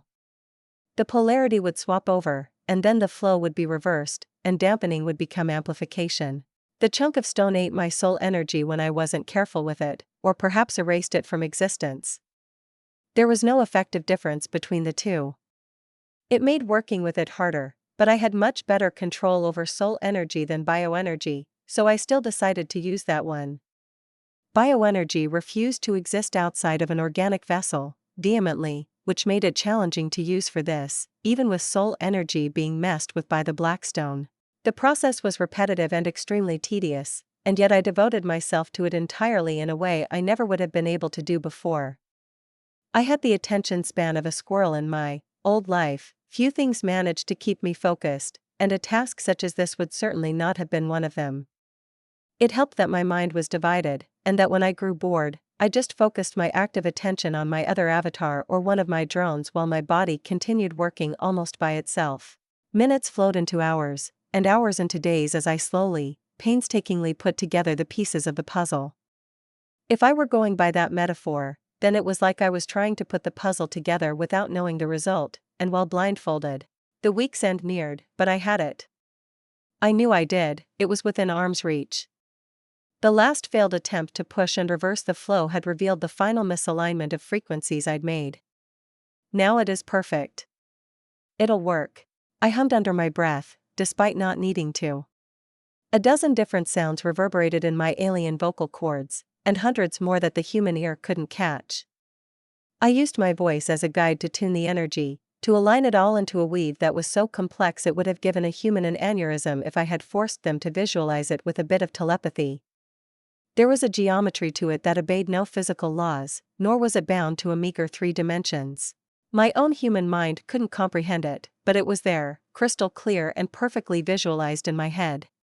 Perhaps that, more than anything, revealed that the depths of my own mind were still alien to me. I shook off that worrying thought and pushed, heaving my soul energy against the small chunk of Blackstone in my palm. Where before it had always faded into oblivion when I tried it, this time it didn't. The energy flowed into the Blackstone, fitting into it like a key into a lock. A change overcame the Blackstone chunk in an instant, its dampening effect vanishing as the polarity flickered and then clicked into place. I felt my energy fill it as it belonged there, expanding to suffuse every last atom of the strange rock. It glowed with a dim silver light to the naked eye, and to my aura, it felt like a tiny piece of my realm. Soul energy inhabiting a physical vessel, but not contained by it, no. The vessel protected it, empowered it, and made it more intense.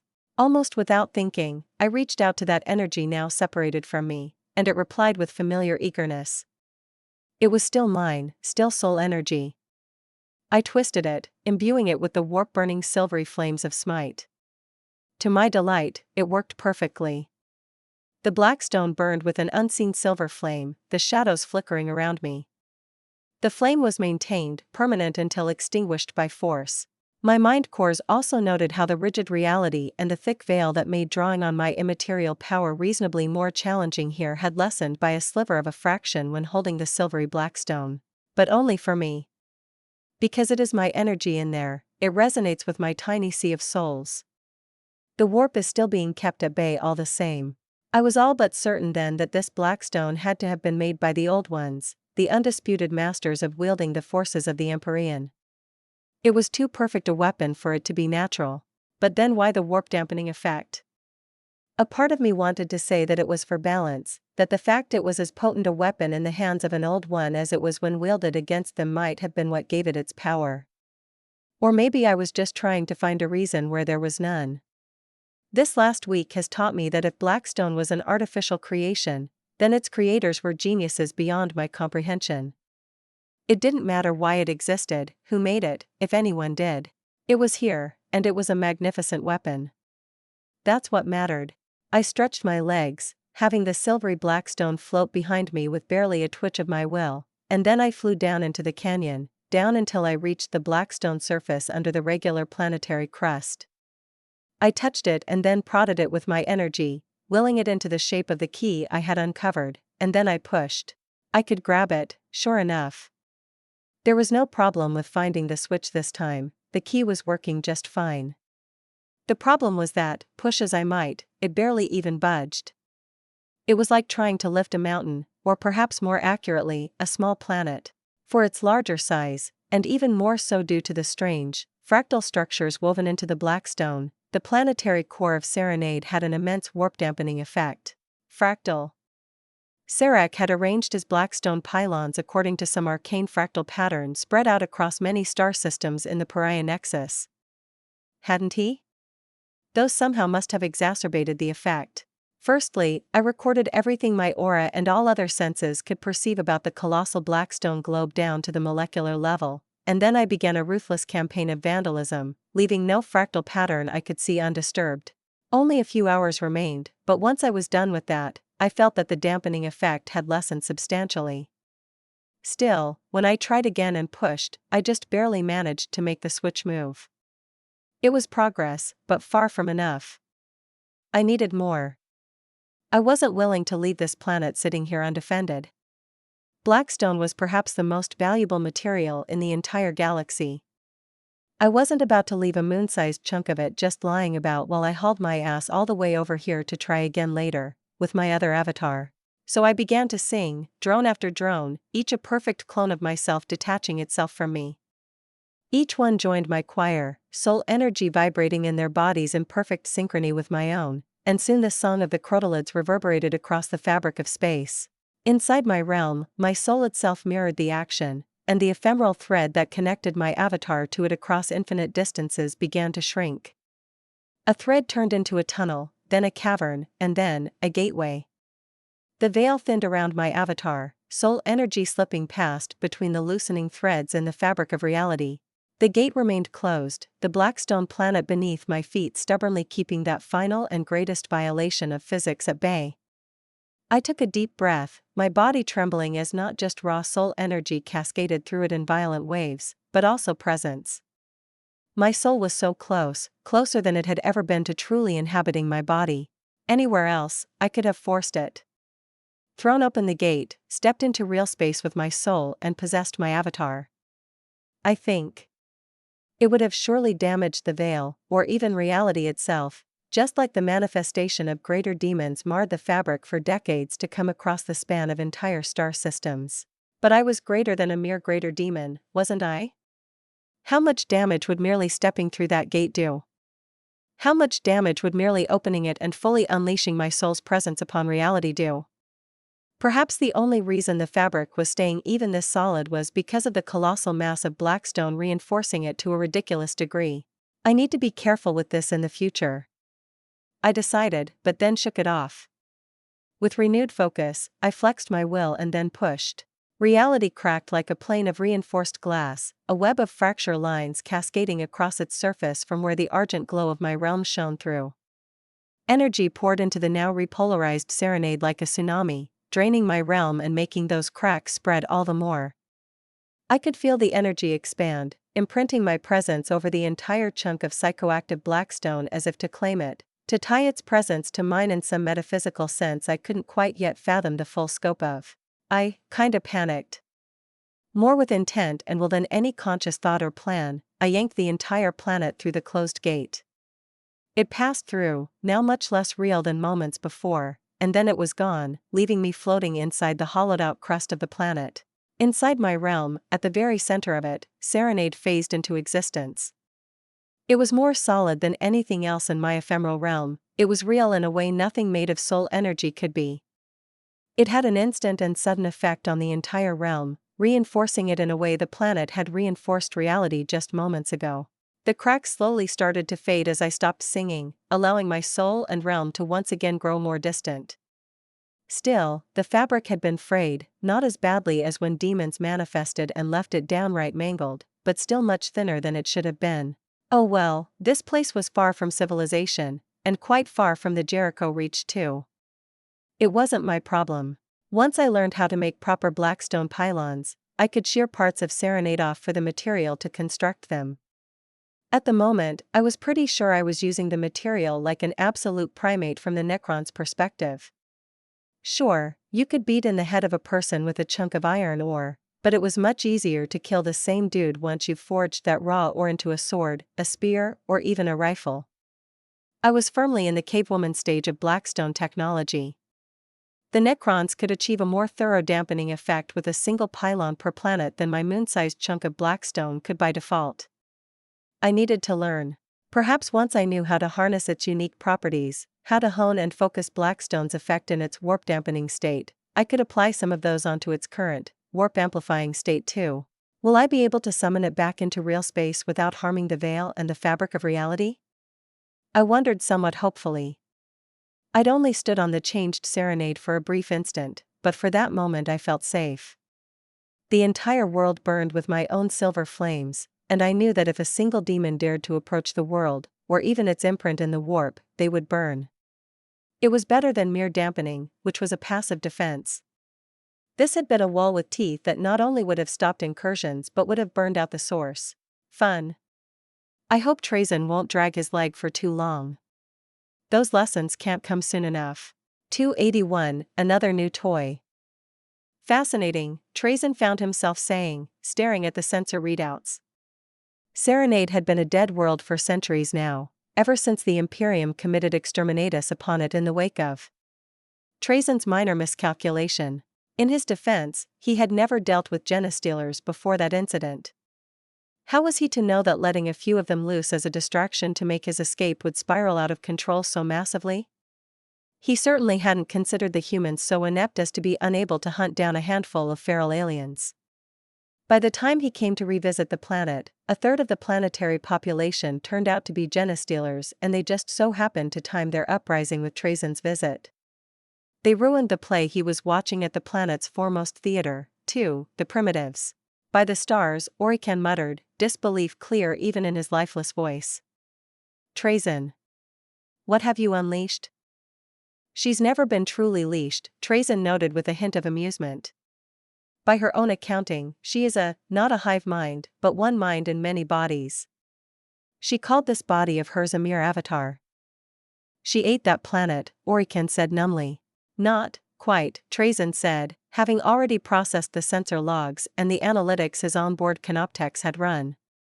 There was a moment of immense Empyrean bleed-through, nearly a full breach, coinciding with the moment when Zephyr's Blackstone core vanished. She most likely merely transported it somewhere far away. So she can transport an entire planet expressly resistant to Empyrean interference by using that very force, and not just a short distance either, Orican said. Have you detected the destination? A new planet slamming into the fabric of spacetime should have sent ripples. None, but I'd have assumed such things would be under your purview, Trazyn said. You are the astromancer out of the two of us. I'm just a humble archivist. You've never had a single humble bone in your body, Trazyn. Orican was tapping his metallic fingers on his hip plate, which was the Necron equivalent of nervous pacing. This is worrying, and you think she will willingly let you reseal this avatar inside a tesseract labyrinth? We have an understanding, Trazyn said with a shrug. She is more a mercenary I pay for services rendered than one of my hapless, unwitting exhibits. Though she has also agreed to being placed in an exhibit. I suppose the fact that it doesn't rob her of autonomy like it does others made her much less averse to the idea of being preserved in a stasis field forever. Here she comes, Orican said, his rigid posture betraying his nervousness to his old rival. Trazyn could read him like a book, though the Overlord knew the Astromancer could just as easily sense his own amusement despite his own lack of outward expressions or body language. Sure enough, the strange creature appeared inside the room a moment later, its her head on a swivel. Trazyn's experience with humans told him the expression on her face was a sign of great joy, mixed with clear indicators of self-satisfaction in equal measure. It seemed she was extremely pleased with herself after her latest feat, likely a new trick then. Ready to depart? Trazyn asked instead of voicing the other dozens of questions he had. He would have time later to engage Echidna in conversation. He'd promised her a pair of canoptech tutors after all, and perhaps he could pair it with another tour of his galleries. It was such a rare pleasure to share the fruits of his tireless labor with another soul who appreciated history for its own sake. I am, Echidna said with a grin. Though there was something else I wanted to talk about. I happened upon something you might find interesting enough to display in one of your exhibits. Oh? Trazyn asked, his curiosity piqued. Trazyn, Orican said warningly. Come now, dear colleague. Trazyn waved him off. It's not like we are in a hurry. Mandragora isn't going anywhere, and you are all but perfectly fixed up. So? What is it? A clone of the pre-March Lionel Johnson, Echidna said. Not perfect like the Fulgrim one you have, it doesn't have the original soul and presence, but it's a perfect physical clone. Trazyn's thoughts whirled. Souls and such things were no concern to him, authenticity was. This was a replica, yes, but if Echidna was the one giving it, then it would be as authentic as it could be. He was oftentimes forced to use replicas, or worse, stand-ins, in his exhibits. Every time he looked at a collage in which some of the soldiers had been gathered from a different regiment, different time period or something to that extent, something in him recoiled slightly. It was an eyesore to the perfectionist in him, but it was much better than leaving the histories depicted by those stand-ins to be lost to time. He had some dark angels, records, and scans of their destroyed homeworld of Caliban. Perhaps he could make an exhibit depicting its fall. There was also a Calibanite beast in his collection, one that the first Primarch was said to have fought a great number of during his formative years. Perhaps a duel between them? Ah, if only he had had one of the other Primarchs with whom the lion dueled during the Horus Heresy. Now that would make for an exhibit worth putting in one of the better parts of his infinite galleries. How authentic is it? Trasny asked thoughtfully, most of his mind already preoccupied by coming up with dozens of new exhibits he could build around a loyalist Primarch. I got the gene sample right from the source, and will do the cloning myself, Echidna said with a smirk. So the lion lived? Well, wasn't that just absolutely fascinating? Perhaps he would have a truly authentic Primarch in his collection after all. I dare say not even that lunatic you got your perfect Fulgrim clone from could make a better clone than me. He did make a perfect one, as you call it, Trazyn said offhandedly, earning a dismissive snort for his words. By accident, Echidna said. He can't replicate the feat, and only managed it due to sheer luck. Trazyn nodded, that did indeed fit his impression of Fabius Bile. The transhuman geneticist did not strike him as the sanest of individuals. I suppose you have something in mind that you want in return for that clone? Trazyn said. Echidna merely smiled in response, and Trazyn felt like he was about to be extorted for all he was worth. Oh well, if it ended with him having another Primarch in his collection, he'd be happy either way. Material wealth and knowledge were all just a means to an end to him. That end being the expansion of his infinite galleries. The number of avatars I had access to once again shrank back down to one, but I couldn't help but grin all the same. I'd managed to get a canoptech spider along with a small swarm of canoptech scarabs added to our deal.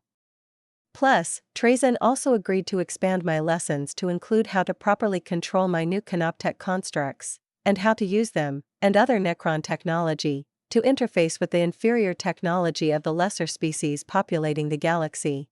In the end, it cost me making 4 lobotomized lion clones for him, and 3 of the same with fulgrim clones. Still, it was absolutely worth it, especially since he'd been the one to supply me with the biomass needed to create the clones, so there was no bioenergy cost to it on my part. The most important of those was the single canoptek spider now sitting in resting mode on the Sovereign. That machine had a nanofabricator array, able to do maintenance and repairs of all Necron technology. More importantly, it could transmute matter in small quantities into necrodermis, or transform energy into it too. The conversion was atrocious, but it could be done.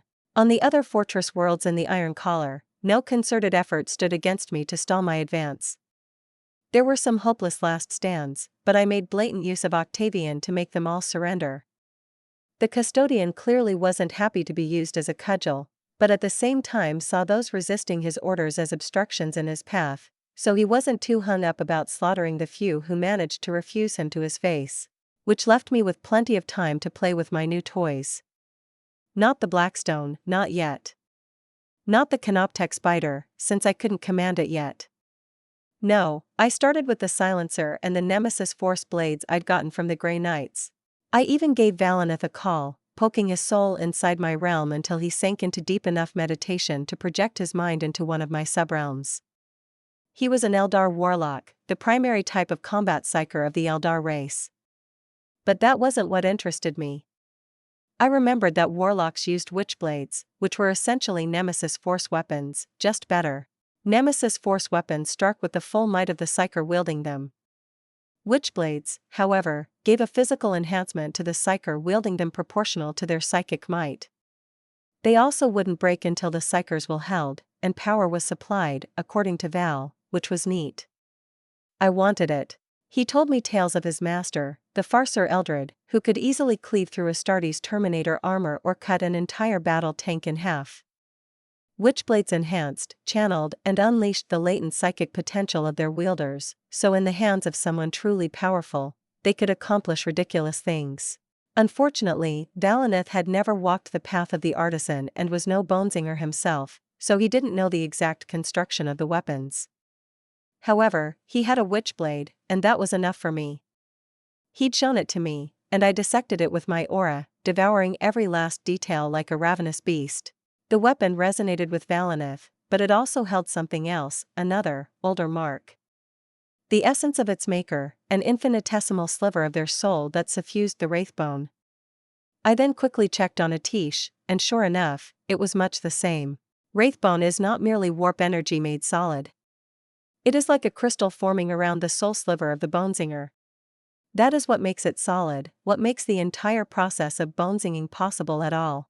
It was such a tiny sliver, too, that I hadn't even noticed it. Even my mind cores only noted a momentary dip in the rate of my soul's incremental power growth, which coincided with the time of my soulbone skeleton's creation. The fact that it was just a dip compared to the incredibly minuscule growth rate my soul was going through put it into perspective that it truly was an inconsequential fragment. Still, it was nonetheless a piece of my soul. Atish had a more sizable sliver, but still so minute that I'd recovered what was lost 2 minutes after the staff's creation. Maybe that explained why the weapon was so powerful and unique. It was a part of me, the true me. Witchblades weren't just chunks of sharp wraithbone, though. They were lined with powerful Eldari runes infused with psychic power, and contained a helix-shaped, crystalline psychic matrix embedded with runes to channel and focus the wielder's psychic energies. That was what granted it its unique properties. I could have copied it over, replicated the psychic crystalline matrix inside Atish, but instead, I decided to make a new witchblade of my own. Not to wield it, but to understand it. Eldari psychic runes were power, intent, conceptual meaning, and ancient legacy all forged into a single shape that defied description. But they weren't mine. I wasn't about to put those things inside Atish. I would make my own, and only when I had remade the psychic matrix in its entirety would I add it to my favorite staff. As I sat down and focused, channeling soul power through myself with more focus than ever before, I paid careful attention to my soul. Sure enough, Tiny slivers of my very essence started joining the soul energy when I willed it into that bone-like structure. With that theory now doubly confirmed, I focused on the task at hand. My witchblade had to be perfect. Even though it wouldn't be the final weapon I would use, it would probably serve me better as a melee weapon than my current go-to Norn emissary bonesword. I knew where every molecule had to crystallize, I knew how everything had to connect, I knew where each nook, indent and swirl had to go.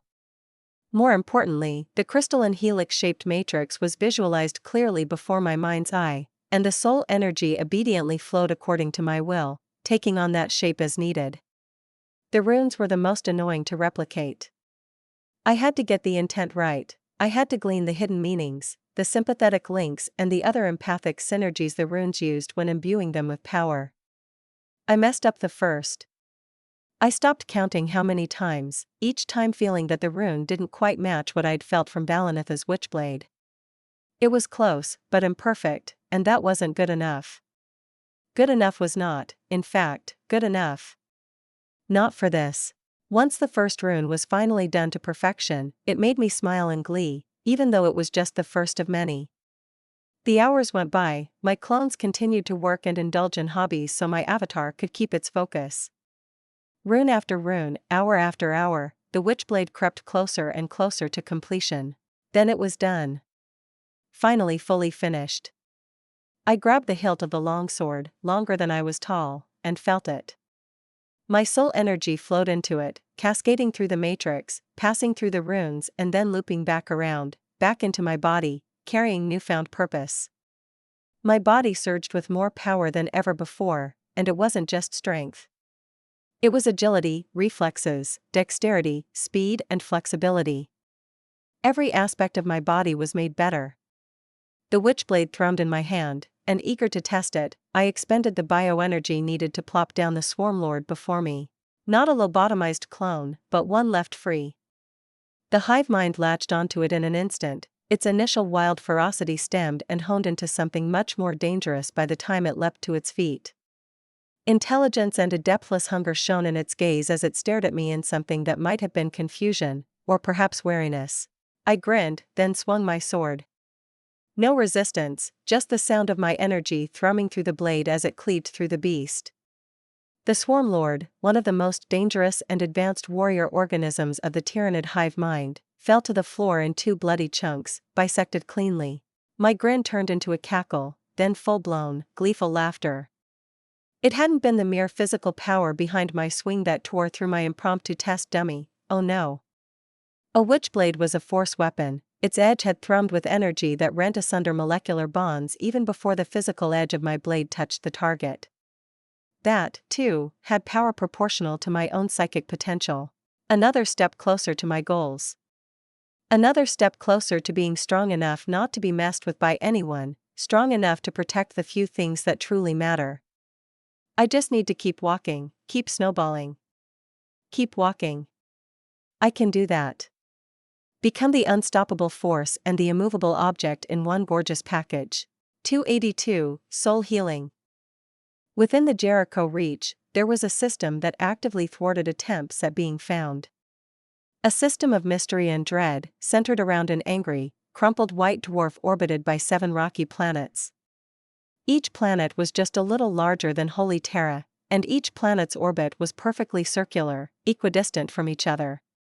None of which support life, or even had an atmosphere. All 7 were covered in lifeless gray wastelands made of fine dust, undisturbed by wind, cosmic debris, or meteorites. A few human boot prints were the only signs that life had ever touched this desolate star system. The sole standout within this system, that might as well have been made by a cosmic artisan eons ago, was the titanic void station orbiting the 6th planet, Watch Fortress Ariok. The watch commander of the station, a veteran member of the Death Watch, was an Astartes by the name Mordegal, originally of the Blood Angels chapter. He stood in the cavernous hall in which he had sworn his oath of vigil, a dozen of his most veteran Deathwatch brothers standing around him while Lord Inquisitor Avarax of the Ordo Xenos stood to the side with his retinue. What does this mean? The Inquisitor Lord, perhaps the highest-ranking member of the entire Inquisition within the Jericho Reach sector, asked with undisguised discomfort. It means, Mordigal said, slowly chewing through the words while he stared at the singular open door halfway up the wall, that the hour of reckoning is upon us. The Omega Vault is fully open for the first time in recorded history. Plans and schemes that were dreamt up eons ago are finally coming to fruition. Someone, or something, whoever originally built this vault, predicted that this day would come and prepared accordingly.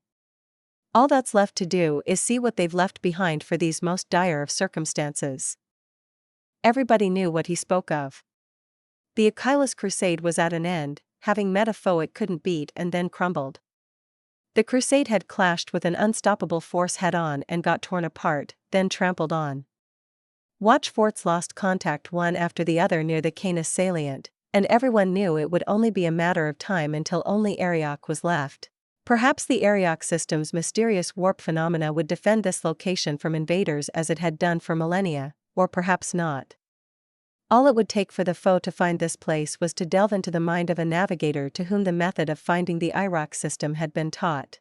The hour of reckoning, Inquisitor Abraxas repeated with a displeased frown on his half-mechanical features. You think the Omega Vault is reacting to her actions? Perhaps, Watch Commander Mordigal said, though he could tell from the Inquisitor's tone that it wasn't a question. It reacts to the happenings around the Jericho Reach, it is known. I firmly believe that the Vault's actions are based entirely on a preordained sequence.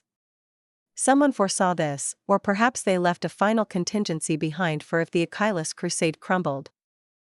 The Omega Vault predated the appearance of the Tyranids, and despite reacting to events of great import happening all around the Reach by opening a sub-vault, it has never reacted to anything the Tyranids have done. Thus, it wasn't a large leap of logic to say it had a predetermined list of conditions upon which it based its actions. And now, for the first time in as far back in time as the records went, the deepest vault was open. Mordigal couldn't help but feel both expectant and wary of what he would find inside. Perhaps a cataclysmic weapon of last resort to grant them a Pyrrhic victory? It wouldn't have been out of place, the vault had given them an exterminatus ordinance before. However, he feared the possibility that it would be the exact opposite of that much more, a gift to curry favor with the Xenos menace that erased centuries of sacrifices and valiant effort. She had a member of the Adeptus Custodes with her, and the Lord Inquisitor had confirmed the Golden Giant's authentication codes through his own channels. It was real. One of the God Emperor's own custodes stood with someone who appeared to be, for all purposes, an enemy of mankind, which was impossible. Thus, the only possible answer was that she wasn't an enemy by nature, but one that's been made into one needlessly. It was a possibility which Mordigal was most displeased with, yet became more certain was the truth with each passing day that brought with it new reports. Mordigal kicked off the ground, reaching the door with a jump pack-enhanced leap and entering it on his own. As was tradition. The ranking Deathwatch commander of the station had to enter alone, most of the time. He passed through the barely illuminated hallway, under low arches and passed by thick vault doors. Some were open, most weren't. The architecture was simple, almost brutalist in style, were it not for the distinctly Gothic arches decorating the passageways. Still, compared to even the blandest of imperial architecture, it was simplistic. Function over form. The watch commander's twin hearts skipped a beat when the grand vault door at the end of the corridor came into view. It was a massive thing, a monstrosity of metal and arcane technology held in place by 100 bolts thicker than an Astartes in Terminator armor. Those bolts had been retracting one by one over the last few centuries, but the last time anyone had ventured this deep, they had noted there being more than 20 still in place. Now there were none. A torturous creak of metal rang out in the hall, making the bones in Mordigal's body vibrate painfully, but he merely watched on, unfazed, as the massive vault door shuttered. It was slow, but it moved, sliding across the deck plates almost ponderously. Mordigal waited until it was fully open, until the shriek of metal dimmed, leaving behind only blessed silence. He stepped forward, his steps measured and careful, his guard raised to the utmost. No man has entered the hall he stepped foot in for millennia, and it showed. Dust covered everything, the grand arches, the massive dome hanging overhead, high above, and even the half-circle of granite statues lining the walls. At the center of the room stood twin lecterns atop a raised dais. One of them held a piece of parchment suspended within a stasis field. The other, a data slate of some kind connected to a massive cogitator pressed against the back wall, the two linked together by a mass of cables stretched across the floor. Mordigal approached it, and the moment he set foot onto the dais, the stasis field flickered and faded. The parchment fluttered through the air, landing at the bottom of the lectern just as the veteran Astartes reached it, poised perfectly to be read by a man of his stature. He skimmed the contents quickly, noting that a sizable chunk of the text written on it was unintelligible to him. There were words, sentence structures that were vaguely familiar, but might as well have been scribbles. He focused on the parts that were not. To watch Commander Mordigal dash.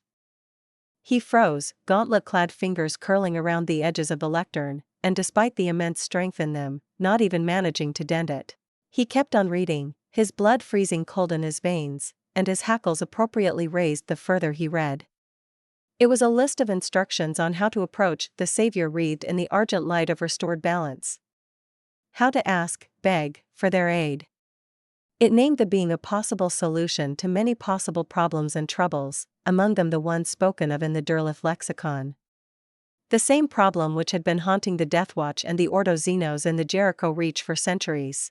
The dark pattern. The awakening of the crippled king, whoever that was. Some suspected it was a Necron Farian, others thought it was some new cosmic horror from beyond the known stars. All they knew for certain was that its awakening had already begun, and that it would be heralded by an apocalyptic phenomenon that might wipe the sector clean of life. Preventing that had been a primary objective for both the Deathwatch and the Ordo Xenos in the sector, but now it seemed both would be neutered. Without support from the Imperium at large, their task would remain incomplete, their duties unfulfilled. Perhaps the Jericho Reach's fate should no longer worry him. It had essentially been passed over to a burgeoning Xeno empire. And yet, just leaving left a bad taste in his mouth. Worse, it would mean leaving behind Watch Fortress Arioch and ignoring the final purpose of the Omega Vault. The scroll, specifically named Mordigal, was a letter addressed to him. He didn't know of any witches with foresight potent enough to prepare such a thing millennia in advance, and that worried him. His eyes lingered on the large, flowery signature at the bottom. He didn't know the language the supposed name, or title, was written in, but the moment his gaze landed on it, a single concept crystallized in his mind: revelation. For a moment, the world held its breath as Mordigal felt an immeasurable weight settle on his shoulders. He saw twin stars alight with golden fire stare at him without kindness or pity, and yet his twin hearts stuttered and his breast swelled with purpose. He knew that beyond a shadow of a doubt, he was meant to follow the letter's instructions. Now then, how did one get an audience with a conquering alien warlord? I kneeled in the grass, smiling in what I hoped was an approachable and soft manner as I stared at the skittish little girl before me, hugging a fluffy white rabbit to her chest like a shield against the world around her. "Hi, there," I said, and to my relief, the girl didn't bolt to hide behind the nearest bush like she'd done the first time I appeared in this peaceful little forest. "I'm Echidna. I kinda live around these parts and saw you hanging around. I wanted to ask if you were alright?" She leaned away from me, and if that poor rabbit wasn't made from nothing more than soul energy and a psychic imprint, it would have been crushed by now. I'm fine." She stuttered, her gaze dancing around and entirely determined to never linger on me for more than a brief instant. "You feel weird." "Do I now?" I asked with an amused smile. "Weird how?" "Like, weirdly, familiar?" She said, her gaze lingering on me for a moment this time, weighed down by suspicion. "Who are you? What are you doing in my forest?" I raised an eyebrow at that. Her forest, was it? Oh well, I did make it for her, so it wasn't that much of a stretch. I usually stay up there and just watch. Her gaze followed the way I was pointing, jumping up into the sky, and she squinted. "You can fly?" "I can do a lot of things," I said with a grin. "Want to see a trick?" "What trick?" the little girl said, curiosity overriding caution as she took a careful few steps closer to me. "Can you do magic?" "You tell me," I said, closing a hand into a fist and then opening it again to reveal a small white kitten. It meowed theatrically, then gave a feline stretch atop my palm and hopped off, strutting over to the now excitedly squealing little girl. Yep. Nailed it. Mara's little forest was basically a demiplane in my realm, so this form I was using to appear inside it wasn't like my other avatars. It was just an energy construct that I projected a sliver of my mind into. I could keep it up indefinitely. The poor rabbit she'd been strangling thus far ended up plopped down with some care, patted on the head, and then she was upon the kitten, petting it gently with a single finger. "You're so cute," she cooed, then glanced up at me, eyes wide and pleading. "Can I keep it?" "Sure," I said with a smile. It was just another energy construct, not a real animal. She could treat it as a moving plushie as much as she wanted without having to deal with all the troublesome parts of owning a pet, like having to feed, clean, vaccinate, and house train it. Be nice to him, he's tiny. He isn't as sturdy as your rabbit friend.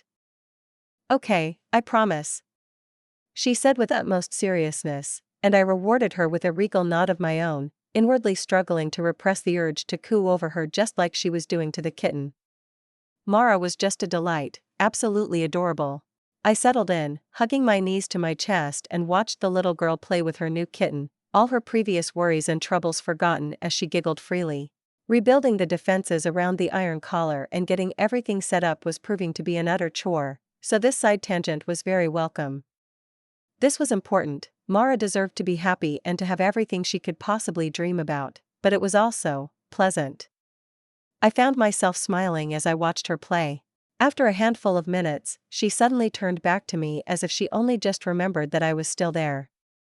She blinked at me owlishly, then smiled and asked, "Want to meet my other fluffy friends?"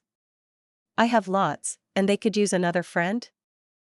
"Oh, I'd love to meet them," I said, letting myself be dragged to my feet and then down the small forest trail by the excitable little girl. It seemed like my littlest ward was recovering from her ordeal quite nicely. "I think I'll keep this avatar manifested here, it's good practice, and this little angel is a balm to my soul. Lead the way." 283, huh? And that's another one done, I huffed, hands on my hips as I stared at the central neural computer of this system. It was an organic computer, housing the equivalent of a mind core, and it controlled all the other defensive constructs I'd made around the system. Now to test it. It was built around a blackstone obelisk. I had some luck with replicating the fractal patterns based on the intricate scans I'd taken before, but the effectiveness of the warp-dampening aura was a mere fragment of a true blackstone pylons. I was still waiting on Trazen for those lessons. Once I had those, I'd have to make another round and upgrade all of these pylons. But they worked well enough. All they needed to do, after all, was keep sorcerers and demons from fucking with the central biocomputer. If a Nurgle demon could just turn the entire defensive network against me with a spell, it wouldn't be worth the energy I spent on making it all.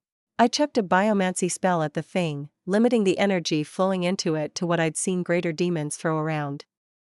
The entire spell vanished into thin air centimeters away from the target, which I counted as a pass. I also had a few lesser brains that controlled arcologies or food factories built around my new warp amplifier blackstone chunks, infused with smites. To test those, I'd have to grab a greater demon. Thus far, I'd chucked a lesser demon of all 4 chaos gods at a fist-sized ball of flaming blackstone, and while they didn't get permanently erased, they did get banished near instantly the moment the silvery flames touched them. And on the note of food factories, the domestication of the conquered planet's populations was going exceedingly well. Maybe I shouldn't have worried, the Tau were old hands at this, and we also had Octavian and Amberley on hand to cow the more stubborn loyalist holdouts. However, more than anything, my efforts to give an actual healthy meal to every last human inside the iron collar had earned me more goodwill and compliance than the combined efforts of Amberley, Octavian, and the Tau diplomatic cadres who specialized in exactly these sorts of things. Not that it was much of a surprise. These planets were miserable to live on for the average citizen of the Imperium, and I was feeding them a healthy diet made up of 3 whole meals a day. A sizable fraction of them had never eaten anything other than a nutrition bar, which I knew from experience tasted like cardboard and regret.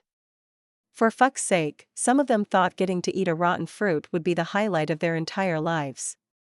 I couldn't help but feel pity them, even though they tended to spout all the useless nonsense that irritates me so much. Human automatons, indoctrinated slaves in all but name. They'd been well trained, as in, free thinking and opinions having been long bred out of them.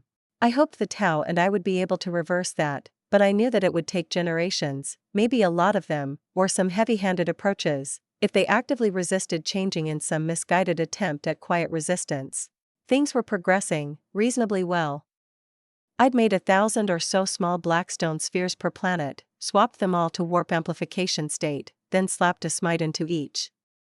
I left those with the newly branded world mines, the primary planetary control nodes I'd just talked about previously, so they could make Draugr that were hopefully immune to warp fuckery, or at least able to burn any demons that tried to mess with them if those smite balls didn't work out how I expected them to. On a side note, Catherine now sported an adorable choker with an amulet made from the same material.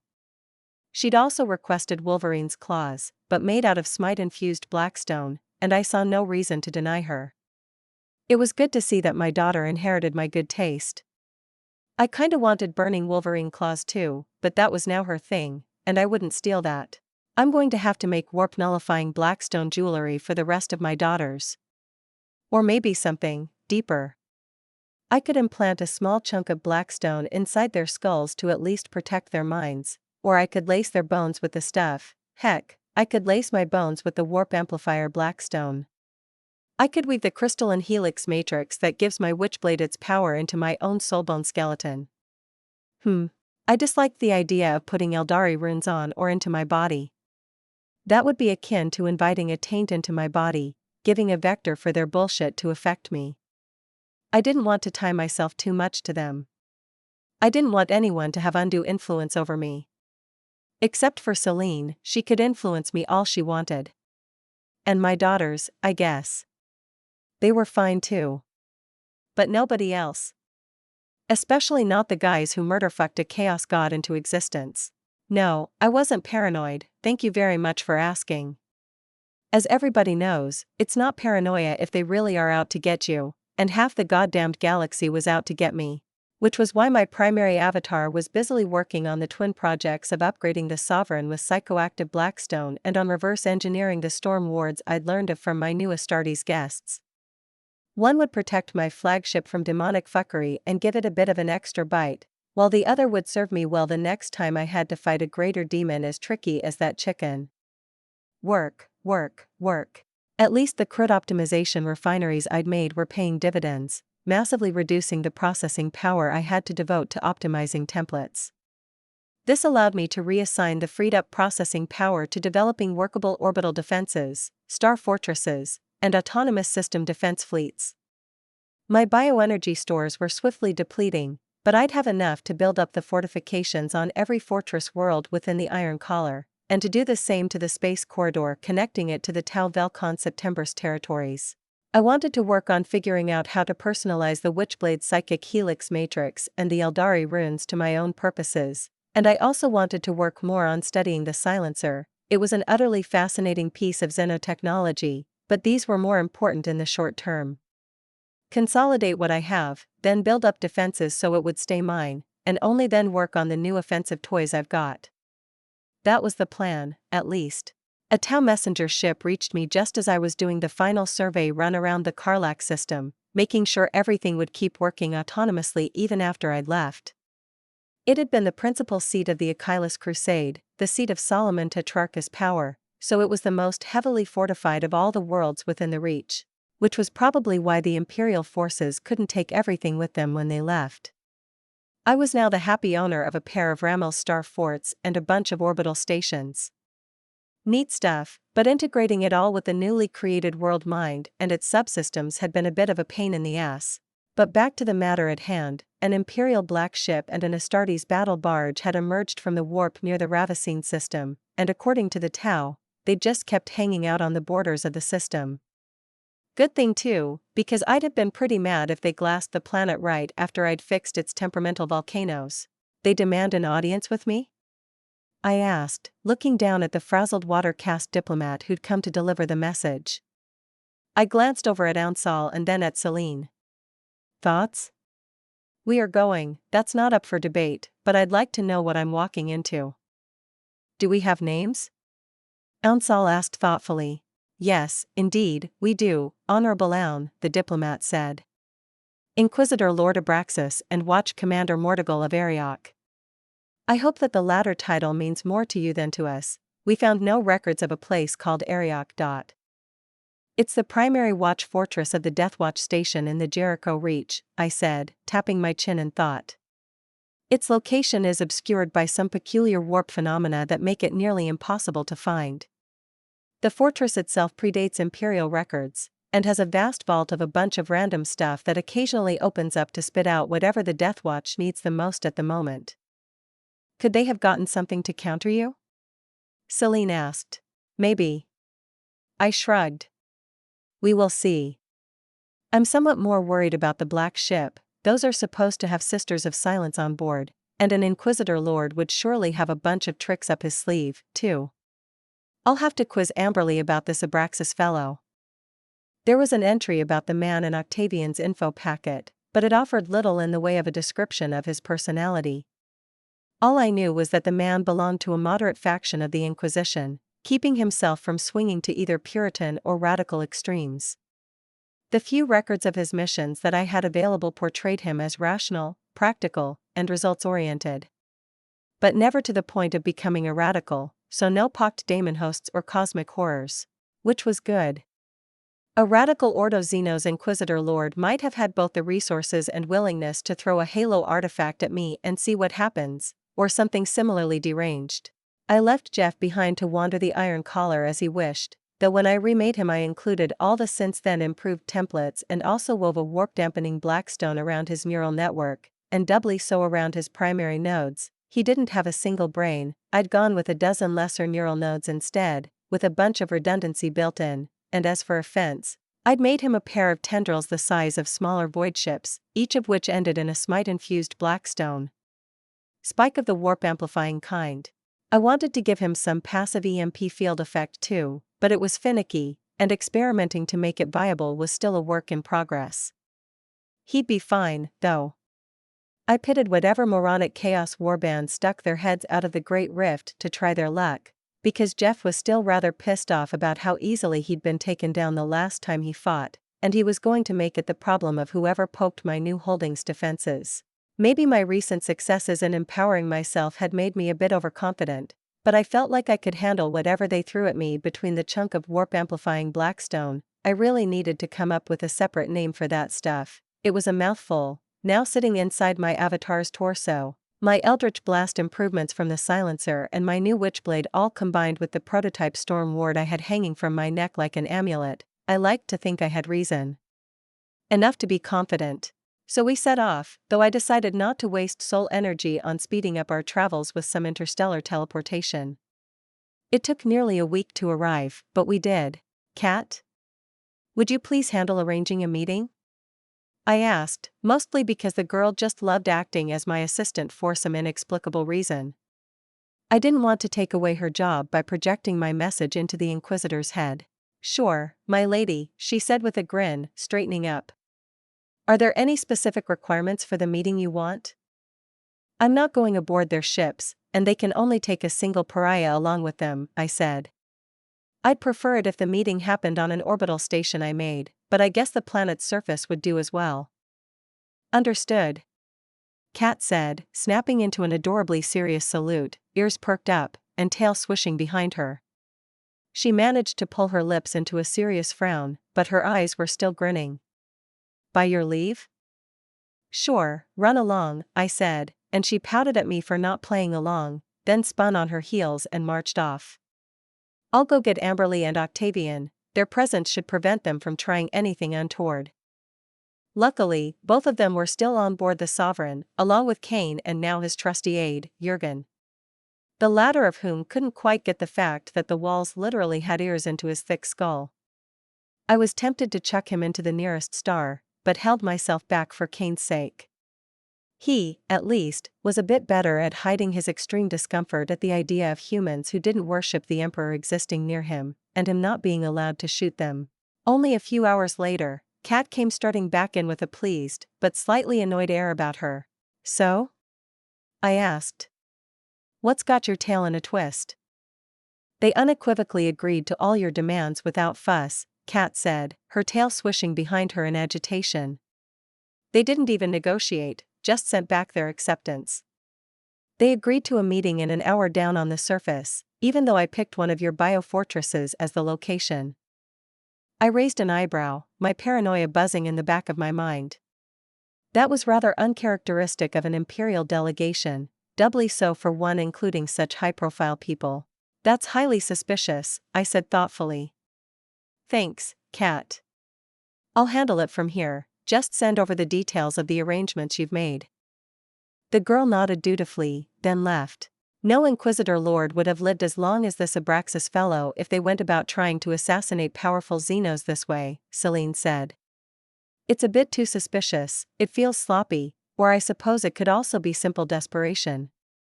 What could make an Inquisitor Lord and a veteran Deathwatch commander desperate enough to practically throw themselves at the mercy of someone who they think had slaughtered so many of their brothers? I asked.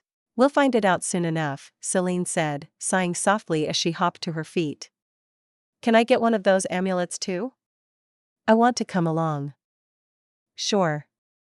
I nodded easily, smiling at her. I'm working on a protective amulet that would be a mix of a smite-infused psychoactive blackstone and a storm ward. I was waiting to be done with that until I gave it to you, seeing as your soul is as safe as it can be with it in my realm. Oh? That sounds perfect, Celine said, grinning now. Thank you, I can wait. 284, Looming Threat.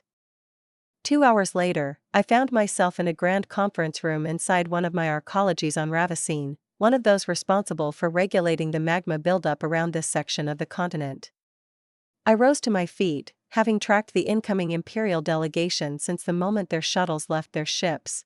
The doors slipped open with an electric hiss, revealing the Deathwatch commander and the Inquisitor Lord standing side by side, followed by their retinues behind them.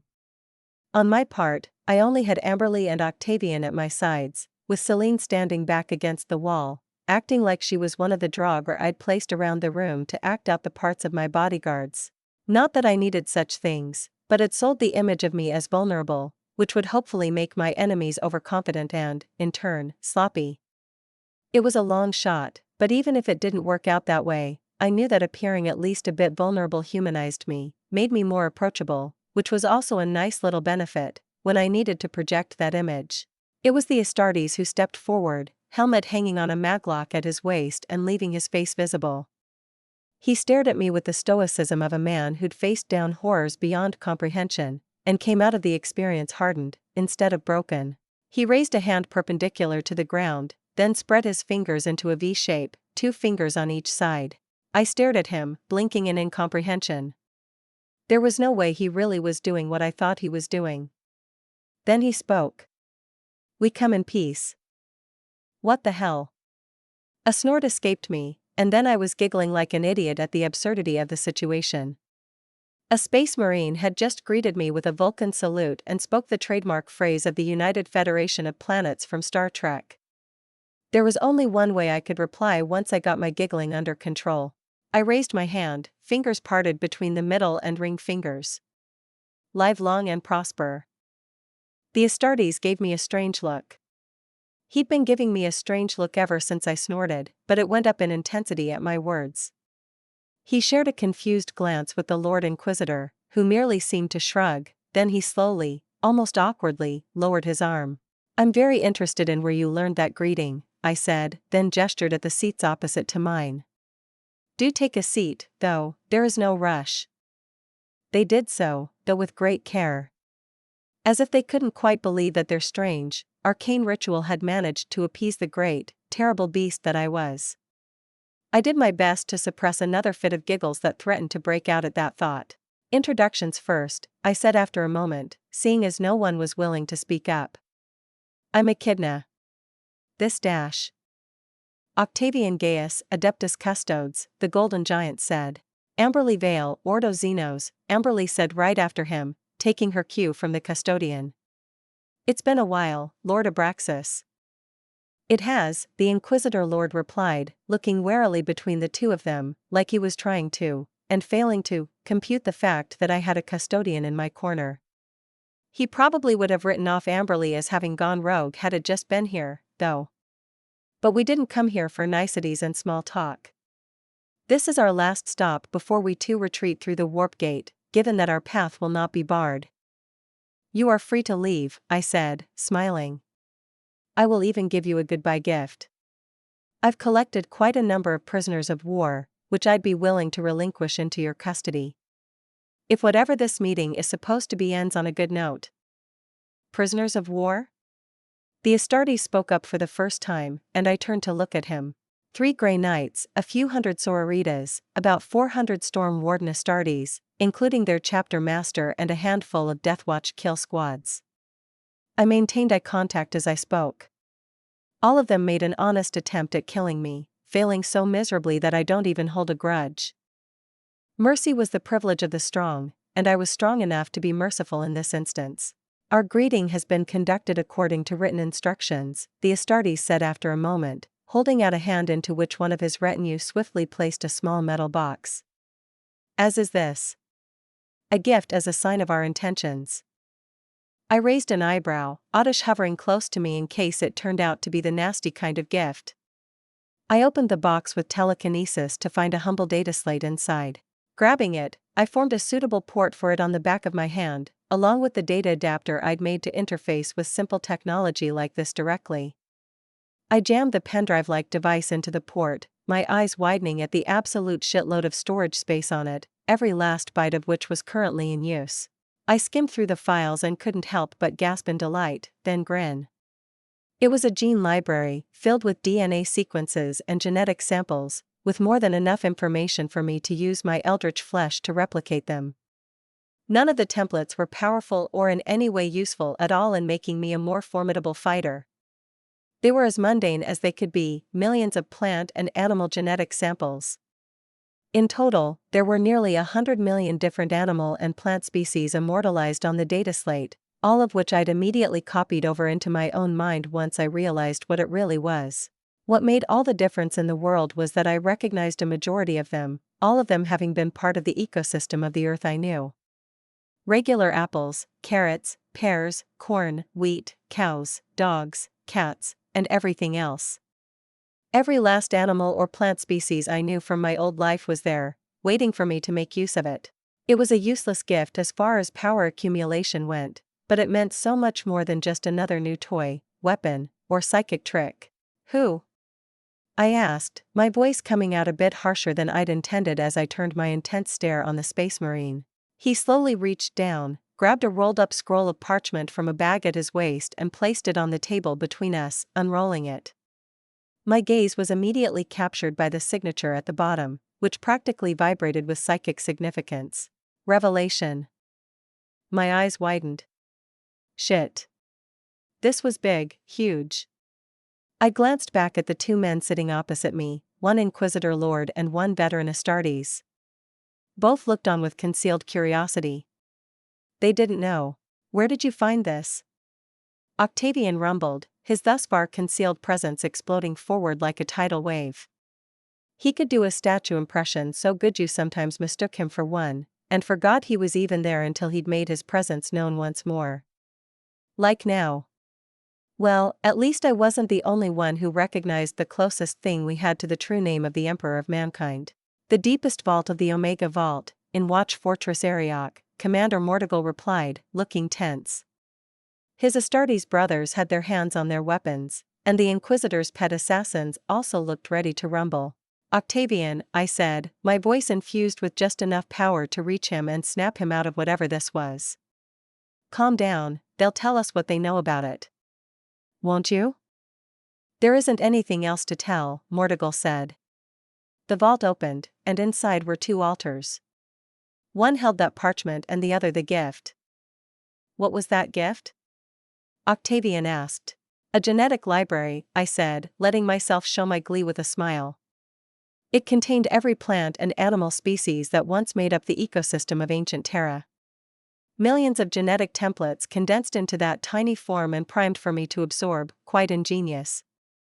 Ingenious, yes, but also extremely worrying. This meant Emps foresaw me coming into existence, had the eldritch abilities I had, and even pinpointed Jericho Reach as the site where I was going to settle down. And if he could foresee this all, then so could the four twats. I'm not some out-of-context problem that blindsided them, nor was my rebirth here a fate-breaking event like Gilliman's rebirth. Extremely concerning, however, hear me out, fried chicken. I could finally make fried chicken again. And French fries. And apples. Oh, I'm gonna cook, like, all the food recipes I know. I wonder whether Celine will like apple pies or curry. What should I start with? We know not who penned the letter, but the contents of the Omega Vault had always been of great help to our efforts within the Jericho Reach, Mordigal said, dragging my wandering mind back to the present. So we decided that following the instructions laid out in the final vault would be prudent. Especially seeing as we are abandoning the sector for all intents and purposes. I glanced down at the parchment, my gaze lingering on the bottom half, which was written not in High Gothic, but in plain English, though in old-school cursive. I ignored that for now, reading the instructions written in Gothic, then glanced back at Mordigal. Tell them of the enemy whose strength eclipses your capabilities? Tell them of the threat that eludes your efforts to solve? I raised an inquisitive eyebrow at him. We've concluded that it is referring to the phenomena known as the dark pattern, Mordigal said. Since I doubt you need us to tell you of the existential threat that is the cicatrix male dictum. The dark pattern, I repeated aloud. It sounded familiar. I'd almost certainly read about it. Probably on one of my late-night wiki dives where I bounced from page to page, deep diving into Warhammer lore at 2 a.m., instead of sleeping like a sane person. What is it? Entire systems, stars, and rogue planets all move in strange ways, outright ignoring the laws which usually bind the movements of celestial bodies, Abraxas said. They align themselves into a pattern, written across the entirety of the Reach, likely even beyond the reaches of explored space. That tickled my memory some more, and I let loose my mind cores on gathering whatever fragments and echoes of memories remained. I tapped my fingers on the table, humming thoughtfully, and then it was done. It's been ages since I'd read that page, so even the reconstituted memory of it was fragmented to say the least, but that was enough for me to get started. You suspect Necrons, right? I asked, though it was more of a statement. I didn't wait for them to confirm it. You have a book, an old tale? Something that talks about it? Are you, perhaps referring to the Derleth lexicon? Abraxas asked. The name felt ever so faintly familiar, so I nodded after a moment. Yes. It is a strange book, filled with overlong, extremely flowery prose, but it speaks of the return of the crippled king and the cataclysm that will herald his rebirth. We believe that this dark pattern is a way for the Necron tomb world to hide the massive flare of energy that accompanies its entering the final stages of its awakening. The crippled king, I hummed. It clicked a moment later. I remembered watching a video about neat Necron lore tidbits. I believe you might be correct. I will have to cross-check this, however, if the crippled king is supposed to be who I think it is, then this is going to be an exceptionally annoying hunt. Abraxas looked interested and didn't deign to rein in his curiosity either. Who you think it is? I would very much like to know who you think it refers to, even if this matter is no longer my concern. Consider it an academic curiosity. I didn't, and still don't know where the specific dynasty is located, I said. But if I were to think of a Necron Farian, then the only one the title Crippled King would apply to would be Amentek the Crimson Scythe, the Farian of the Subakar dynasty. Was it in the Jericho Reach? It could be, though I didn't know. I only heard the tale of the mad Farian, whose apocalyptic rage crippled not only himself, but his entire dynasty, even though his awakening process had been halted midway through. It had started with a sliver of resentment he held for a rival dynasty that betrayed him, a sliver that he held on to as he sank into his great slumber. That seed of hatred refused to rest with him, and distilled for 60 million solar years, that iota of resentment grew to consume the sleeping Farron's entire consciousness so that, when the Tomb World's control program attempted to awaken him in response to a transmission asking for assistance coming from the very rivals who he loathed so much, it burst forth like a tsunami breaking through a fatally breached dam. All that Amentek had once been was gone, consumed over the eons by his own hatred even as the last residue of himself looked on helplessly. Perhaps had the Necrons not sold their souls to the Tan, something of him might have survived to fight back against the raging bitterness within, but it was not to be. Now, the crimson scythe of old is no more, and that distilled essence of his resentment of his own cousin dynasty is all that remains of his consciousness. His crown world was called the Hollow Sun, and it was hidden inside one of the stars in a star cluster, I said, frowning as I recounted what little I remembered. It was a super awesome crown world, literally hidden inside the fusion core of a star, which was probably why it stuck in my memory so clearly. Saw us something drift. I can't remember. The slender drift star cluster sits in the distant reaches of the sector, Abraxas said after a moment, looking thoughtful. It is rather inaccessible, being all but cradled by the curve of the cicatrix male dictum, and being at the distant edges of the Orpheus salient. I pulled up my mental map, and sure enough, the slender drift sat opposite Valia on the other side of the long warp storm linking the Great Rift to the Hadex anomaly. Beyond the dozens of worlds and systems beset by the Tyranids of Hive Fleet Dagon. Joy.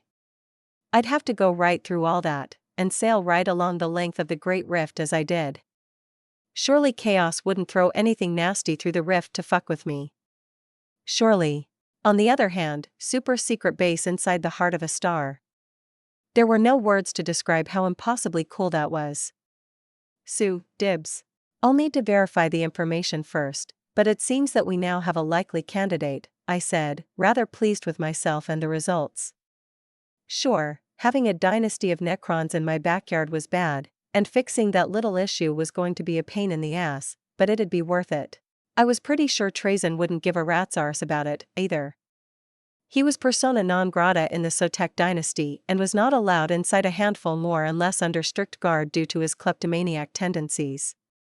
I doubted he'd be especially hard to convince to part with everything he knew about the Subakar dynasty.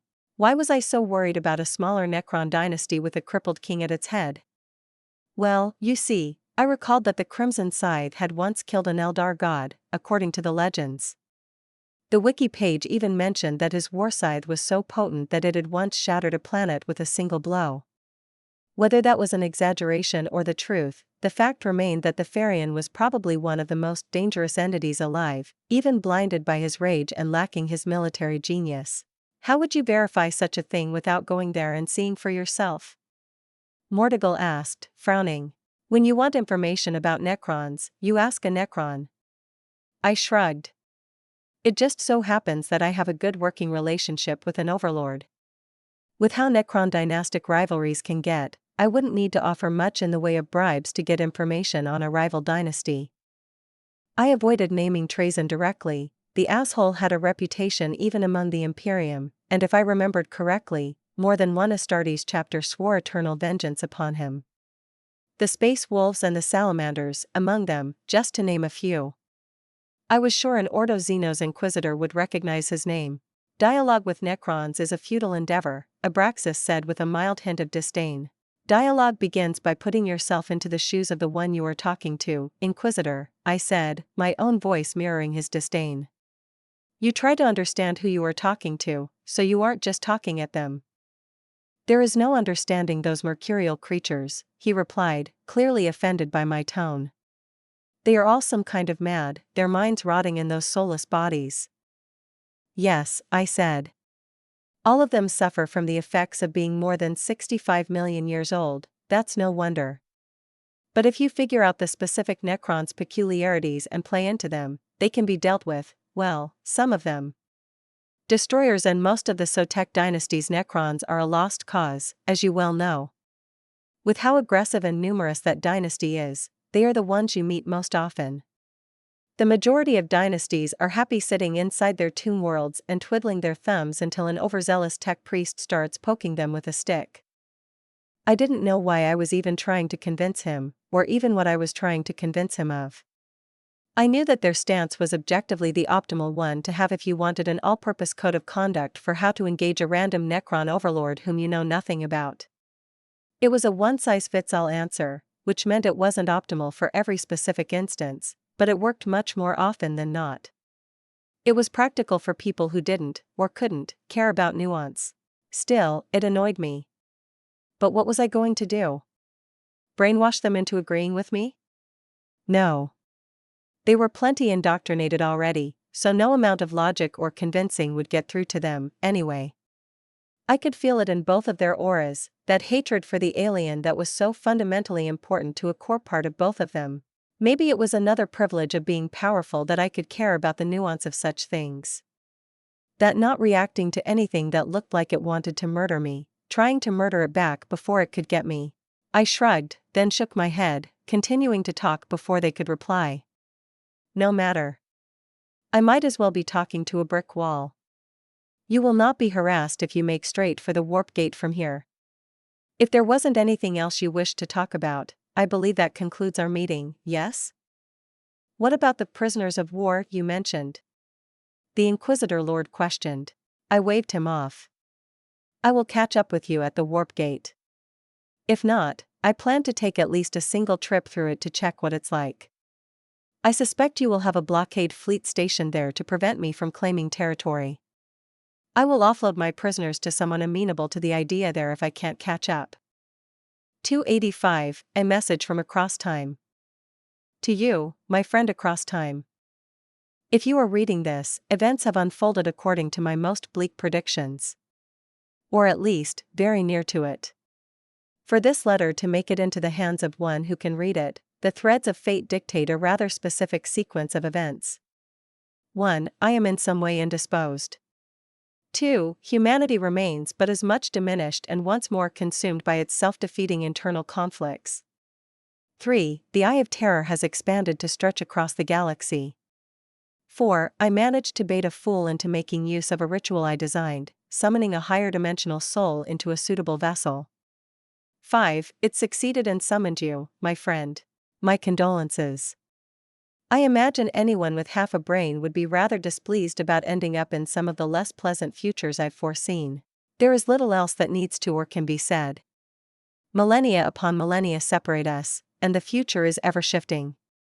As much as my preparations have filtered out the majority of possible futures that may come to pass, leaving only the ones in which all of my conditions are fulfilled, a sliver of infinity is still infinite. I know only that I must tell you two things. 1. Do not, under any circumstances, attempt to resurrect me by force if I can in any way be considered dead. When the time comes, I will facilitate it myself. Contingencies have been made for all eventualities I could foresee. 2.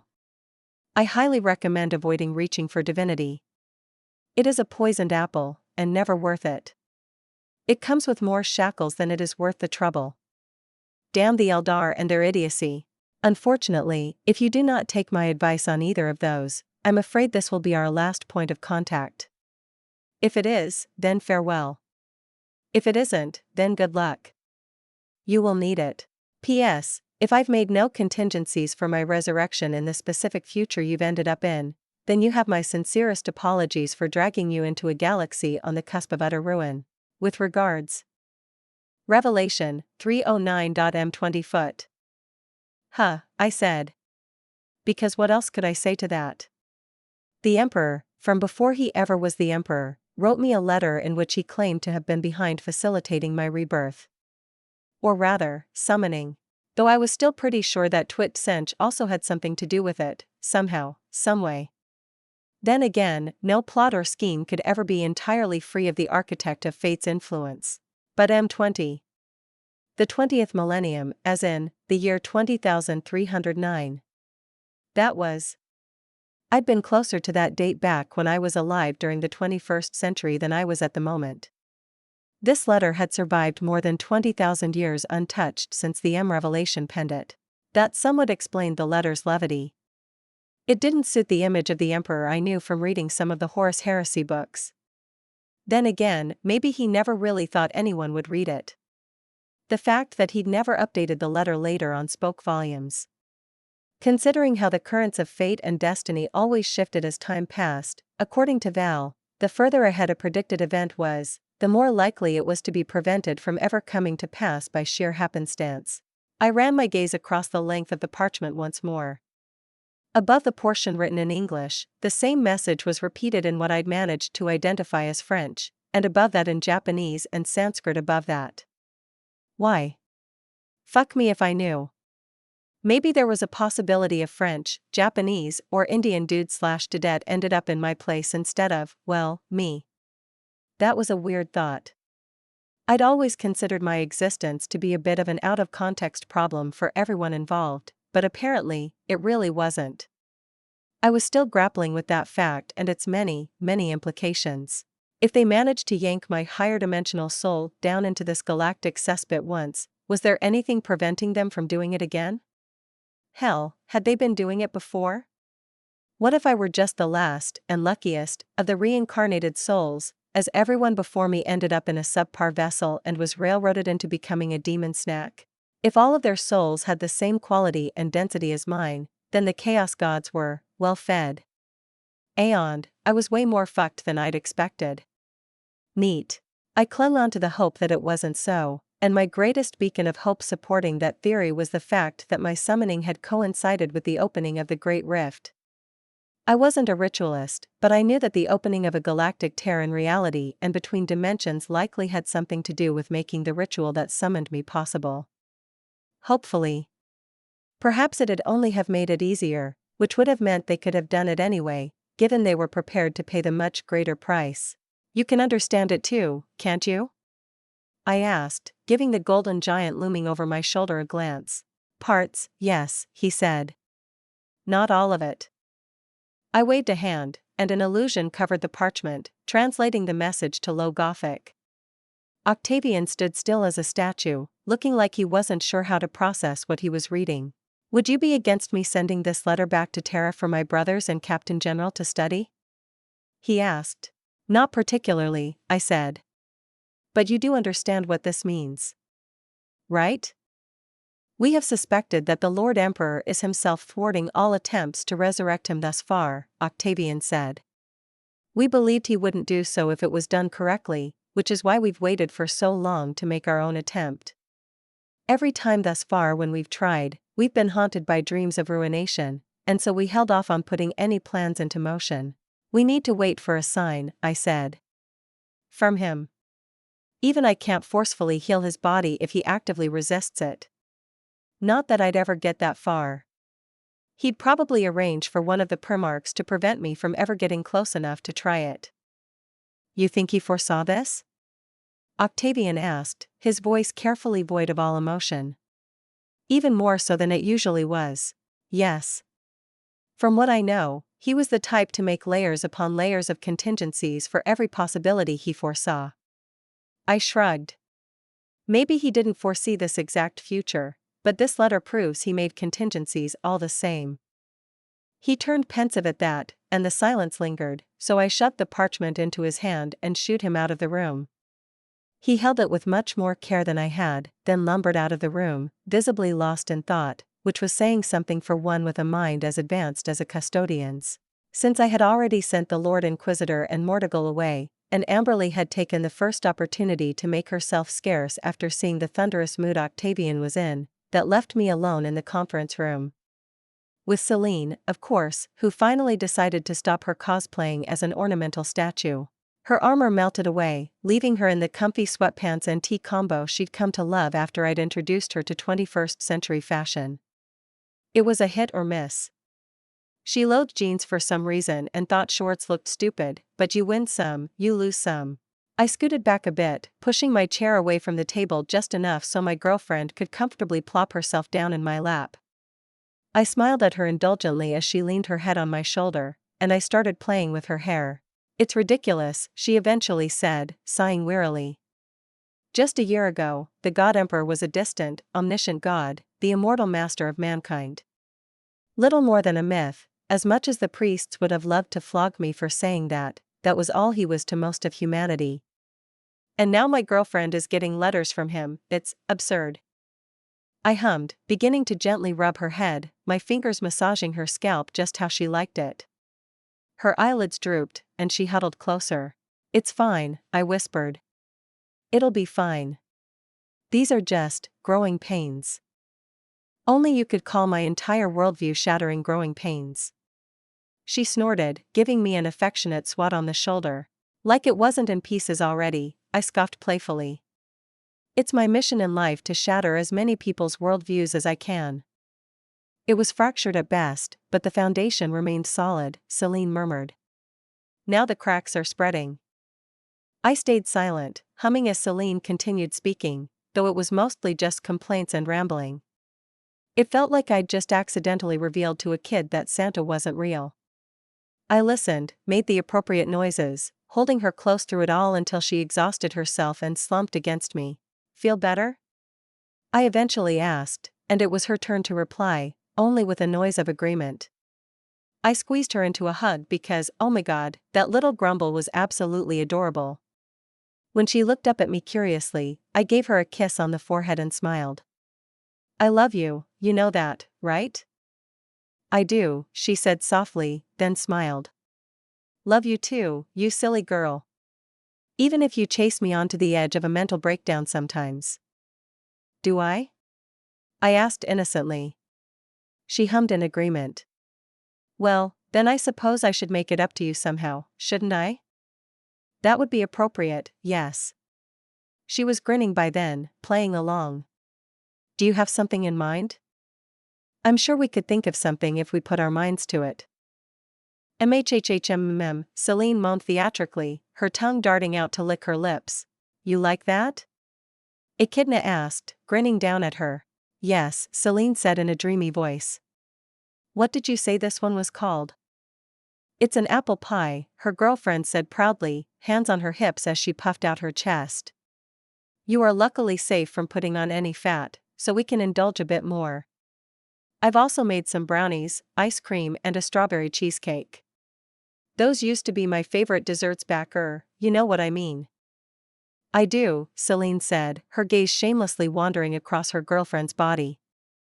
For some reason, she had decided that she'd be cooking her food, and that the most appropriate apparel for that would be an apron.